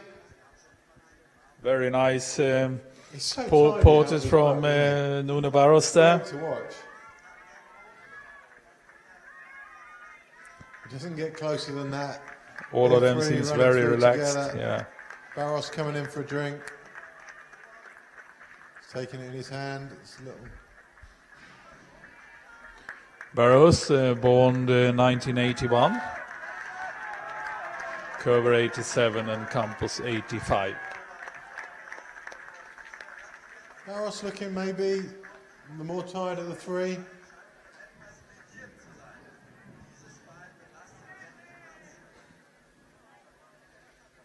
There goes Australia, away from the portage. Kate Leverett, we heard from her before the race started today. Had a baby just 10 months ago. She's recovering well to be here. Not sure what the baby's doing. Well, probably glued to the TV set, cheering mum on.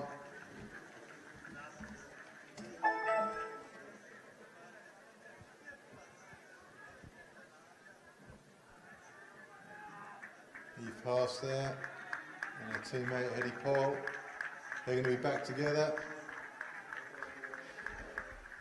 There's another couple of C1s going to close them down any minute. That's the two chasers of, Lacerda and Zukora. The C1 men, as well as the women, have done 17.7 kilometers at this portage out of 26.2. So it's a little bit less than 10 kilometers to go. 8 for most of them, about.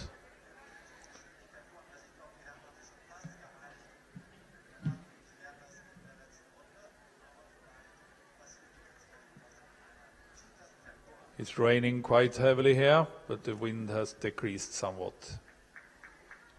I think the paddlers out there would much rather have the rain than the wind. Absolutely so. I mean, nobody wants wind. But it still looks really bleak out there, doesn't it? Considering yesterday was such a nice blue backdrop to the whole thing. Yeah, the whole week has been fantastic here. The Masters racing, and yesterday was 28, 30 centigrades and sunshine, hardly no wind.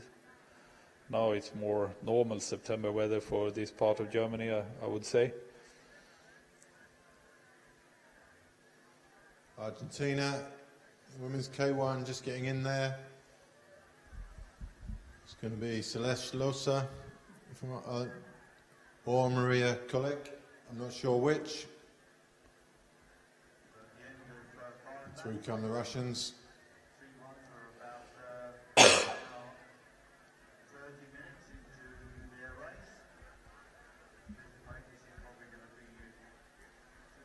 We also saw Romero and Ernikov in the C1 men passing on the 6th and 7th position.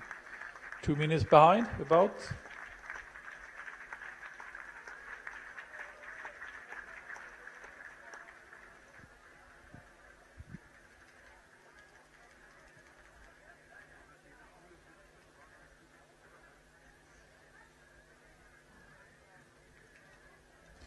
And here's Samshurin, second Russian on the 8th position, 3 minutes behind.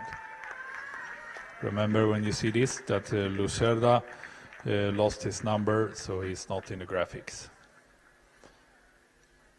So a little bit of a lull while they all go up the course for a bit.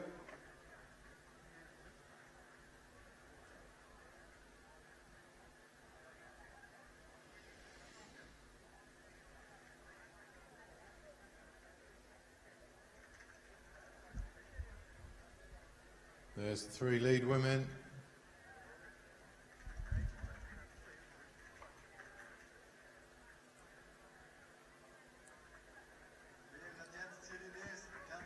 Artezay leading Christina Bedek and Vanda Kisley as they come down towards their portage. About 750 metres from that island to the portage. The island, the single feature on this whole course, essentially 2,000 metre regatta course, straight up, straight down. I'm sure there's some debate about that out there as to whether that's what the sport's about, but it's the way it's chosen to go for a lot of reasons.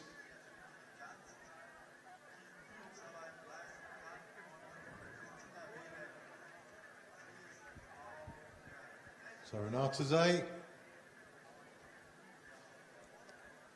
and it's gradually looking to me like the balance of power is heading towards her again. Kisley maybe not looking quite so strong as she did earlier. And there's a C1 tucked into the V-wash there, and that's fairly blatant, I'm suggesting, seeing as you're not allowed to wash hang a race that's not yours. So he could be in a spot of bother when he comes in for his portage, if anyone saw it.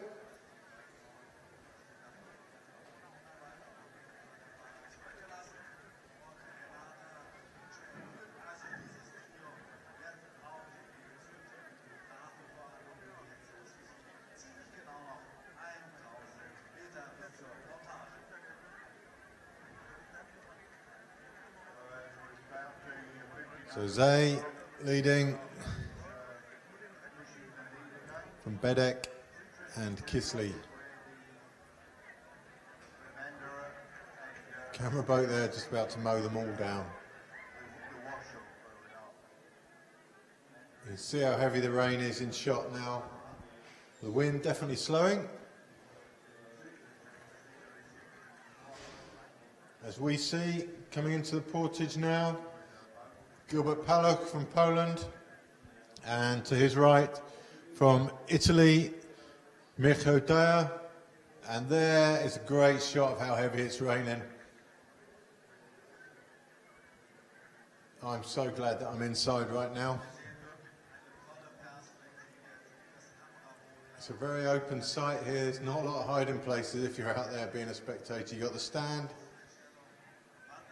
the cover, but that is hammering down there.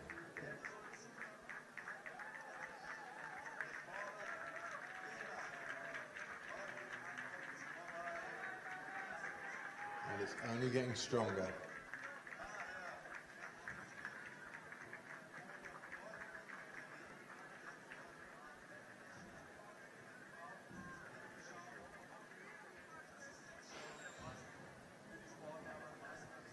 So these three girls been together from the start. They initially were joined by Jenny Egan from Ireland. A little bit of bad luck on the portage for her.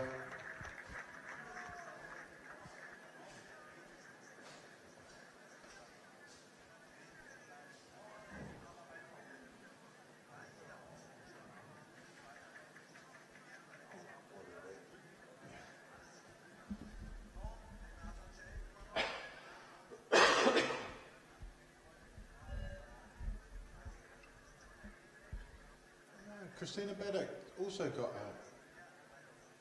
a screen in front of her.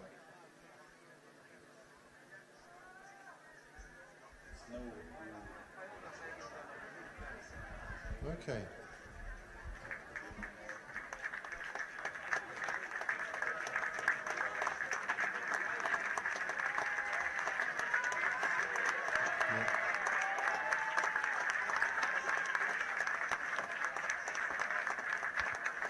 So the women, about 200, 300 metres away from the next portage. You see the second group, a little bit further back now.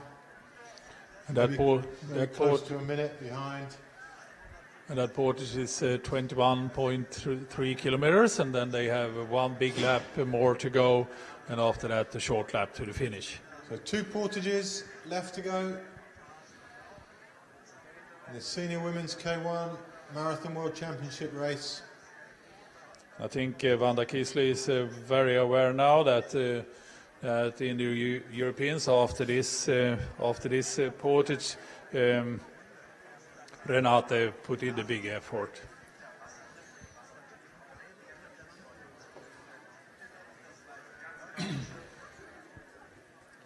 Second group still travelling well, but absolutely it's not going to be Koziskiva's day today.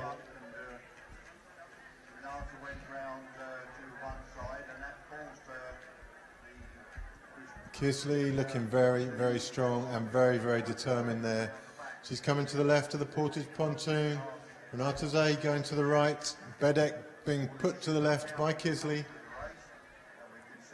So, Zay, calm, out of her boat, up and running. She's first away, followed by Kisley. Bedek a little bit slow. Couple of lengths lost there. Zay not looking comfortable. No, she isn't. She's doing what she can now.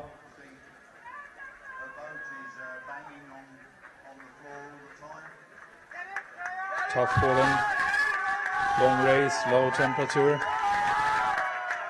Bedek looks to be the one who's suffering here. Lost a couple of lengths.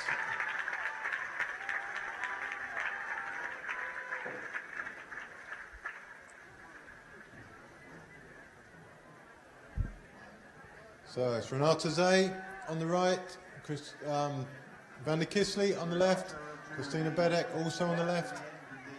She's closing down eventually on the run, but the two Hungarians are away. It looks so easy, so slow. And but Bedek it's could not. be in trouble. Yeah, she's definitely in trouble now. See if Renate set the speed. It doesn't look like, but we never know. I think if Kisley looks back now, she could go. Neither of them look back yet. It is Renate that is setting the Zay speed. is going, I think there's the look back. No. And right now Zay is speeding up. Bedek has everything to do now. She's hanging in there though. She's I hasn't think she lost will any manage. ground yet. No. As the She second will group manage. comes through, led by Lizzie Broughton, Jenny Egan, Aurora Figueras, Anna Koziskova, and in last there, as she has been on all the portages so far, Liz Brooks. But it's Broughton away, followed by Figueras, followed by Egan, followed by Koziskova, and Brooks has got some work to do. Kisley is setting the speed now, but I think Bedok will manage. She's still not there. Bow of her boat's still in the air. She's just got to go another few, maybe a metre forward, and she'll be safe. There she is. There she is, yeah. She's safe. She can get a little bit of relaxation now. Kisley still taking it to Zay. We'll see if Renate do something. It was exactly at this stage in the Europeans where she just increased the speed and no one could follow. And today, when the waves is a little bit higher, it's an advantage for a strong paddler. It's more difficult to stay on the wash when the waves are like it is today. And Bedok is struggling once again. Bedok is really struggling now. Renate increased the speed tremendously there, and now it's Bedok that is suffering. Is this exactly what Renate did at the Europeans? Exactly, maybe? it's exactly the same. Squeeze and squeeze and squeeze. No, Oh, watch Kisley's taking her this. on. And now they are working together, they are talking to each other, and now they are doing very, very short turns each to keep up the speed. It doesn't look like the speed is very high, but it is. It is. And Bedok is suffering now.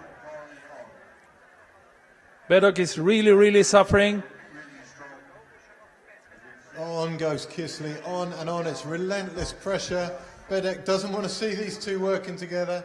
This is a group that's seeing that happening in front of them, but they've got still well over a minute, I think, to close down if Bedek crashes here. I don't think they've got enough distance to close her down, but... And the gap increases there in the front. The gap increases in the front. It's still Kisley in the lead, and stroke by stroke, the gap increased to Bedok. I think it's done. It's done now. Bedok, we won't have a silver or gold medal. She's on the bronze position, and she might have to concentrate on that position now. She's going to have to regroup, get her mindset different now, because the chase group is only a minute behind. And if you fold after a chase like that, it can fall apart very, very quickly. But it's still 55 seconds, and it's just 5 kilometers more to go. There's the chase group. They'll be aware of it, and especially when they go around the top turn, they'll be aware of it. It's still Kisley in the lead.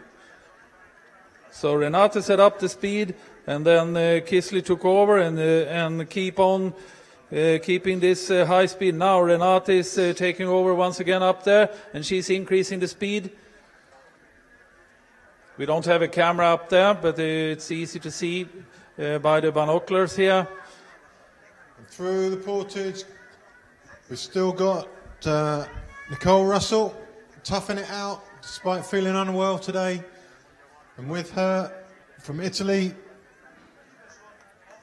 the Gaia Piazza.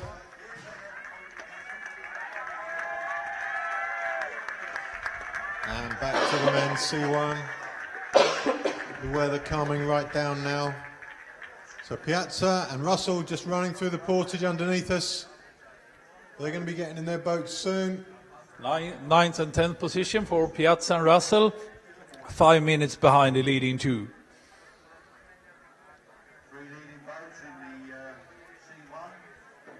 And into the portage comes Bianca Bevitt and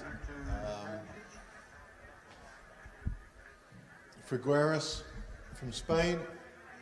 And behind them, from Argentina in the C1, Roberto Palacios.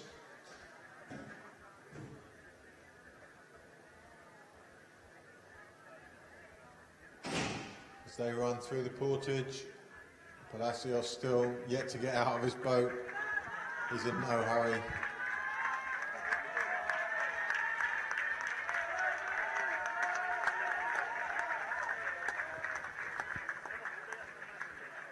There goes Figueras and Bevitt through the portage.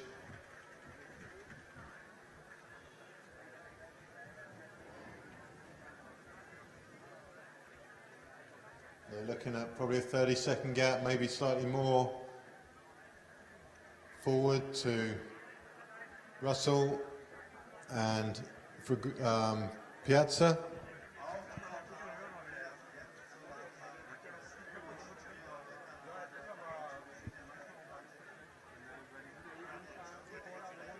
Meanwhile, the men's C1 come in for their penultimate portage.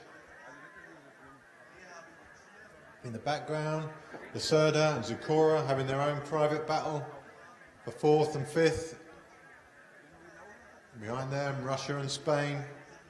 That's going to be Romero and probably Shamshurin.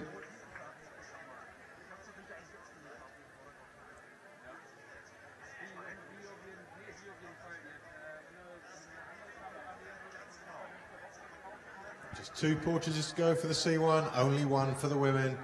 And we're getting to the sharp end now of these races.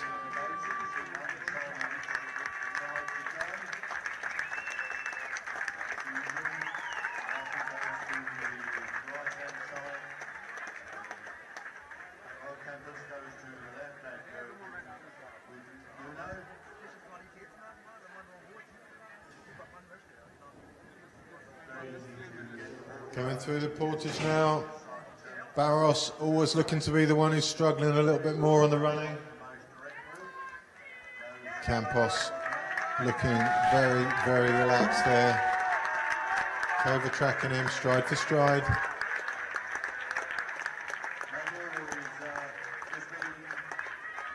Barros running well, but his face looks a little more strained than the other two.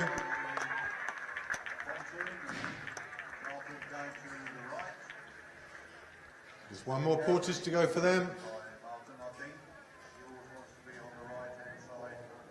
As they leave the pontoon, Kate Leverett runs down for her penultimate portage.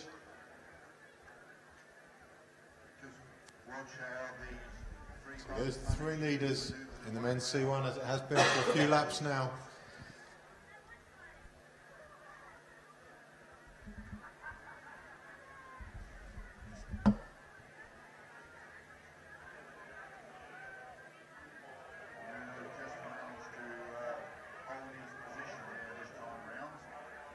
And next two, you've got Lacerda, you've got Zukora, and in the women's race you've got Eve Haas, Paul from Netherlands also.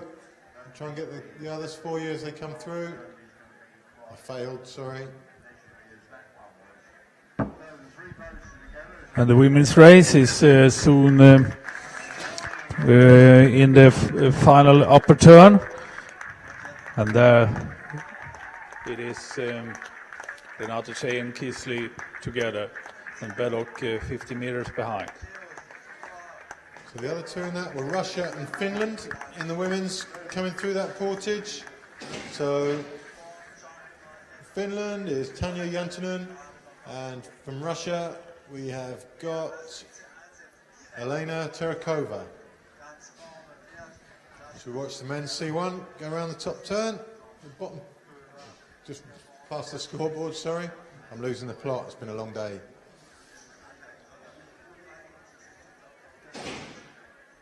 Interesting, they are still together, the three of them.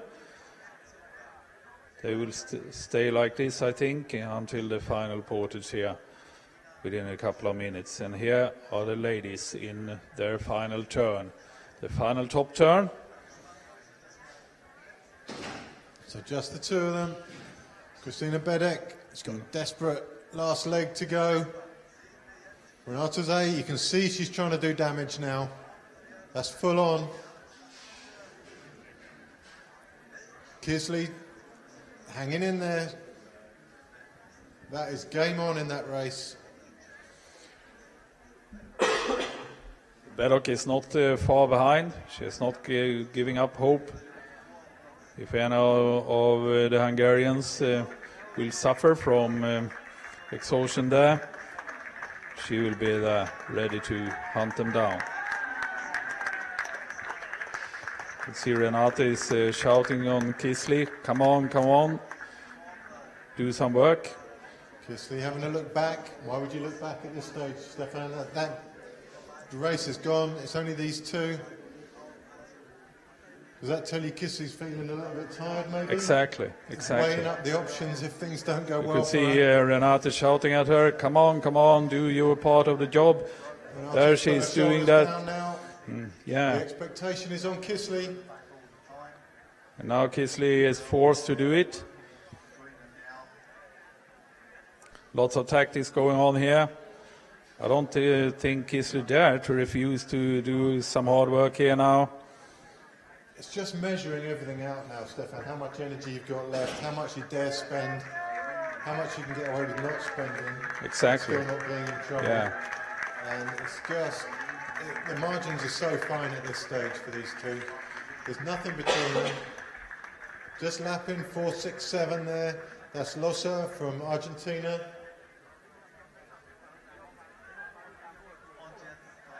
So in a shot like that, you see how good these two are. Renate Shea taking a few big deep breaths there. She's having to regroup. Kisley looking pretty strong to me. This is going to be some last portage.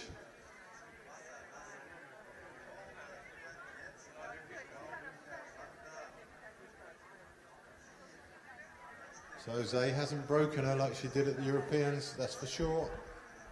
There's still everything to play for here. Belloc is still there. She's not too far behind. It's a 40 meters or so. I think they are really eager to keep the distance there and stay together. At least. There's the chase pack. Jenny Egan. This is a fight really for 4th place.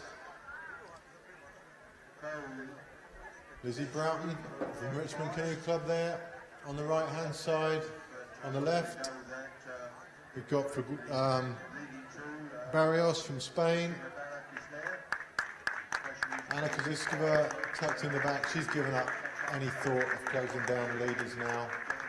Elise Brooks on the tail of that group, as she has been for the whole race pretty much. The second broke's on the water this morning. And these two just look like they're travelling faster than that second group now.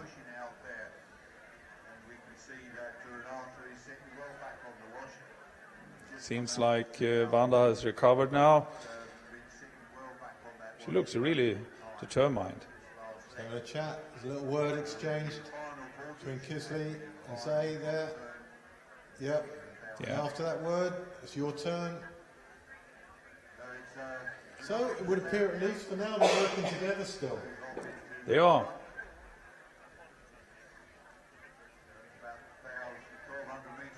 There's not a lot of relaxation on that wash for Kisley, though. No. Kisley's working hard still. It's really hard always to see how fast Renata is going. There's no big difference on her stroke rate or anything else when she's going fast or slow. It just looks very, very good all the time.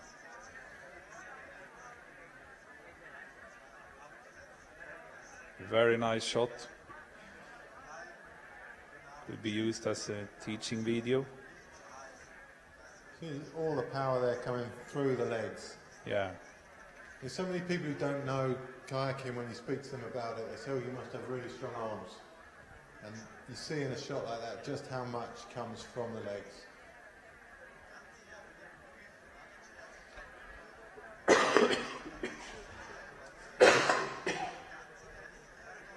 It's the Taylor Kisley's boat from the camera boat there.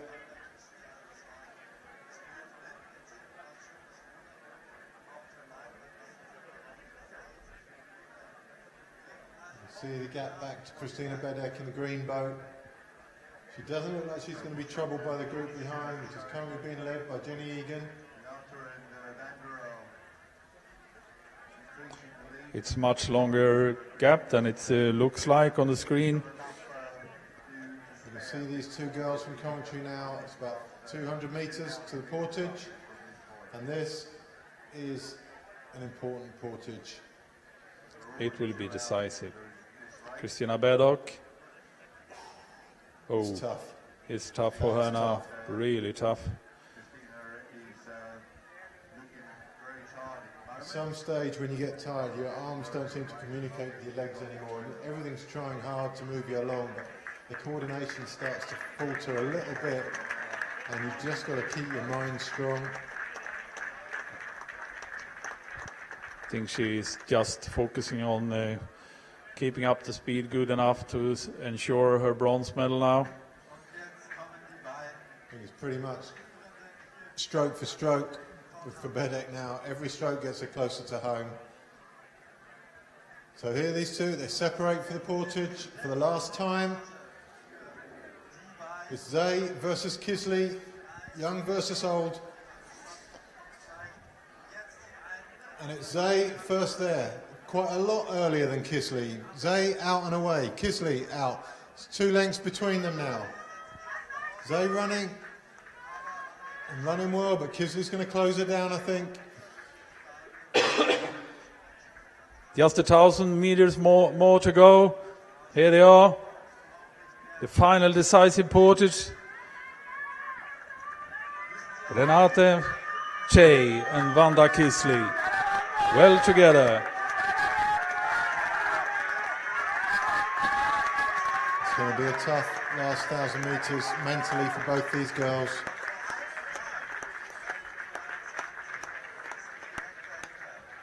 They both look pretty tired running under us. I mean, that's fairly obvious. I guess they've done Absolutely 22k already, but you know, you couldn't pick one Side by too side stronger. into the water.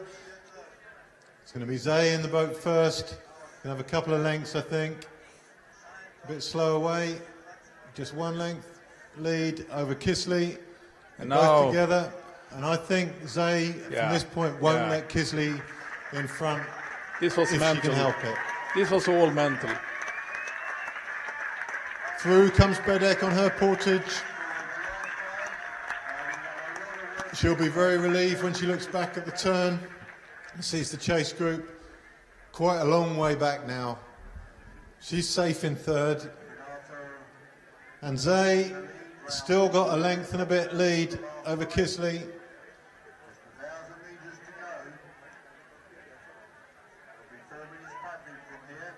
And it's going to be tough out there. There goes Bedek from the Portage, just leaving shot on the left-hand side. 42 seconds Zay behind. and Kisley, they're back together again now. Renata tried to increase the speed good enough to get rid of Wanda, but she came back. And now she's on the wash on the inner side. Quite clever for the last turn. 1,000 meters more to go, and this will be a close call. And we've just been brought some biscuity treats to get us through this last 750 metres. We definitely need that. There's only one really chocolatey one in the middle, so I'm going to have that. Lizzie Broughton, just a little stumble at the beginning of the portage there. Jenny Egan running through. This is the last portage for these girls. This is for fourth place, the battle in this group. Lise Brooks bringing up the rear of that group, as she has on every single portage. Anna Kaziskova also towards the back of that group. There goes Lizzie Broughton. There goes Jenny Egan. These two are going to be first in. Then it's Barrios from Spain. Kaziskova looking troubled at the back. Lise Brooks relaxed.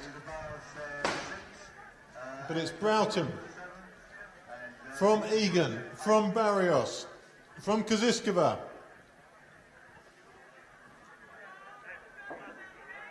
Broughton away. Barrios second away. Jenny Egan third away. Looks like she's tired. Heads down, arms are down. She's going to be have trouble catching Broughton from here. Little gaps are opening now in this group. Broughton's away. She's set off with intent.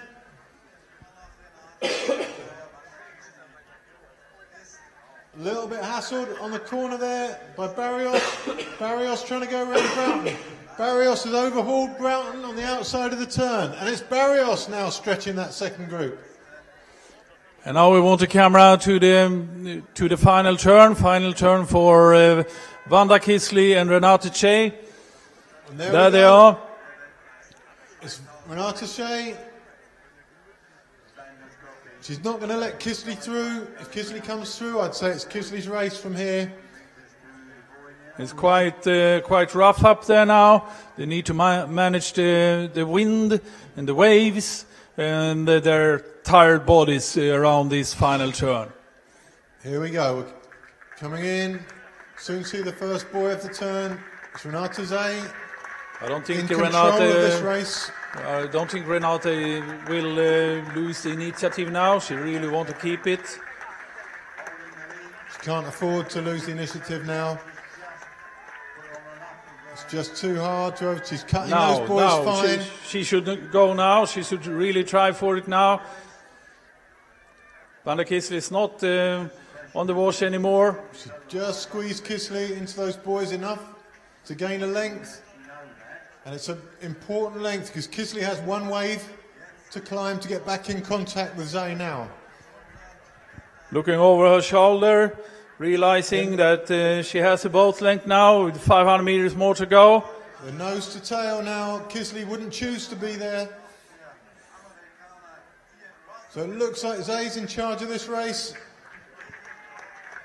Renata will stay that speed until she maybe see Kisley trying to get over the wash. I think she can just squeeze the pressure on if Kisley comes over the wash. Exactly and so. that will take the final sprint out of Kisley. It looks like this is Zay's race from here. Just 300 metres to go now. And it's Zay from Kisley. I think there's nothing Kisley can do now. She's stuck on the tail end of Zay's boat. She's looking at the back of the gold medal. That gap might even be stretching. Kisley might be going backwards here. She is. There's a good gap. There's a gap of boat length, maybe even two between them. And it's increasing stroke by stroke. The incredible Renate Shea once again. She just can squeeze on that speed to a point where the others can't keep up. She's got a clear boat length between the two of them. But it's not over yet. You can see from her face that she's suffering as well. Kisley now, maybe closing that gap slightly. But it's too much of a gap for her to close down before the finish. It's Zay all the way. Shea is looking over her shoulder. It's just 100 meters more to go. It will be Renate Shea. Once again, Renate Shea, the incredible Renate Shea, the Queen of Marathon, is having another gold medal. World champion 2016, Renate Shea, and silver to Hungary by Vanda Kisley.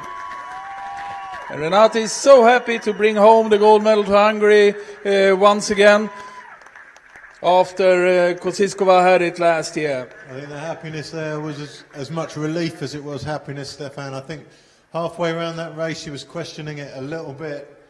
Absolutely so. But so strong, so strong in the second half. Again, just as she was at the Europeans. At the Europeans, I'd written her off at halfway. She looked weak at halfway in this race, and then all of a sudden she changes that balance of power. She's back in control of the race, and just so impressive. Where does she get her strength from in the far end of the race? It's incredible. I'd love to answer you, Stefan, but I'm eating.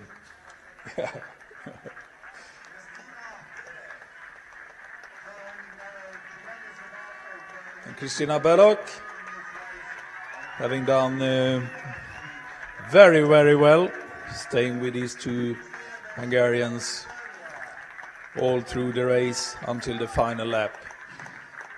It's really suffering during that final lap, but now bringing home the bronze medal to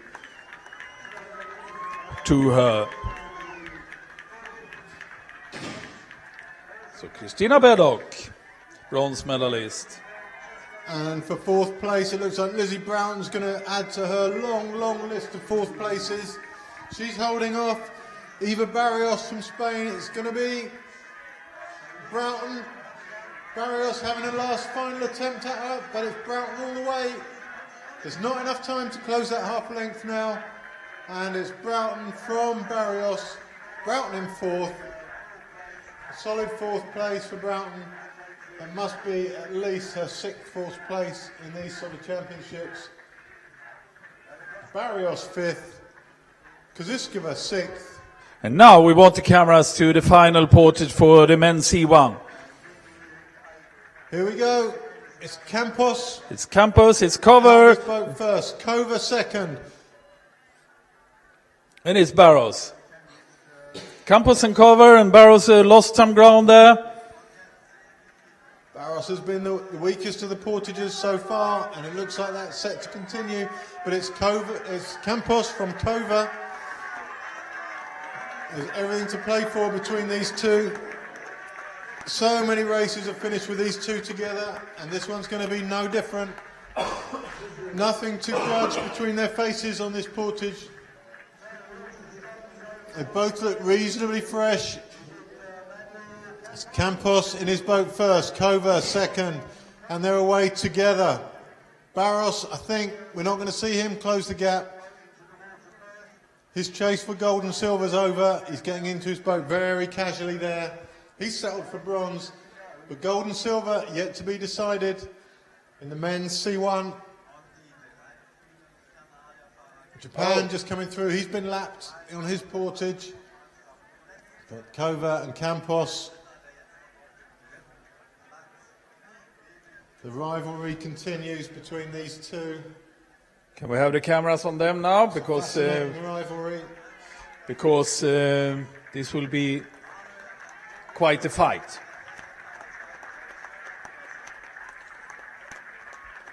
Campos and Cover on the other side from us here now for their final 1,000 meters. So at some stage, this is all going to kick off.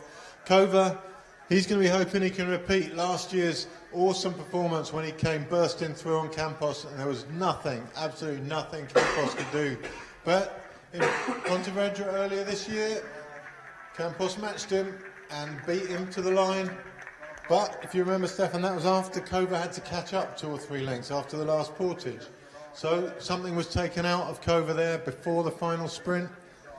But this is going to be so tense.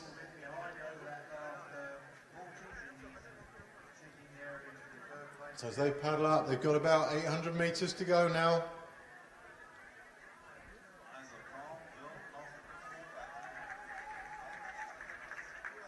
It has been a very tactical race. I don't think they are exhausted, any of them. They have just been waiting for this all race through.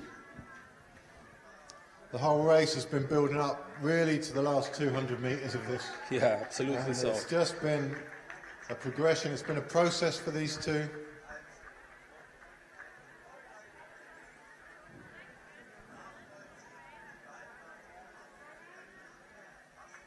So two more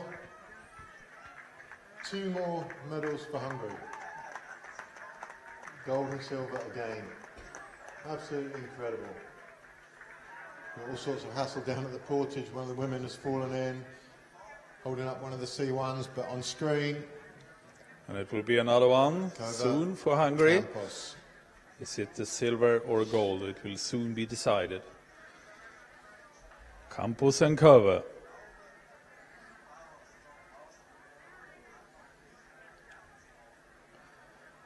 $100 meters more to go to the final turn.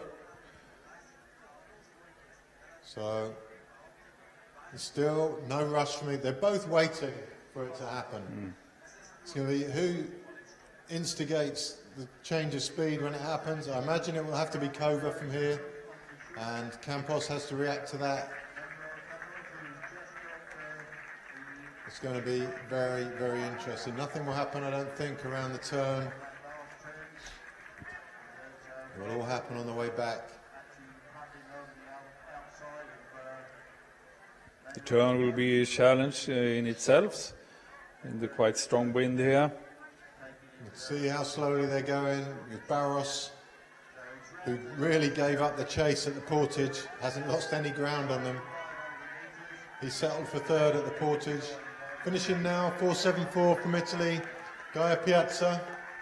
And just behind her, Nicole Russell. Oh, they are quite stopping there at the turn now. The Campos turn, and really Kova. nothing's going on in that C1 race. Here we go, they're coming round. And it's going to be so tense. Both of them now know exactly what they want to happen. Both of them knows what the other one wants to happen. Building up some adrenaline now. Kova has to move far enough away. Here we go. Here goes Kova. Once again, here goes Kova. Putting in the big strokes. Campos needs to stay close to him so that Kova has to steer a little bit more. It's going to be tense. It's going to be close. So hard to see from here who's getting the best of this battle, but it looks like Kova. Yes, it is. Campos is having to put in the steering strokes now. He's behind the wave of Kova, and just like last year, Kova has absolutely butchered him. In the space of 20 strokes, he's gained more than a length, and this looks like it's Kova all the way. Campos in all sorts of trouble, having to put in the steering strokes, and he's looked behind already to see where Barros is, and it's game over. It all happens so quick. It's so fast, Stefan, and everything's built up to that 1 10-second period. Exactly. For the whole race. Exactly. I didn't expect it to happen that early. I thought Kova should wait a little bit longer, but obviously he saw something that he could use, a wave or some advantage for himself, and then he just went for it. And boom, it's done. Job done. And Campos knew it. As soon as he had to put in some steering strokes, once the wave came up level with him, his day was over, and it is... So neutral ground, as Campos expressed it at the Europeans, it was once again Kova. So another gold medal to Hungary. World champion 2016 men's C1. Martin Kova, Hungary. Yeah, it's not the most fascinating race to watch if you're neutral, Stefan. It's slow, But it was all so under control, but tactical. And the tension is phenomenal. Silver to Spain by Manuel Campos. And the bronze medal to Portugal by Nuno Barros. Exactly the same result as last year. And more or less exactly the same way. At exactly the same time, everything. And in some ways, that makes it harder for Campos, because if you've seen it happen before, you accept it slightly sooner than if it hasn't happened before. And it was so similar to last year that he knew the moment Kova came up on him that his day was over, and that's Hungary's 10th goal from 11 races, I think, Stefan, and yeah, it's amazing. So I'm going to leave the studio and hopefully get an interview with Renata or Van der Kisley if I can get hold of them. I'll be back in a moment.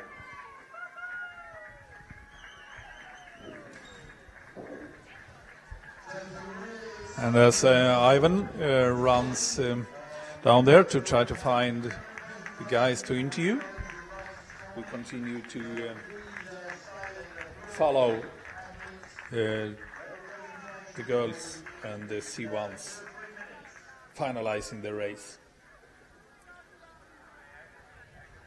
Kate Leverett, Australia, finished there.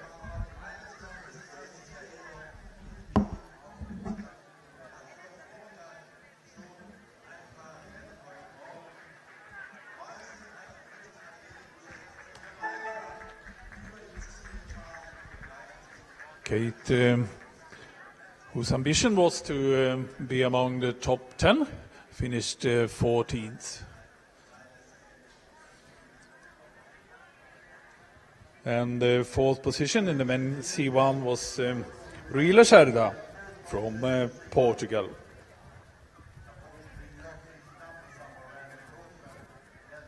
And fifth position, with 100 meters more to go is Sushura from Poland.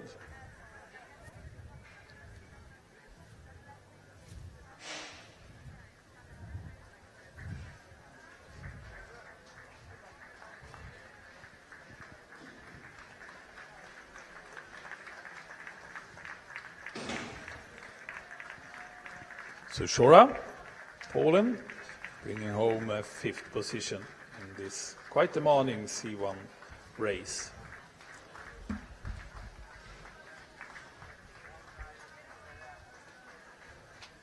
.451 is Tereshova from Russia, finishing 16th.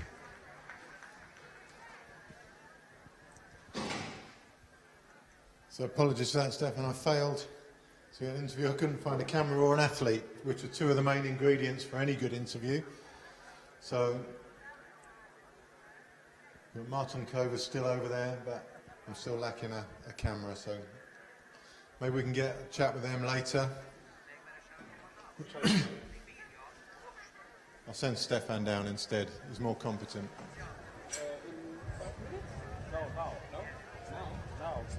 Now or never. So in the meantime, Immediately or never. some of the other finishers as they come through. So Spain in the C1 is next. It's going to be Diego Romero of Spain. And he's just ahead of the Russian. He's finishing very strongly.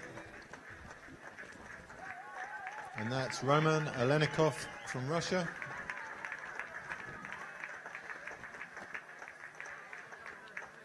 Just behind them, Eve Haas in the women's K1 as the Italian and the second Polish athlete run through the Portage just below us. So there's Eve Haas finishing.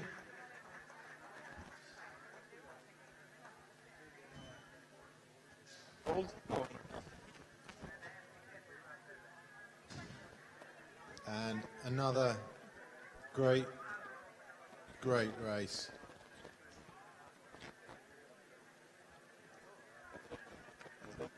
It's so hard to see how any of the nations can bring themselves up to the level of Hungary.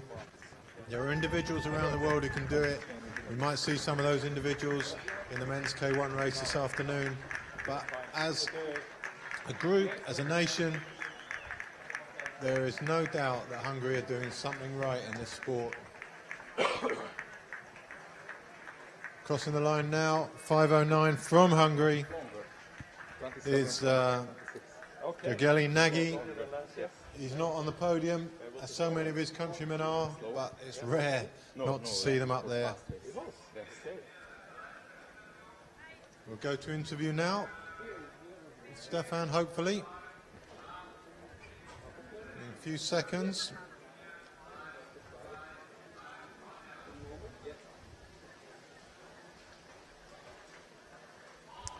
Martin Kover, once again world champion. Congratulations. Thank you very much. Tell us about the race. We commented it as quite a slow race, that was very tactical. But was it like that, or? It was a very difficult race because it's unusual that in C1 there is a very big group. In the first 1 or 2 laps we were 6, and after we were 5, 4 and 3. So it was a big group, and the course was very wavy. Especially in the finish line, it was very, very wavy, but it's good for me because I train on the Danube in Budapest, and it's a very wavy river. It was a very similar development of the race compared to last year, but you did your effort a little bit earlier this time. Yes, Antonio and me, we are the same. We can't throw away each other from the wave. So we have to make a decision at the end of the competition. And so you did, and once again, congratulations. Thank you. Martin Kover. So Martin Kover there talking to Stefan Gustafsson, and said himself a bit of an unusual race in the C1 to have so many on the first couple of laps, but he dealt with it well. 4:57 across the line there. Maria Kolek from Argentina, and close behind her, 5:15 from Russia, Kirili Shamshurin. So many different race plans panning out today. There's more than one way of doing these races. The guys that keep winning can deal with every different scenario.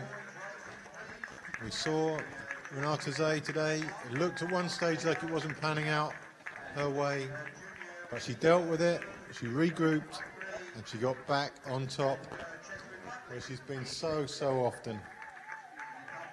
Across the line there, 5:04. Was Václav Dubsky from Czech Republic.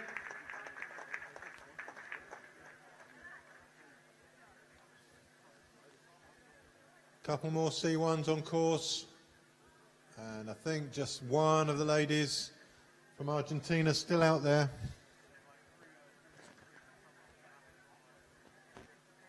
Maybe Japanese out there somewhere too.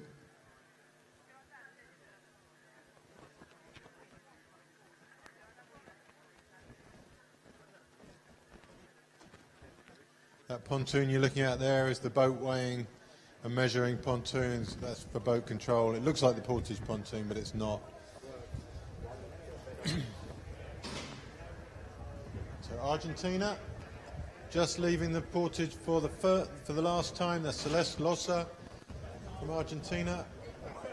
She's got 1,000 meters to go to end her day.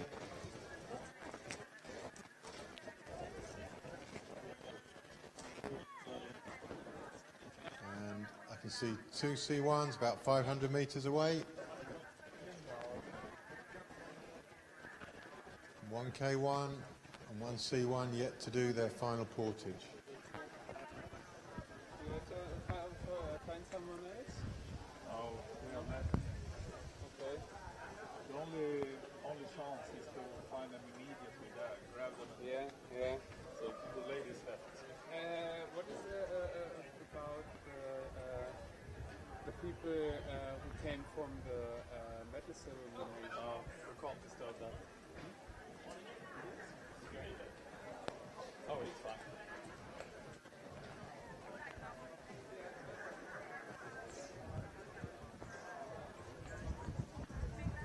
So a little bit of a lull while the tail enders come in.